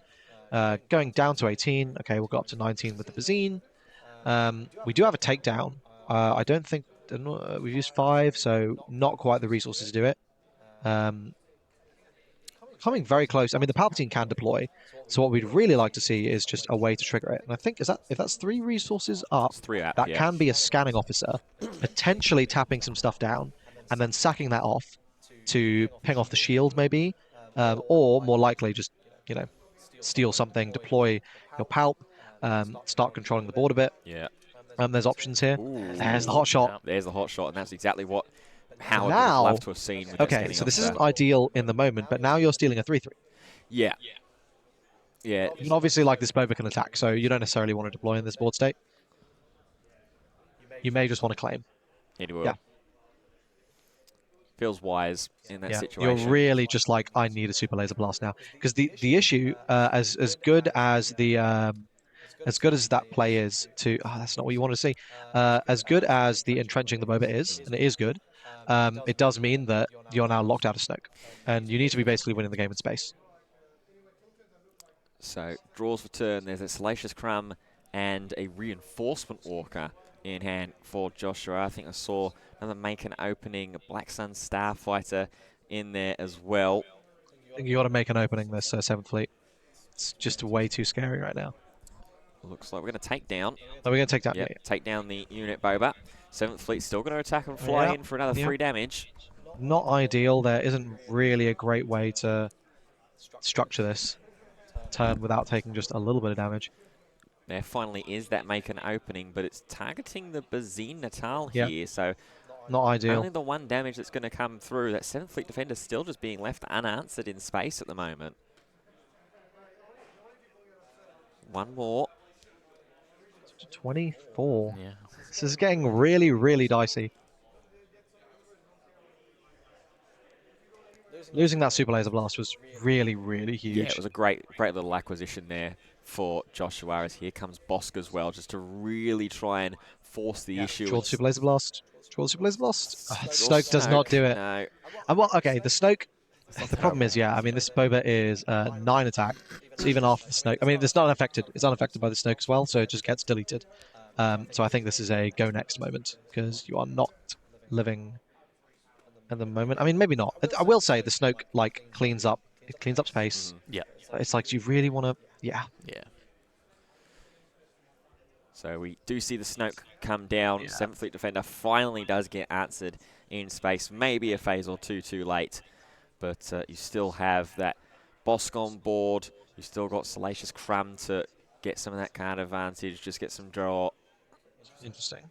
Yeah, interesting attacking with the Bosk for 2 instead of just clearing the Snoke with the Boba. I mean, maybe he has, like, maybe it doesn't matter. Maybe he's just got a surprise strike, right? A surprise strike gets him there? Maybe. I mean, if he had surprise strike before, he could have claimed initiative instead of playing Bosk. Then you would have won with Defender. So unless you drew it off the 2. Yep. Okay. Yeah, he's going next. Yeah, going next. I think that makes sense. Bit of a rough game there. In terms of, I mean, losing the super laser, just not really being able to stabilize, getting a huge amount of damage onto that base very, very quickly. Yeah. Massive damage and a massive step in the right direction as well in this best of 3. Joshua was very, very fearful of this matchup, said that this is definitely the hardest. He's a game up in the grand final now of the Shadows of the Galaxy Premier event. Let's talk sideboarding options. Nathan, we'll come to you first, looking in Joshua's sideboard. A No Good To Me Dead, 3 Waylays, a Fell the Dragon, 2 Palpatines, and 3 choose sides. Is there anything here that you think needs to come in? Yeah, probably choose sides. For sure. Being able to steal Palpatine's late game threats is just like crazy, right? That's unbelievably backbreaking. Fell the Dragon as well is also good, because obviously you're just scared of the late game threats, and they're all +5 power non-leaders anyway, so I think you're more than happy just to put the Fell the Dragon in. Yeah. Yeah. Absolutely. Yeah, completely agree. I think it's just a very, very powerful sideboard into like these top-end heavy decks. The choose sides, I think, is going to do some crazy heavy. Yeah, I think the choose sides is really the hedge maker here for Joshua moving into game 2. We'll see how the Yeah, and then for Howard's sideboard, the 1 Restock, 3 Devotion, 2 Fell the Dragons, Arrival's Fall, and triple Relentless. Is there anything here that I mean, Restore probably, we spoke about that. The Restore's good. I think the Relentless is the really, really big one. Being able to just blank those events, I think, is so powerful. You know, when you're turning off like Boba's Unlimited Barrages, you're turning off its Surprise Strikes, or all these sorts of cards, and you're establishing an 8/8 body in space, which, you know, can't be waylaid, right? Like, they have to double something. So you're getting a huge amount of value out of it. I definitely think that, like, it's very much like, yes, Josh is one up, and it would be insane to watch him go 11-0 to just take this whole event down. But I think he's going to have to absolutely fight for it because, yeah, I don't know, man. Howard is Howard is going to cook if he can see just a little bit more of that early game control. And I mean, that's a really difficult thing to do as well. I mean, even at this stage, to go 10-0 and get to the grand final in so many events and so many tournaments, we hear about the curse of the first and the #1 seed barely even making it past top 8 in a 16 cut, top 16 in a 32 cut. He's made it all the way through to the final, and the moment 1 game up as well. Has to try and keep his cool as the players shuffle up and draw their opening hands. What are we... I suppose for Howard, it's just ramp, and more ramp, but we're looking for... Oh, my God. Oh, wow. That hand was nuts. That was 3 mauls, 2 choose sides, and a Cobvan. What a keeper. Any day of the week, that was crazy. Yeah. I mean, as Howard, I'm very happy. That was an instant putback. Yeah, like, that wasn't even like a think about it. That was bad. I think as soon as you saw the second choose sides, it's gone. Right, you don't want to see. So we see a super laser blast in the opening hand here. A scanning officer. Is that 2 super laser blasts or a super laser blast and a snope? 2 laser blast. Yeah. Oh, wow, that's powerful. That is powerful. This is exactly what we want to see. He's got his ramp. He's got a scanning officer. Don't necessarily need to play it, but you probably do, just in case. Yeah, it's just a phase 1 play, realistically. You might also, you might just force a blank, right? Yeah. Well, Joshua. Josh, I'd love to see what you're drawing, man. Oh, that's not double ramp. That's not bad. Resupply, super laser tech, a Cobvanth, another Cobvanth, another super laser tech, and a V-wing. I'll just say playing your cards upside down is the behavior of a madman. Someone get this man. Yeah, Cobvanth and super laser tech. Oh wow, that was in the resources. Yes. And he's going to play his trolling V-wing to just gain a little bit of card draw.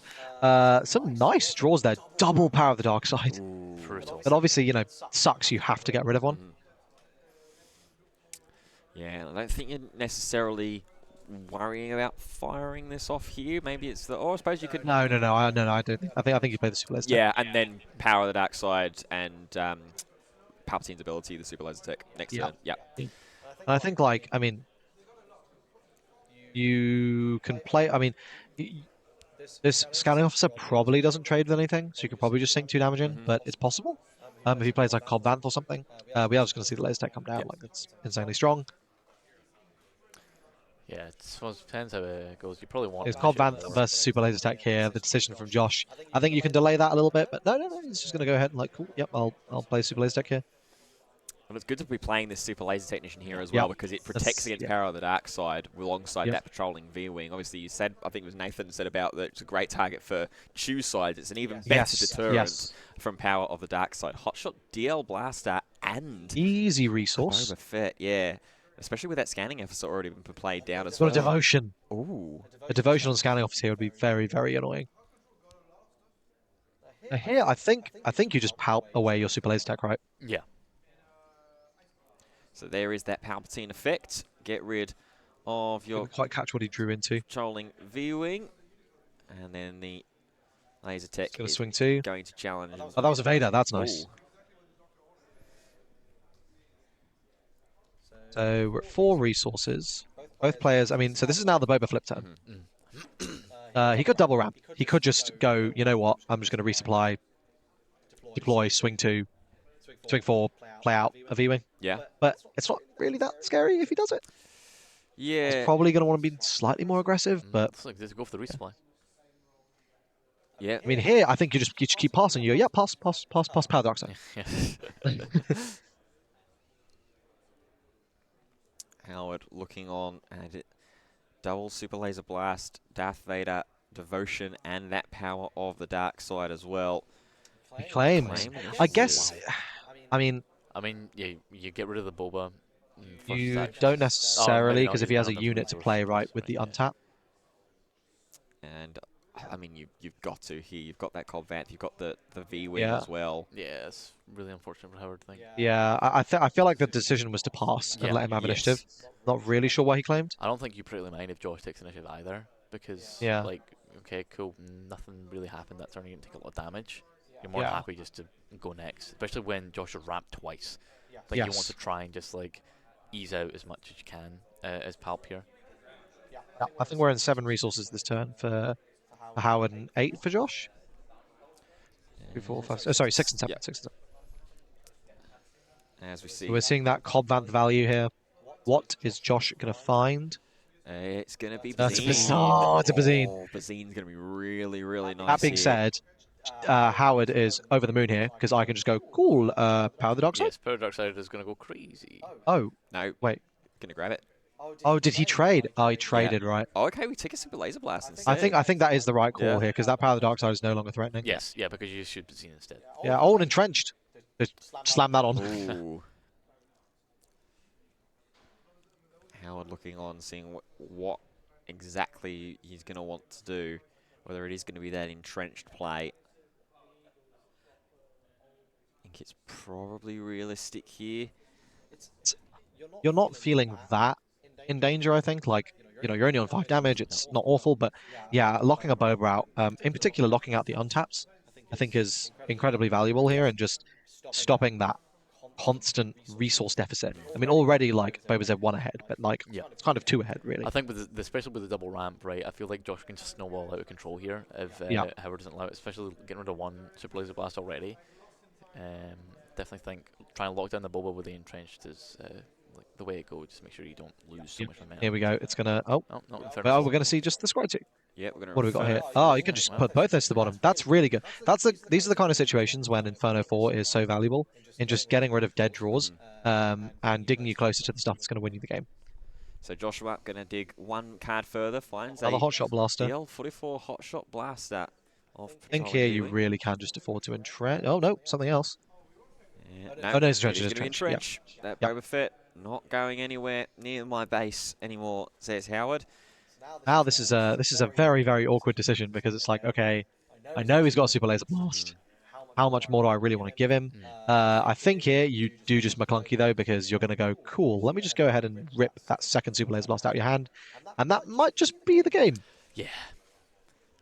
Might be the Scry 2 off the Inferno 4 is I mean, we keep digging, right? Yep. We keep digging. Black Sun Staff. I mean, you have to, right? You know the second card's getting ripped, so you just go, I need to dig, I need to dig. Yeah, Black Sun Staff Fodder. I think it was a resupply that we saw there as Howard immediately claims. And here comes, well, it looked like it was going to be the Boba Fett for a second there, but Joshua thinks better of it, wants to see what's going on in the hand, and sees second Super Laser Blast. Avenger. Avenger's good. Yeah, that Inferno 4 dig got you to the Avenger. It's not bad. It's the thing. I mean, I don't think it's second Power of the Dark Side there. So I don't think this is the end of the world because, like, yeah, this is a wide board, but it's not that scary. And, like, it's one that you need this, obviously you need the Super Laser Blast into those boards that are just going to kill you. But here, this Vader is going to, like, yeah, okay, go ahead. You can use your Boba to clean up my Vader. That's fine. I don't mind. You also only have 5 damage on base, right? Yeah. You're like, whatever. I'm very fine with this. But I think it's a tough decision here. Like, playing around that right. I think the Royal Guard is the right call. And here, like, if this Boba, if it trades with the Vader, like, fine. I'm going to deal 5 damage back to it. It's only going to have 5 HP left. So it's going to be relatively easy to deal with. Yep. I think there's a Maul coming down here now. Yeah, this is going to be the Maul. Joshua counting out all his resources. I think this does have Sentinel. Yeah. There's going to be 2 overwhelmed there. Putting the damage in the Boba, smart. Yep, clear the Vader. Yep. It's going to be 8 damage on Boba.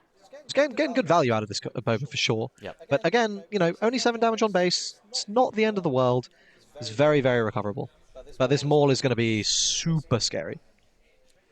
And the Boba. Okay, now this is when we would okay, Vigilance is good. Yeah, now this is getting into little panicky territory. Especially already losing 2 Super Laser Blast, right? Yeah, Like, I think Vigilance will deal with the Boba leader here, but you don't really care about that so much. Yeah, Boba leader is. I believe it does if I'm not trolling. Kind of nondescript at this point in Yeah. time as Joshua resources, as does Howard. Restand that Maul, that Boba unit, Boba leader, and patrolling V-Wing. Cloud Rider, another Boba unit. Well, the Enfys Nest. Seven Fleet. Oh no, it's Seven Seven Fleet. Fleet. Enfys Nest would have been spicy. Yeah, so I think you just do this here. This feels pretty good. Yeah, you're down to 3. You're going to be up to 11. Again, not great, but not terrible.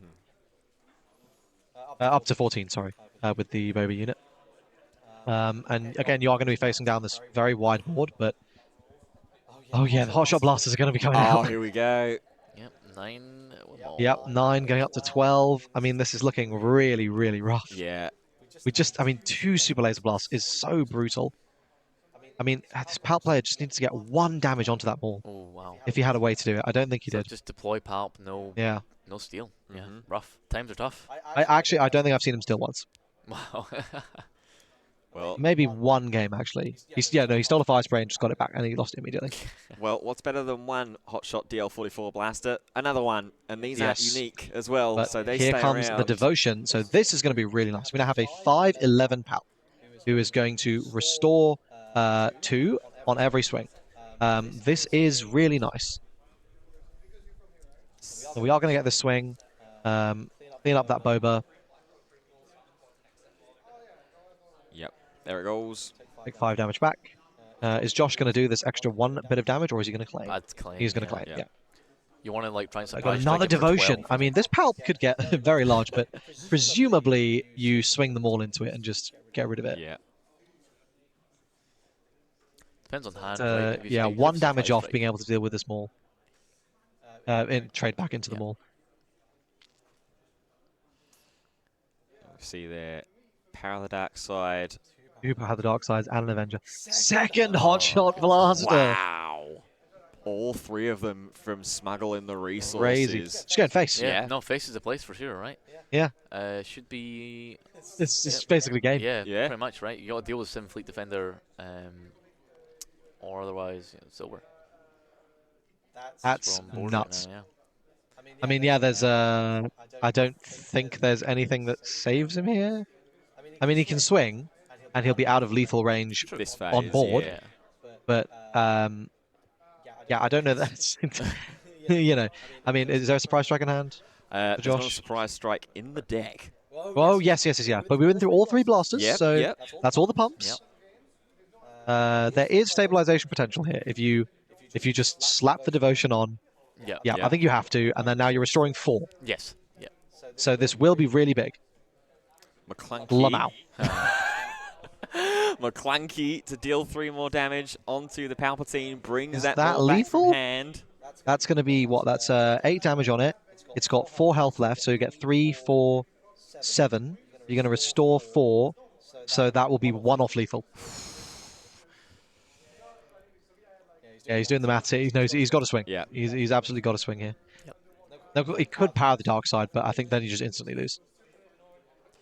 Yeah, especially when obviously that hotshot blasters have now all fallen off. There is that restore 4, has to deal the damage, has to at least buy himself 1 more turn, 1 more opportunity. One advantage is the board is going to be gone. Right? Like, you're going to play them all, they trade. Power the dark side, power the dark side. Yeah. And now you can potentially Avenger lock. That's certainly what Howard is going to want to be hoping for as Joshua puts that 3 damage attack in. 25 on base right now. You just got to double power the dark side here, I think. Like, yeah, you're going to soak away 1 damage at minimum, and then you can see what Josh does. Yep. Power the dark side. Get rid of the 7th fleet that's already attacked. Deal the 1 more damage with patrolling V-wing. 26. Another power here, I think. I mean, you lose to fire spray, but what can you do, right? Yeah. You just got to be like, okay, have fire spray. Yeah. Oh, wait. Yeah, 3 damage and then more for game. Oh, wow. Yeah, 3 extra, and then you get the overwhelm. Yeah.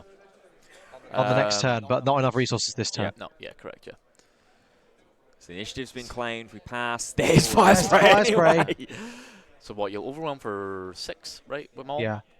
Which isn't enough right now after the restore 2, assuming that Howard does just swing with Palp immediately, aware that the Maul is going to get here. It's going to be restore 4. Yeah, restore right? 4 so big, yes, sorry, yeah, restore 4. And then that is going to tap you out for this turn. You're not going to be able to do 2 things. Not doing that second power of the dark side may come back to bite him, though. So, Howard with the first action of this new phase. He's got Takedown, Traitorous, Avenger. You just gotta go 6 in, restore 4. I mean, he down to 22. Did have to claim initiative though, right? If he power the dark He side, did. then Yeah, he did. You're right. So then you instantly lose. Maul. There's the Maul. It's overwhelming for what, 6. So close. 28. Avenger. Yeah. I think you just got to Avenger here. Yep. Sad Avenger. There it is. But then you just fire spray and win. I don't think he has enough resources. Oh no, yeah, correct. Yeah, claim. one less. Yeah, okay. You claim, but then I swing with my Yeah, Avenger exactly. and kill it. Yep. So I very much like This is stabilization. This might be the pivoting point. Boba Fett, Fire Spray, and one more card left in hand. Joshua deciding, ooh, are we going to play the Boba unit? And you claim here, and now you can traitorous that Boba unit. Yep. Rivals Fall, Scanning Officer. Well, I guess you take down if you want to be really safe, but And then Bazine and I guess, yeah, you may probably want to be away from the ground so you don't get overwhelmed. Yeah. You don't want the Maul to just catch you out of nowhere, right? How many resources do you have now? 1, 2, 3, 4, 5, 6, 7, 8, 9, 10, 11. Is that 11? So you can Rivals Fall plus take down this turn. Yeah, you're just going to do 8 interface. You're feeling secure here with that decision because you've got Rivals Fall to just deal with anything that comes up. Joshua looks like wants to have a look and see what's going on. Yeah, here's the Here's Bazine. Bazine. So this is going to be a little bit spooky, but 2 outs to the Fire Spray. 1 kind of blanked though by that Bazine. That's a super laser tech. That's not great. I think now you have to take down that Bazine. Yeah, and that's what's happening. Yeah. Bazine taken down, and Joshua just looking. 8 resources there left in Josh's hand, but his Fire Spray is going to get powered. He knows it. Yeah, so I wonder if there's going to be a temptation here for Josh. Just try and play around it. Just try and draw that out now. We saw there's the Bosk in hand, so wouldn't be surprised maybe to see Bosk get played down here and just try and say, okay, go ahead, try and super laser me, or try and... Well, I think the problem with that is it's not attacking this turn, so you can just claim and then swing. Swing with Avenger. Yeah. And Avenger did wins now, right? Anyway, right? 22. And you're not going to be able to kill the Avenger. Yeah. Yeah, so he's going to play the Bosk. I think you do just claim here. Oh no? No, we're powering. He's just going to power. Yeah. He's just going to power. And Joshua claims. Yep. Yeah, Vader and another Fire Spray. Okay, all right, that's pretty good. Double Fire Spray here. I think kind of does that just seal the game?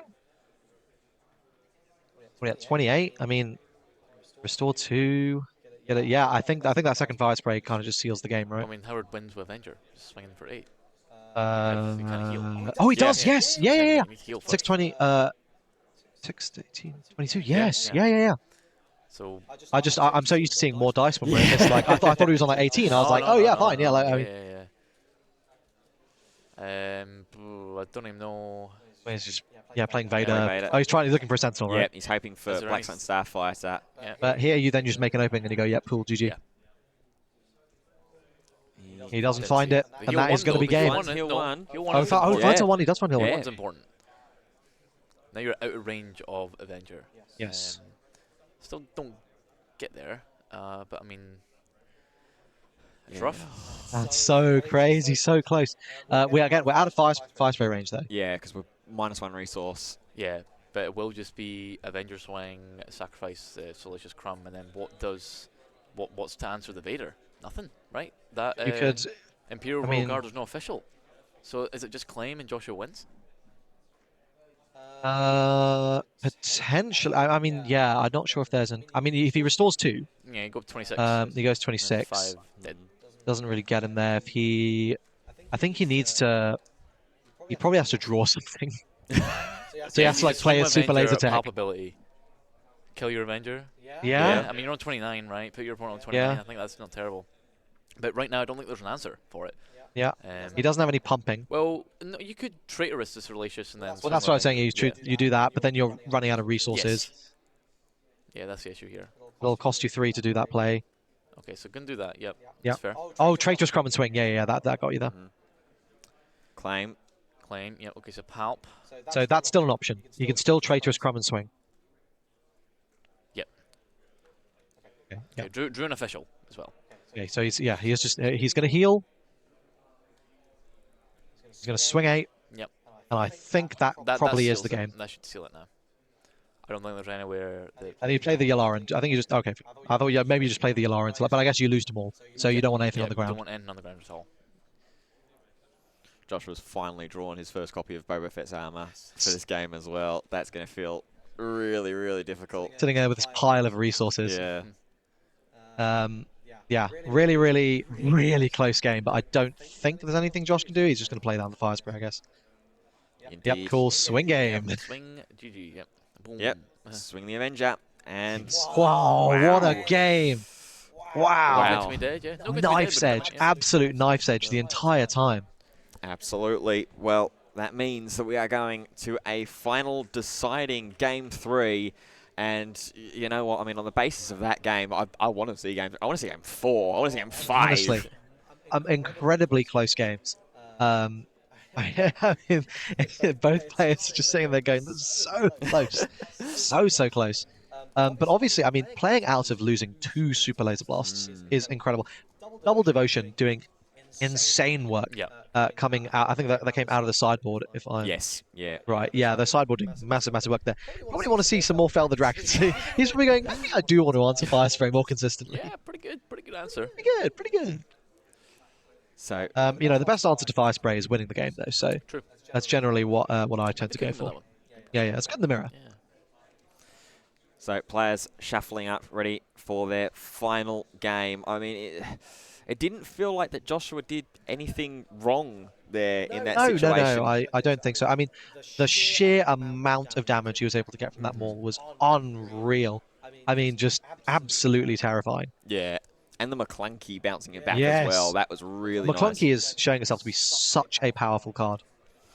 Absolutely. McClunky doing the business and doing the work. We're doing a little more sideboarding here. Yeah. What do you think that... I mean, it's Howard that's particularly looking in the sideboard. Is it for that Fel the Dragons? Maybe an extra Rivals Fall. I think everything besides the restock is kind of live. So, like, the Devotion's already in. Fel the Dragons are really strong. Rivals Fall, again, just another... In case we see this Boba armor route, you just go, yeah, cool, fine, it's dead. Yeah, the Relentlesses are just strong. Yeah, just really strong. Relentless is so nice, especially if you can just immediately turbo ramp to that 9. We saw how important the McClunkies are. Obviously, No Good to Me Dead is really, really great. Overwhelming Barrage as well, just to force out if there's only one of those events in hand, they do nothing. So if we can completely shut that option down with Relentless by turbo ramping, then that's a really, really good place to be. So this is a really tough call for both players because their hands are both good, but not that good. Yeah. Right? Like, it's like a hand that if you put back, you could find yourself really regretting. We're seeing Josh going for it. Like here, so we're missing ramp, but we have a Vader, we have a Vigilance, we have Power. Inferno 4. We've got Inferno 4, so we've got a turn 1 play to kind of fix whatever we have going on. This is a really compelling hand to keep. You play a lot of ramp. This deck plays 9 ramp cards, so I think you probably feel confident that, you know what, I'll just draw him. Yeah. Especially when you got the Scry 2 from Inferno 4. Exactly, and Scry 4 because it's going to get McClunkied. 300% of the time, it happens every time. Well, let's see a win for Palp. Honestly, it needs to happen. Palp has been languishing in some of the worst conversion rates out of any deck in this game, but I really do think there's a chance here. Well, Joshua is going to be hoping for a vindicated mulligan decision after what looked like a decent hand to work with in queue. There was a Hot Shot Blaster, there was a couple of Bobas. I see Cobb Vanth. I see Overwhelming Barrage. I see... That's a very late game hand. Yeah. I think there's a Maul in there. He has a Bazine. Okay. None of these are great hits with the Bazine, honestly. I mean, maybe you get the Vigilance just because of the heal. Yeah, I mean, you probably hit the Vigilance, but I don't think either of them are that good. Like, you're like, okay, fine. And this is when he draws the ramp. No, he draws the Slash Scum. No, we'll just do a little scry. Yeah. We'll do a little scry. Now we'll make sure that we draw the ramp. Ooh! Ooh! Don't need him. Don't need him. I want to see ramp, right? Oh, just draw Vigilance again. Yeah. Skill. Draw Vigilance again. No ramp, importantly. Easy peasy, mate. But that's draw. The barrage going into the resource row. I think it's not super great into control. So that makes sense. So immediately Joshua paying 3 Ooh. for the super laser. Okay, locking that out. But the thing is, like, you don't really have a great way of getting the super. Like, this is not threatening. Yeah. Oh, okay, you have a 1 damage on me this turn. Yeah. 3 damage next turn. Like, whatever. Yeah, here we're going to sack it.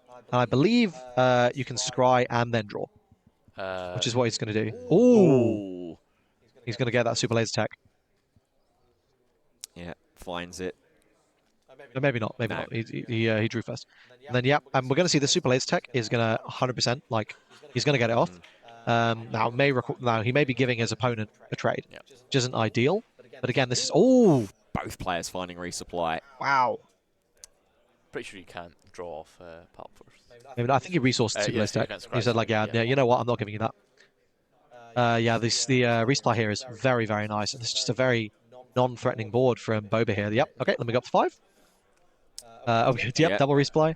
But this flip turn, again, it's what, like a 7 damage flip turn? Fine. Yeah, it's not as impactful as Joshua needs it to be in this situation. There is just turn everything sideways. You might as well play down a Greedo to try and represent another 3 damage. But there's the Entrench and an Avenger. So we are seeing the win con, right? Entrench that Boba, clean up the board, and be happy. And the great part is this Greedo is probably going to swing first, which means he can guilt-free make an opening the Bazine and not risk giving Josh the ramp. Well, there's also that Fell the Dragon in there. Will now be sitting there nice and pretty for the old Bazine, I reckon. Or the Mauls or the for the Fire Sprays. Yeah, that's the one. Yeah, we're just gonna take a heal 5 and get rid of that Greedo. I think Josh choosing not to use it.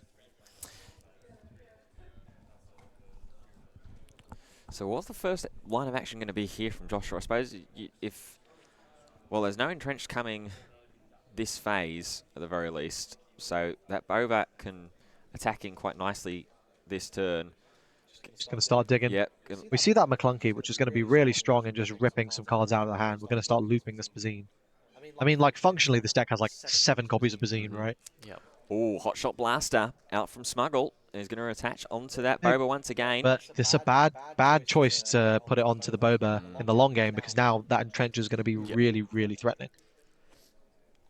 Yeah. Suddenly, this Boba's doing very little, and this board has 4 damage on it, which is not scary.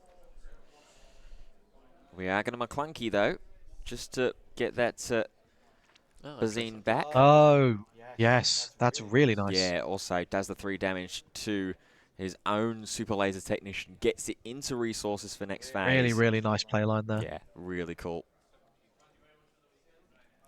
So, I don't think... Does Deck play Death Trooper? No. I think so. That's one thing I'd really like to see in here, because Death Trooper lets you deal with Boba in 1 hit with the Vader.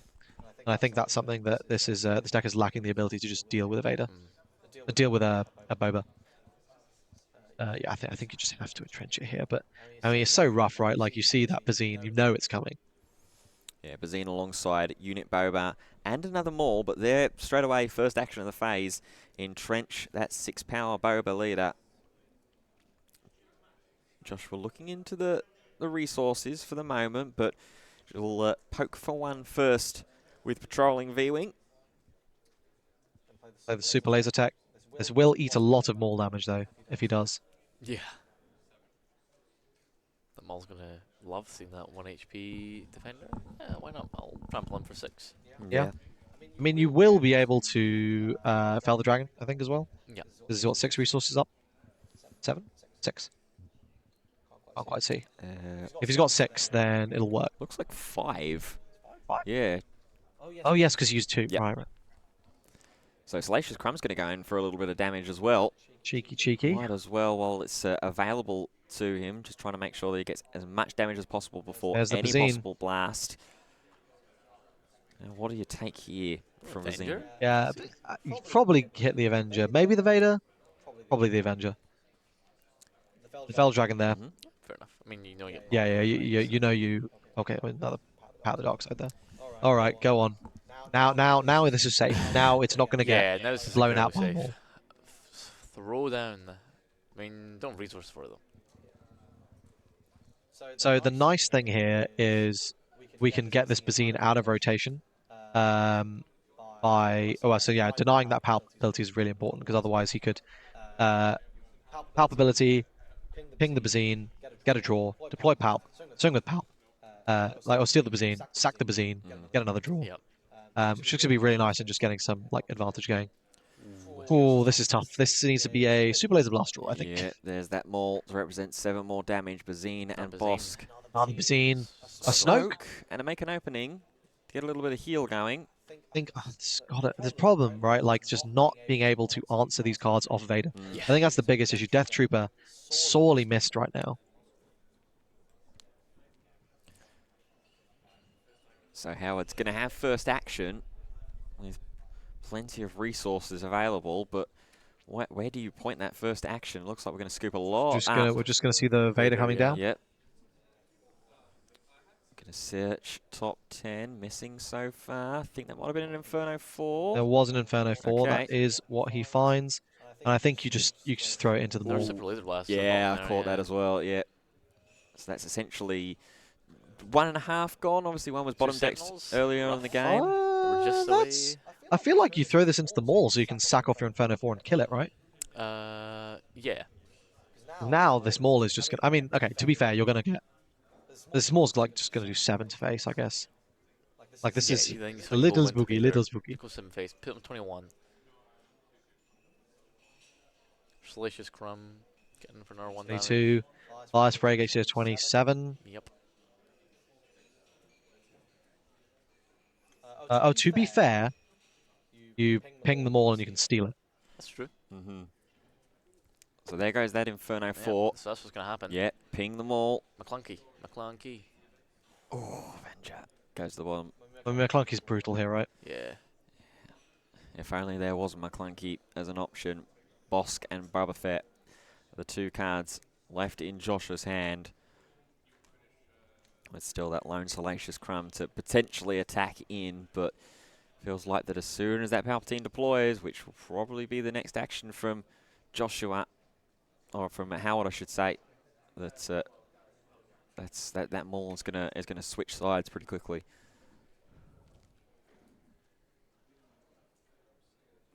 Looking through the resources, we've already seen one hotshot blaster that's still stuck on that leader Boba Fett. That would have been a sight to behold. A Salacious B Crumb with a hotshot TL44 blaster. Always funny when you get those ridiculous situations. My favorite will still be a probe droid with a lightsaber. Yeah. Nothing tops that for me. It's a tough situation. I think. Yeah, we're seeing the smuggling out of the Bazine here. Honestly, I don't really care what you hit here. You probably hit the Avenger, but like, yeah, the Snoke's not really doing anything. Yeah, it still doesn't change the fact that maul's going over to Howard's ground arena. Absolutely. There's 2 Bazines down. Yep. 3 technically because he looped 1, but that's cool. Yeah. This is a 3rd Bazine. Yeah. Josh was still really deciding what to take here, whether it is going to be that Avenger or the Snoke. Or if he doesn't want to give him the card draw. Yeah. That's the other decision, right? Like, this is dead. Obviously, he doesn't know that Super Laser Blast has been going to the bottom of the deck. He is going to hit the Snoke. Interesting. And the card draw, just a scanning officer. Yeah, I think you just got to do it. Ever so slightly. There we go. Palpatine. Yoink that one back. This is good. Good. And despite the 0 damage on Joshua's base, this is starting to look pretty good for Howard. Now he just needs... we are approaching that pivot point, that stabilization point. It is looking very, very possible. Obviously, like, Boba Fett can clear something. See 1 damage from Salacious Crumb into the base. Crumb beatdown, baby. Yeah, those 1 damage pings, they add up. 8 more and it's winning. That's Boba has what 9 health, less 2. Oh no, sorry, 10 health, less 2. So I think you need to clear something, sack like a Vader, ping Boba, draw, and then Boba can hit something, and it can either trade them all or hit into Palp, which does very little. Palpatine's just going to take care of that Salacious Crumb. No more of that happening. We are going to see that 7 damage coming back there. The 1 damage left on this Boba. getting the untapped 2, though. This is a little scary. Going to have a claim coming down here from Howard. Okay, Bosk. No ambush by the looks of things. Oh, he is going to ambush. Ambushing into Emperor Palpatine, just trying to put some more damage on that. Half its health remaining. And we're going to pass. Ooh, Palpatine's Palpatine's return. return. And Boba's and armor. Boba's armor. I think it's greedy. It's not going to happen. Oh, okay. We finally see that rivals fall.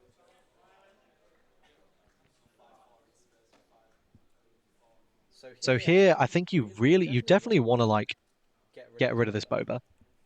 It is way too threatening. Yeah. You want to get rid of the boss too. You can do both. You can swing with Palp into Boba, sack Vader, hang off Bosk, draw the card. That's what we need to do. That's what we need to see here. The sort of 2 for 2, but a real double scanning officer.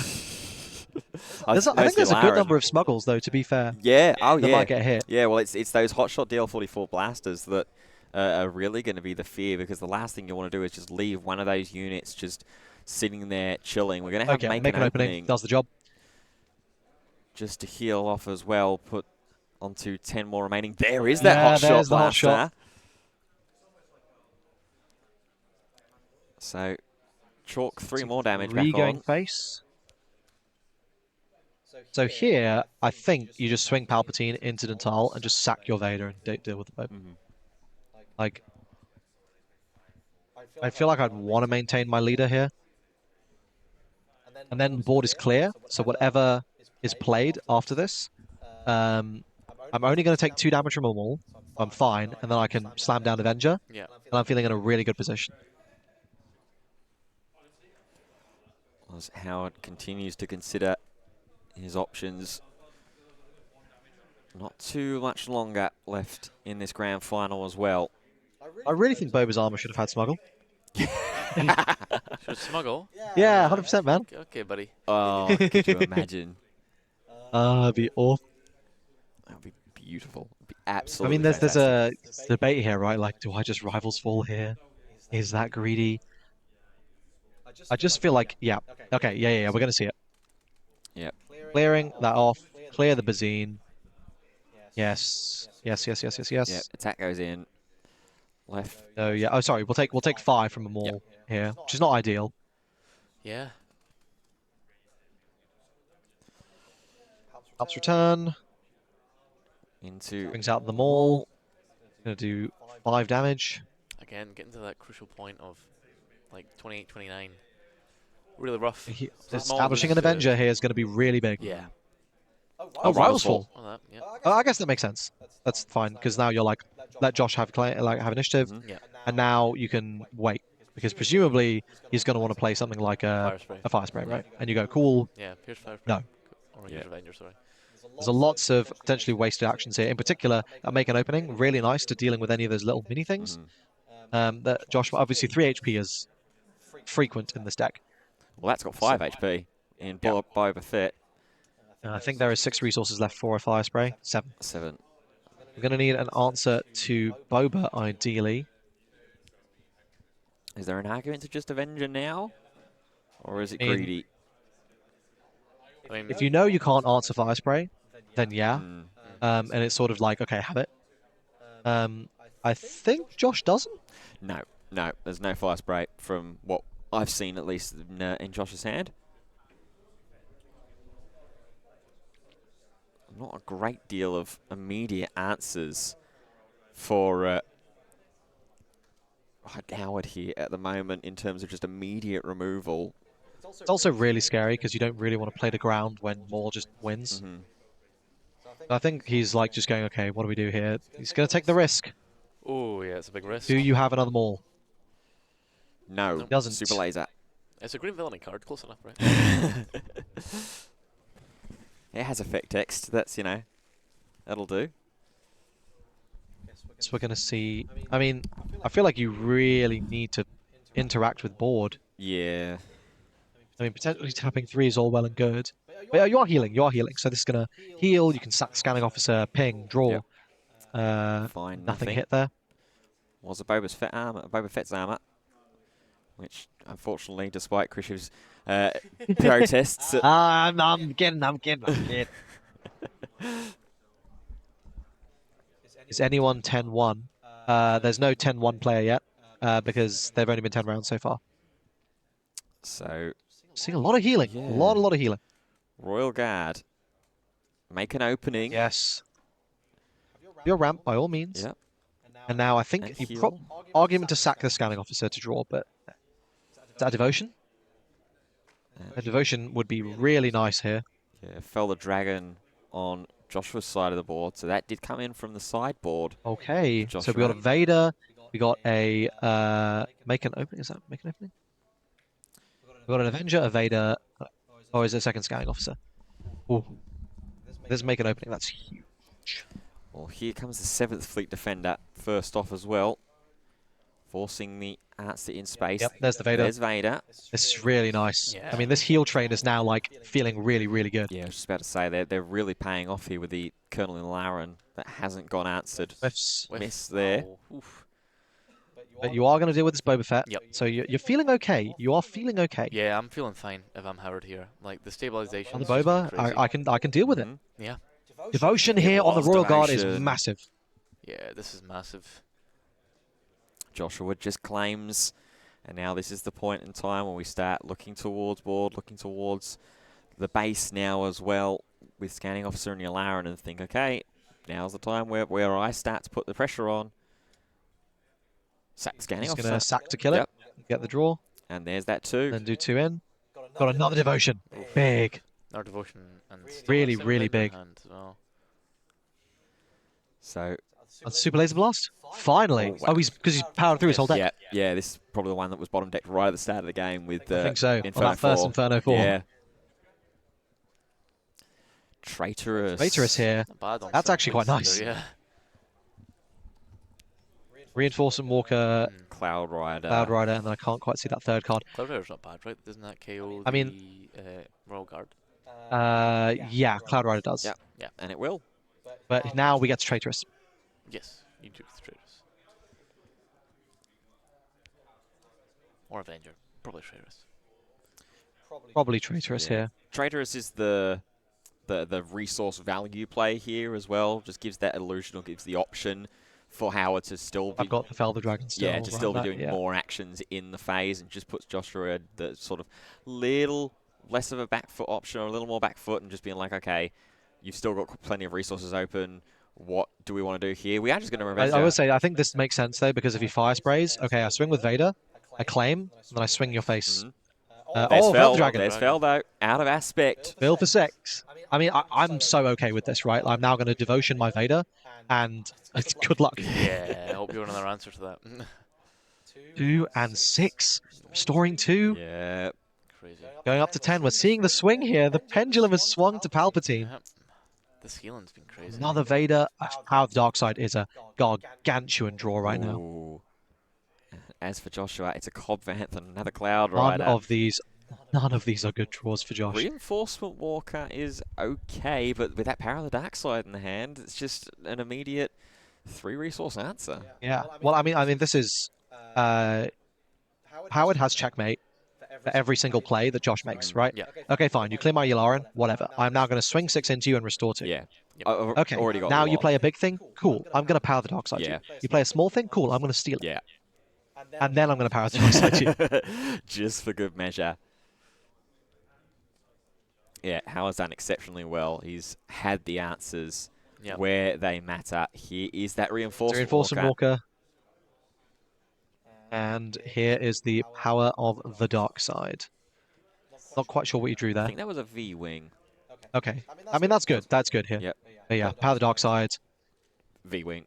Yeah. Draw a card. Good little filtering. Didn't look like... I mean, you could just Traitorous as V-Wing. There's an argument. And then you just Palpatine it. Yeah. But or you just prefer initiative. Claims. Oh, there's Maul. There's Bit late. Maul. Bit late. I don't think Maul gets him there, though. I mean, this Vader is just Yeah, no. putting in stupid work. You know what? Another devotion. Oh, goodness. Wow. And another Vader, of course. So, I mean, I think you just swing 6 here. Push him to 22. Like, yeah, man, if you want to maul me, feel free. Just gonna steal Just it. gonna steal. I mean, you don't want two Yep. sides, right? So. Yeah. Yes. True. True. Playing around two sides. Getting Very the good. restore Very to good. Vader would have been like such a backswing there. Yeah. 100%. 100%. We haven't seen any two sides yet from Joshua on the 2 games decided then. So Well, he mulled them all to the bottom of his deck this game. Yeah. Game 2, yes. Yeah. No. This oh, game. this game 2. Okay. I think that was this game. Yeah. Or maybe it was game 2. Yeah, well, that was like the instant putback, right? Yeah. So this is really tough though. I don't see how. He's trying to set up for like a more plus here, but like anything you play, I'm just gonna swing into with Vader and heal. Yeah, exactly. Too. Like Harold's on 16 HP now. Yeah. So there's the maul. They are going to trade. I think it's going to take what 2 damage to base. Yep. I'm probably happy. I mean, so it's basically tapped out. I'm going to swing 1 with V-Wing to buy an action. Yep. And then I'm just going to fade you again. Howard with the action here. Does have a reinforcement walker. Oh, he's just going to sack it. Sack, yep. Yeah, fair. Oh, nice roll guard. Nice. Oh, a Traitorous would have been really nice there. Oh, yeah. I think you can just claim here and Vader, but this is fine. Along with it. Yeah, set up a devotion on it. Yep, there it is. Devotion. Big unit. And then the claim from Joshua. Pass from Howard. Another Royal Guard. Another Royal Guard. And then I didn't quite see... Oh, and a Sunfighter. There's the two sides, but there they are. There they all are. I mean, neither of these are great two sides targets. Okay, you can have my Royal Guard. Yeah. It's good. It's not like restore too, right? great. It's not bad, right? You give them It's bad. Salacious It's not bad, Crumb, certainly. Sure, right? You could like swap a Salacious Crumb, right, for example. Yeah. We're going to see it. Choose sides. Yep. Here's your Salacious Crumb. Enjoy that. Super Laser Blast. I think just blast here. Just pack it up. I guess you get the combat value, but I kind of just want to like... I just want a clean board. Yeah. We're going to Vader. Vader does it. Okay. See what we find. Not many cards left in Howard's Really deck not to many. Look at. I don't think there was anything there, was Nope. Missed. Yep. At this point, you don't need them.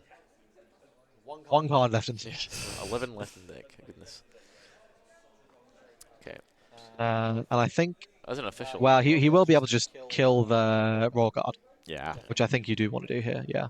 Yeah. Nathan rightfully pointing out comment isn't official, so Yeah. would grant. True, Yeah. yeah. Sub Sentinel. Yeah. There was a Sentinel on board at that point. We're going to see that trade, but I'm fine with what's happening here. So if you bounce the collect crumb back to hand, will it go back to... Goes back to the owner's hand, I'm pretty sure. Right, fine, okay. So Josh would get it back. Pretty certain. We can fact check that. Pretty sure it Yes. says return to owner's hand. Sees So Bazine, to be fair, I don't really mind if I get Bazined at this stage in the game. I mean, the important thing is that Bazinin is another card through deck, which means Yeah. you close their deck out. Yep. The deck out being the realistic endpoint here is hilarious. I don't know what I hit. Like, I kind of don't want him. Like, okay, yeah, fine, the blast. Yeah, laser I can blast for hope to build a really wide board here. Last card left in his deck. There's a resupply. It's fine. It's a resource. It's free resource. Free Yeah, resource. free resource. I think at this stage, yeah, we are going to see that little sack there. Get an extra draw. Oh, okay, make an opening. We'll answer. Here comes the Bosk. Maybe. No, I don't think there's any argument you claim here. Just make an opening onto the Bazine. Heal 2. Make Yeah, an opening. I think you've got to. Thinking about it. Yeah. You need to stick like one thing, right? Like as Howard, literally just sticking one thing here. There is that make an But opening. the problem is, right? Like there's another two sides in hand, so Yeah. you've got to board clear and do it. Joshua claims. And Another super laser blast, I think. Yeah, was indeed. Then a McClunky and a 7th Fleet picked up from Going up to Joshua. 20. So at least Joshua's getting another little bit of damage on here, but Yeah. the problem is that it's only little bits of damage and it needs to be more sustained. I think you probably just Black Sun here, right? Just you're just trying to waste these actions. Yeah, to- Blackstone also like says if you've got fire. Oh no, he's just gonna walk. He's just gonna walk. Okay, I mean like going through more of the deck. Yeah, I mean to be fair, it's like 4 more turns. Yeah, like it's it's true. the game's probably over by then. Like It should be, but considering you slapped in a Walker, yeah. It's going to go ahead and heal 3. And this Chu side is going to go pretty hard if he goes for it. We're going to 7th Fleet Defender first. I mean, the Bosk is actually a pretty good card, right, compared to 7th Fleet Defender, arguably. Extra 4 damage and 5 Playing HP the Black is a little Sun. bit more annoying. Yeah. It's not ideal here because, like, it's going to be a free trade, but it is what it is. Plus, don't forget that event damage trigger as well. Yeah. Two sides. Here comes the 2 sides. We're going to swap space unit for ground unit. And I think you just got to take initiative here and Super Laser Blast. Yeah. I think that's it.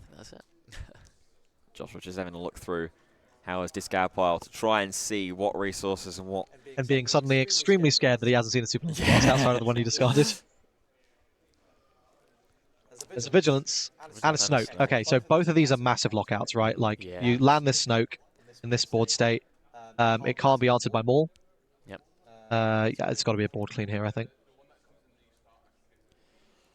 As tempting as it may be to like try and value, just clean it up. There you go, Super Laser Blast. Sweep up that board state.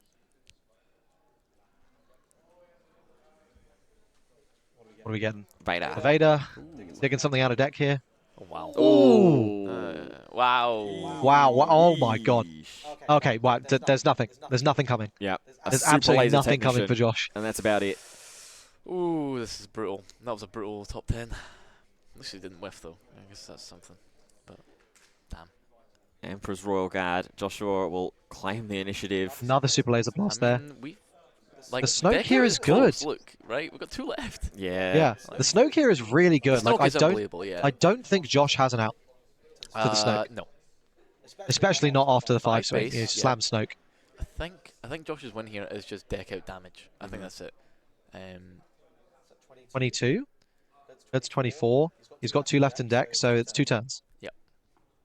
I don't think he can get the damage out, can he? No. Right, like, it's 21. You know, like, it's literally just, okay, I play Snoke. Can you deal me any damage? There is also a Vigilance. Yeah. For Howard. Yeah, there's also Vigilance, yeah. So that gives another couple of draws. Yeah. True. For Howard. You got a Snoke. You got a Snoke.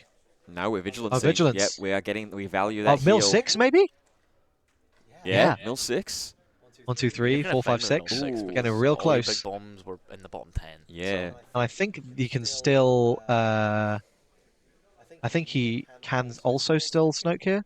1, 2, 3, 4, 5, 6, 7. Oh, maybe not. No, I guess not. Yularen? Heal 1. Okay. Seems a little risky. They're looking very good. Yeah. It's just deck out prevention at this point. McClunky's Yeah, going to go McClunky. good. Get rid of that Colonel Yularen. Restand a resource from Takes Bobber initiative. ability. Yep. Okay, now so we're going to see a fat board. Mm.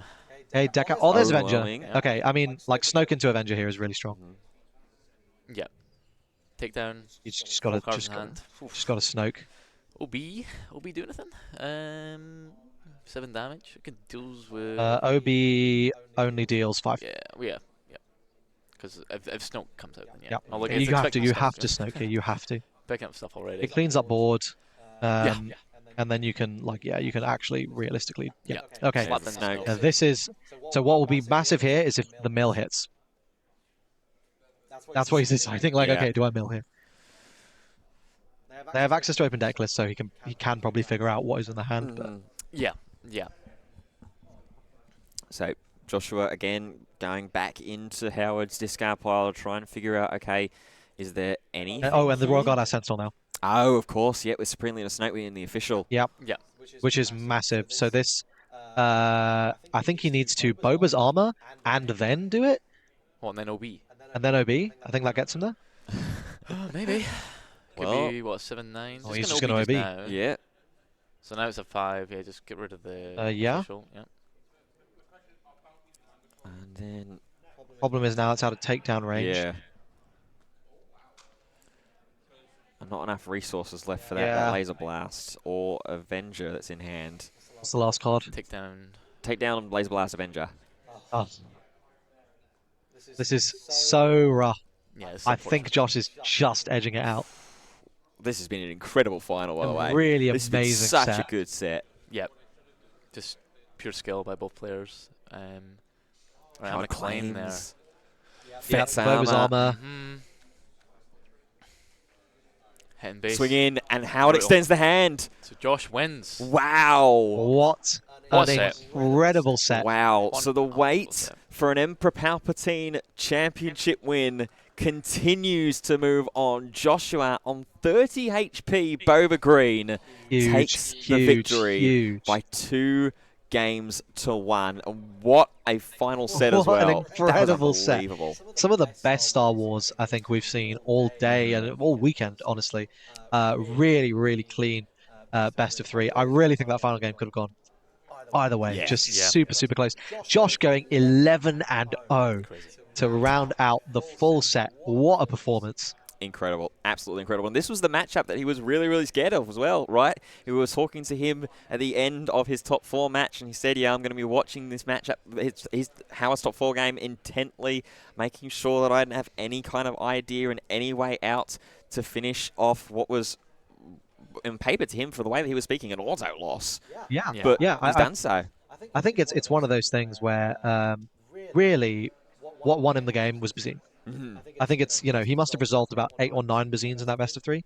And just being able to constantly rip the best card out of your opponent's hand in the matchups where that's literally like how I'm winning, right? Like I'm dealing with your top end. I'm stopping you from just being able to out my board in any capacity. It's so important. I just want to say, by the way, for all of those who are watching, don't go anywhere, because we are going to be getting a deck profile with basically like in-depth thoughts, right? Like discussions on exactly why these players played what they have played from both Howard and Josh, which I think will be really, really interesting. Really excited to see that. So stick around for that. It'll be coming right after, basically, they get over here. Pretty much. Yeah, and incredible. And what a finish. What a game that's been, and what a matchup that's been. Commiserations to Howard there. I think obviously we say it a lot and it's a cliche, but even at this final stage, I don't think there was much that Howard did wrong in that situation. There were so many times where he just tried to mitigate as much damage. The restores from the Devotions, the heals from the Yularen. Nathan said it right there, that Yularen heal train that healed about 5 or 6. Yeah, it was crazy. Crazy. So much healing. I think the only thing I can think of is maybe the Vigilance instead of like the Snoke. Maybe it was better to play the Snoke at that point. But I mean, I don't know if that would have really even mattered. I mean, like Josh just had a lot of gas in his hand. He just drew it right at the end there. Finally, it was going to get him there. I mean, such a good set. Yeah. Absolutely, as we're just waiting for our finalists to, of course, get all the administration out of the way, get the players over here and ready to get their prizing and eventually talk to us as well for a deck profile. I can see Joshua just walking over as well with our head judge for this weekend. And the judging team, by the way, have done a fantastic job here as well. So are we gonna do a player interview? Or are we just gonna jump straight to the deck profile? What's the plan?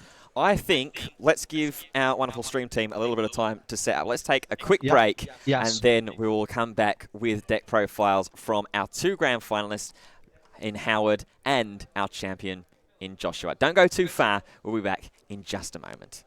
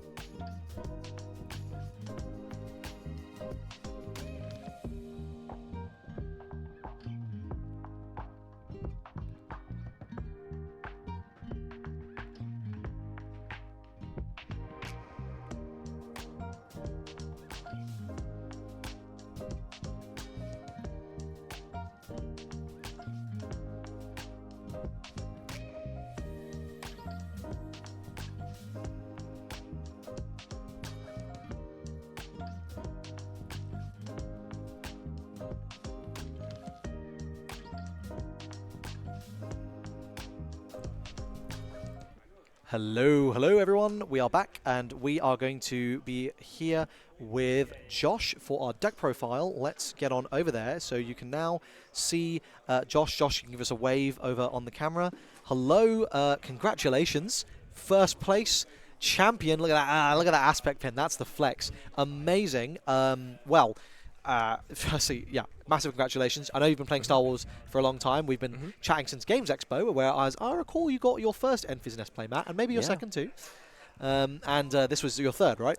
Yep. Collecting them. Got a playset. Very, very good. So why don't you tell me a little bit about your journey into Star Wars Unlimited, and then let's go ahead and shoot on with this deck profile. Star Wars Unlimited, I guess. I wasn't too invested in the game at the start. It was just sort of a new card game, because a lot of new card games have come out. But the Twickenham event was announced, and I was able to borrow a deck for the Twickenham event. I was like, well, if I'm borrowing a deck and it's Twickenham and I live in London, there's no real reason not to go. So I went, and I had a really good time playing. Everyone I met was really friendly, which is good.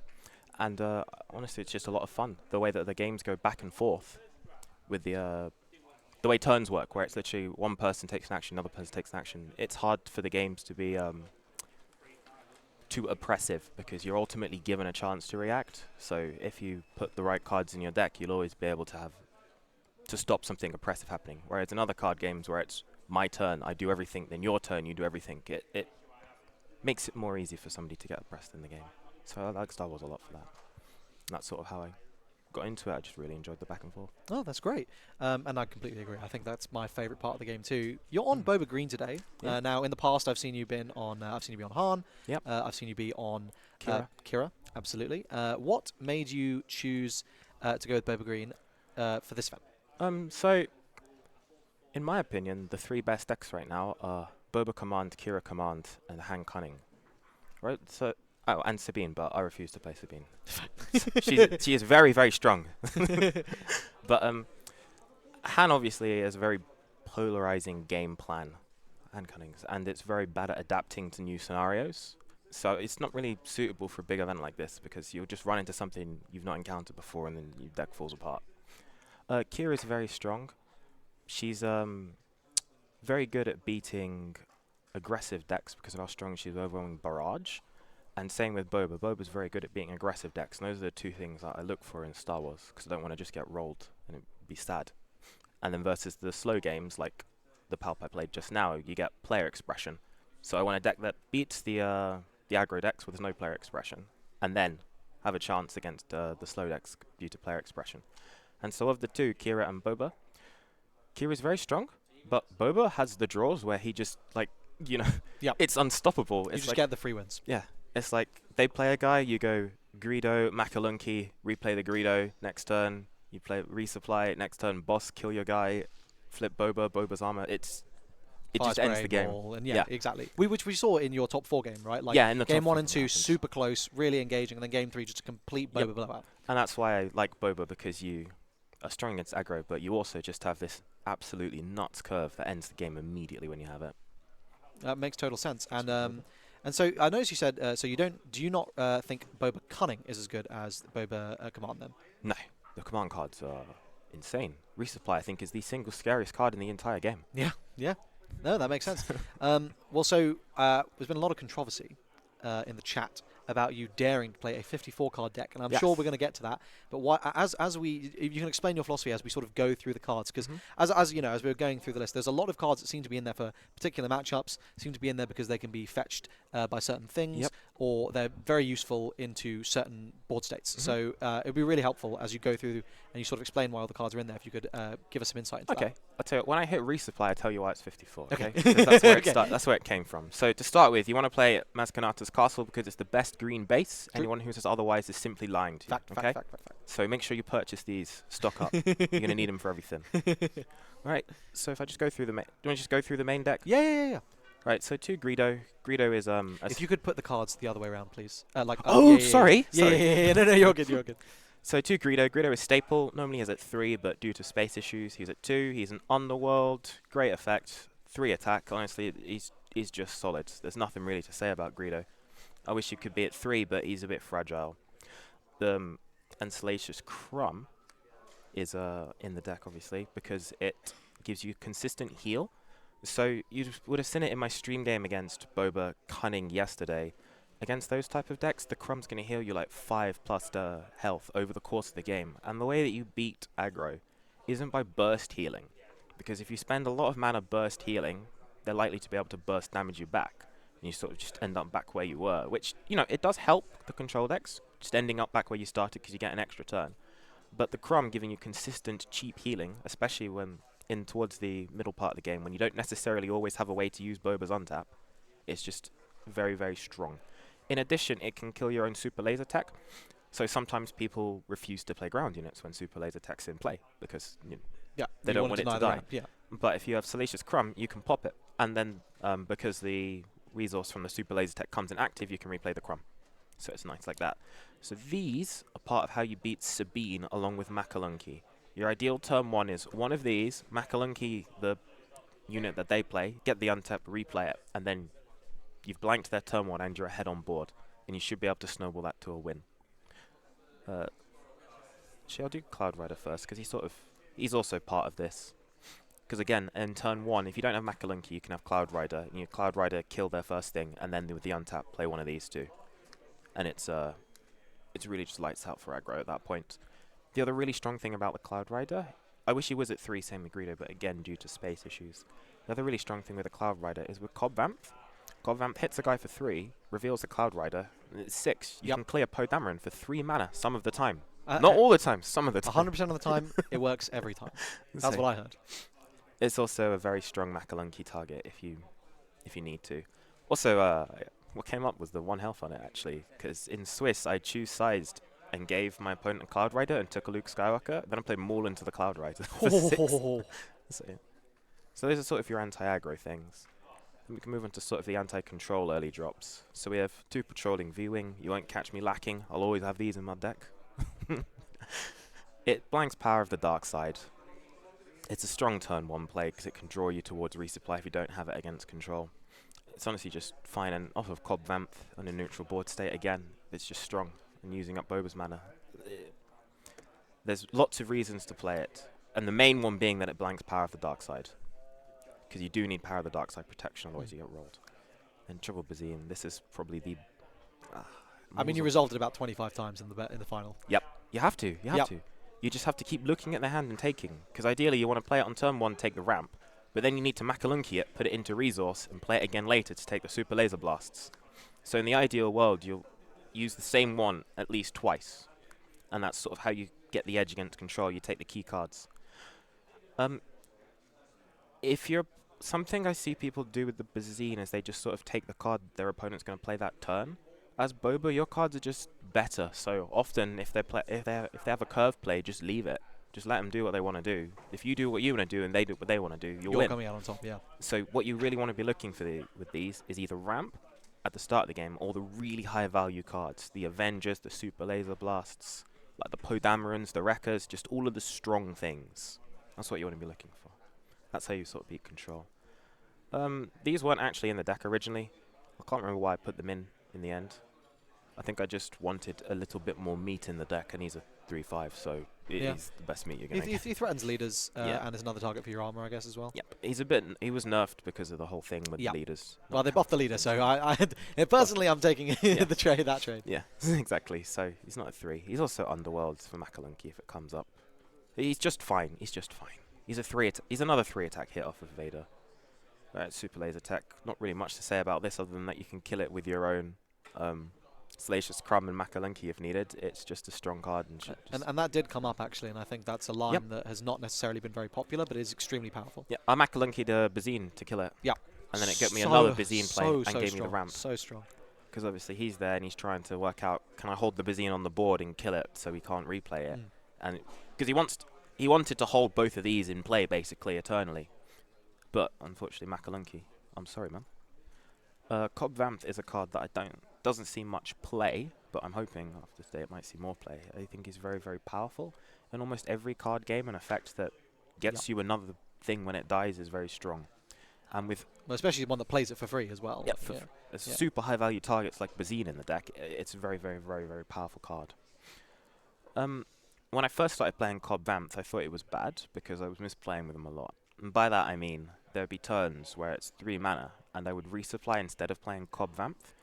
But honestly, a lot of the time, you're better off just putting him out, because your opponent, if they ignore him, they're taking 3 and 6, it adds up quicker. And on the next turn, I can resupply and deploy the Boba anyway. So if I don't have Bosk in hand, it's better to play Vamp than to resupply. And that's, I think, almost the only time I found where it's better to play a unit than resupply, and it's this guy. So yeah, the misplay that I was making is not slamming him as soon as possible. And if you just start slamming with Cobb Vamp, you'll see he's really, really strong. 3/7 fleet is just standard. Good card. Yep, it's just shielded flyer, kills all the early flyers. Not much else to say, really. No 4-drops in the deck, because in the ideal world I skip 4. Now, Bosk has been an absolute powerhouse all weekend. There was, on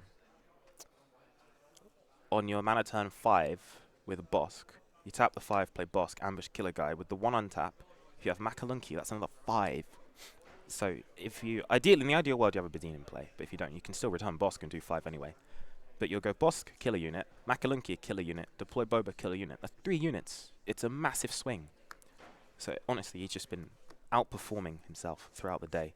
Even things like in tight spots, being able to no good to me dead to exhaust a unit and then shoot a unit. It saves you a bunch of health, a bunch of time. Even in the last game I just played, when I played choose sides, I shot a unit and killed it. It just allowed everything to trade up. The best value I got all weekend, actually. My opponent had a Boba with 6 damage on it and a Fet's Fire Spray in play. And I had Bosk, and I was able to fell the dragon, kill the Fet, and then kill the Boba. It's absolutely insane. That's crazy. Yeah. So he's obscene. Fet's Fire Spray. This card actually has been underwhelming for me this weekend. I mean, yeah. the bar is so high that like Exactly. this card is crazy. I wouldn't suggest playing less than 3 though. It's insane. It was just kind of funny because I found myself oftentimes wanting to resource it because my deck sort of plays a bit more value. So I'm not, I do like the 5 damage. Don't get me wrong, but I'm not as invested in the 5 as some other Boba decks are. But yeah, yellow lives and dies by this card, right? Yeah, yellow has to. Yeah, has to. But yeah, it's very, very, very, very strong. Just don't overvalue it too much in this type of deck because ultimately, if it's not killing a space unit, it's just doing 5 base damage, which sets up a clock. And you need to work out if you're ready for the part of the game where you just go face, or if you need to step back and go, I'm not going to end the game in 2 turns by just going for the face, so I need to do some more board control. So this is sort of like Fet's Fire Spray, sort of when you shift gears is how I feel. When you go, all right, that's enough board control. It's time to kill. Speaking of shifting oh, gears, man, what a unit! Truly, I mean, there was a UK Games Expo actually when this card got revealed, and I remember just absolutely losing my mind. It's a joke. Ambush Overwhelm. Whoa, 7 attack. 7. Whoa, these are all good. So why has it got 6 health instead of 4? It's got because it's got a protection effect. So why does it need 6 health? They can make it more tribal or something. But yeah, nuts. The amount of times today where I was attacking with Maul and putting the damage on Bazine or Crumb or something, and you just know the Maul's going to live to the next turn. You got that cheeky blaster coming for the 9, Or 11 if you get 2 of them. Yeah. That was wild. That was nuts. I've never seen a double blaster. It's like Maul with the gats. Like exactly. He put the lightsaber down. Doesn't need it. He doesn't need it. Yes. I think it's good to look at these side by side because Vader is when you haven't got control of the game and you need more units in play because you're trying to salvage the board state. A Maul is when you've got the board state and you go, right, I just need to kill you quickly before you get a chance to come back. So I'd always advocate for playing 3 and 3 because you want to see at least one of them on 7. And in the ideal world, you have both and you can actually make the choice based on where the game state is at. The Siths. Coming in crazy. Always come in pairs. Yeah. Yeah, true. There's 2 in the deck.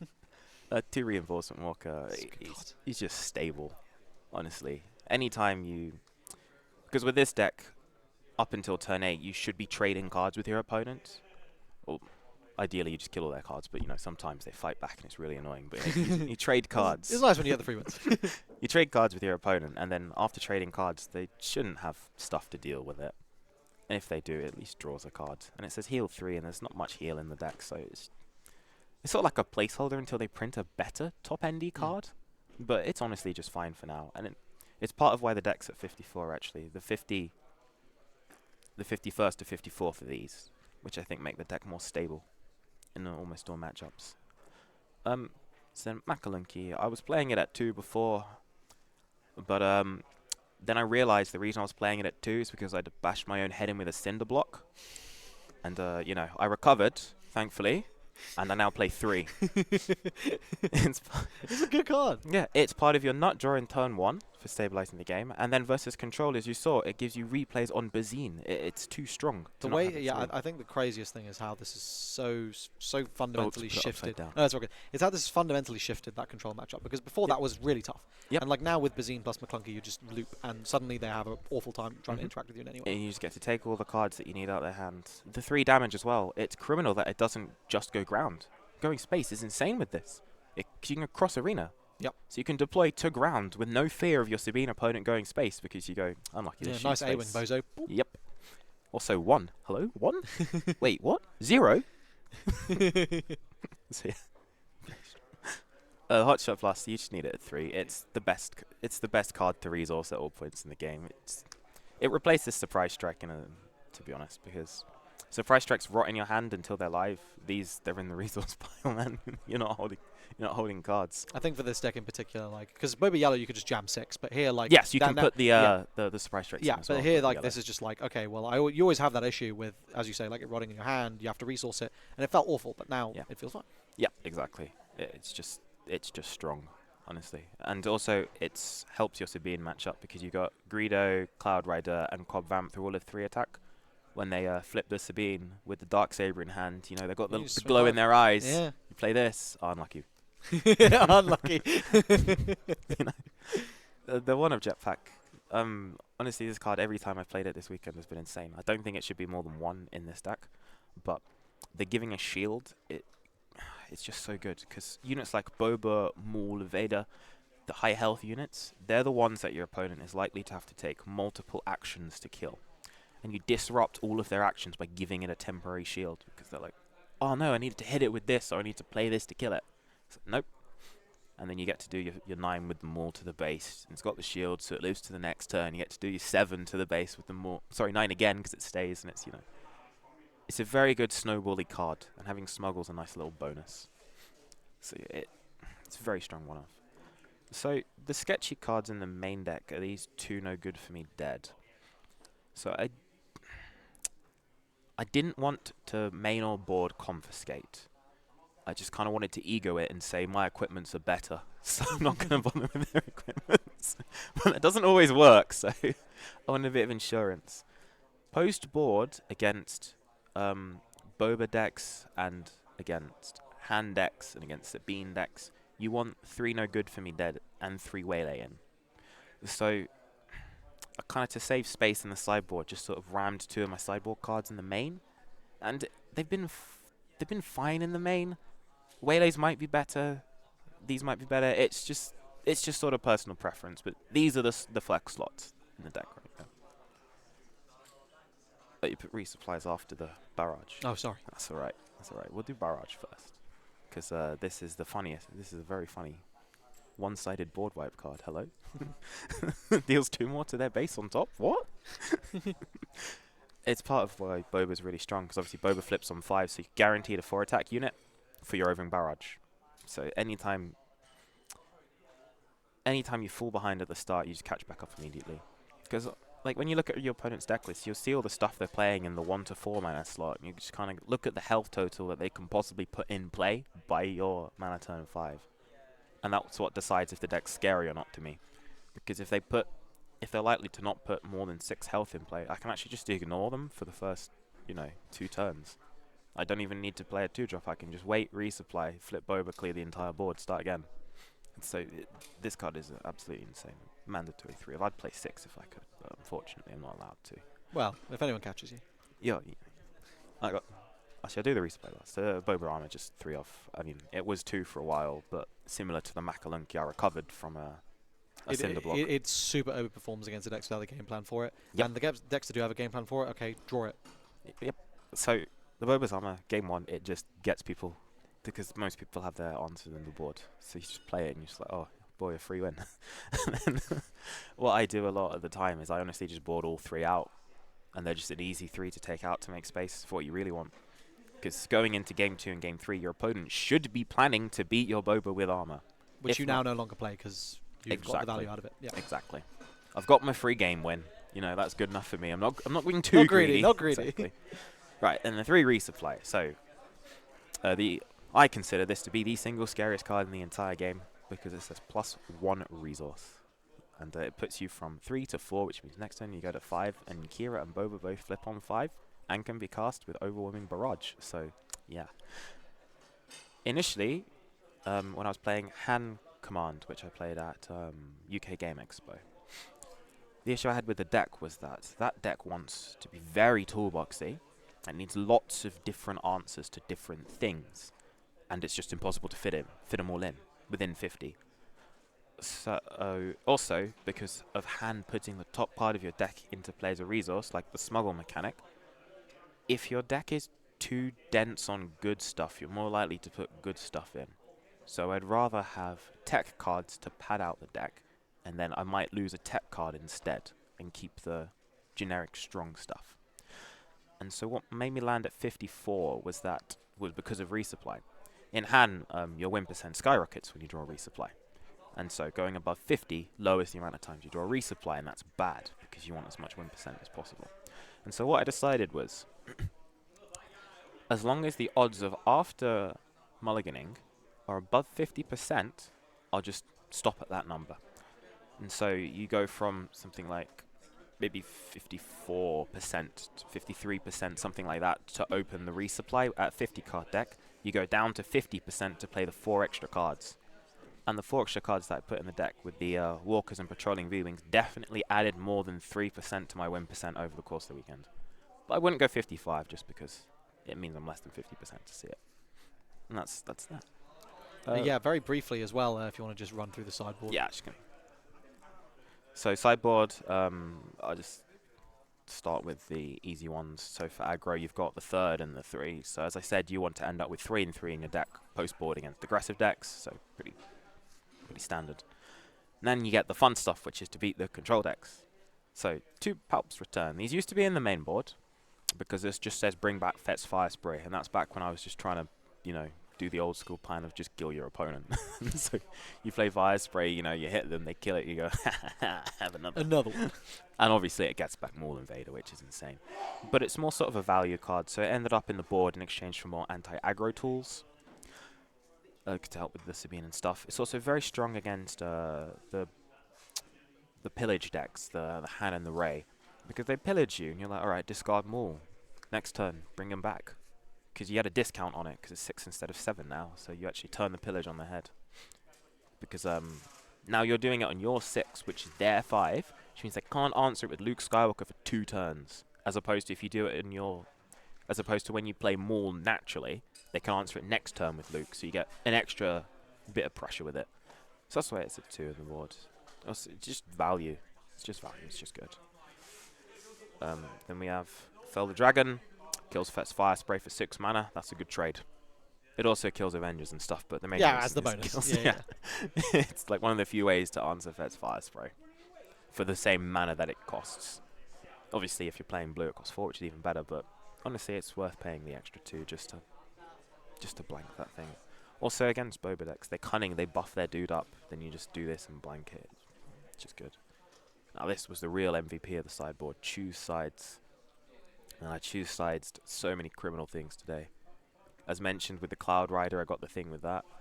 I also choose sides a Ruthless Raider, which was very, very nice because he was threatening to do a lot of damage with it, and I couldn't answer it in space because of 4/6. I have nothing that can beat a 4/6 in space. Also, one turn my opponent was setting up for lethal, and I choose sides, and I stole the Village Protectors, I think, the 2/2 Sentinel shield. And then because it's a Sentinel shield, he couldn't kill me. I mean, I got the return lethal.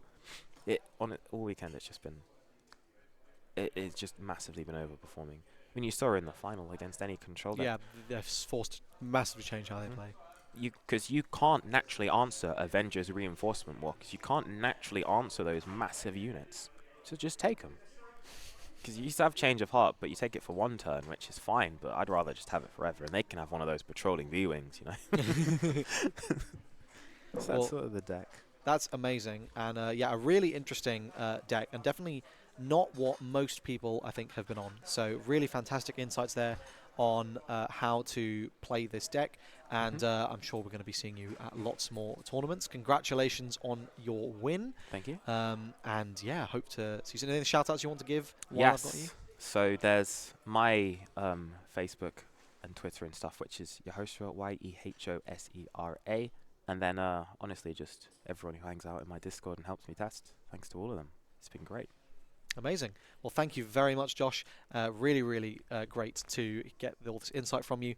Congratulations once again. We're going to be right back with a deck profile on Palp Blue from our second place player. We're going to be literally back in about 30 seconds. So I'm just going to quickly cut in. We'll see you in one moment. Thanks.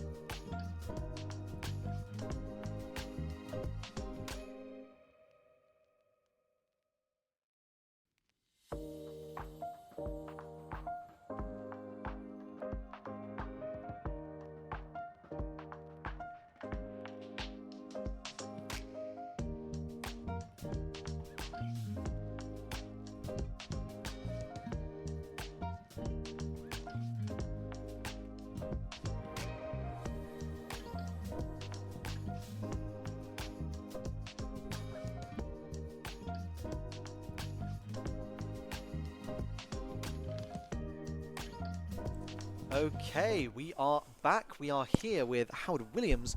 Congratulations on second place. A phenomenal result with Palp Blue finally getting some solid results for this languishing leader. We had a discussion earlier, which I encourage everyone to check out on the VOD.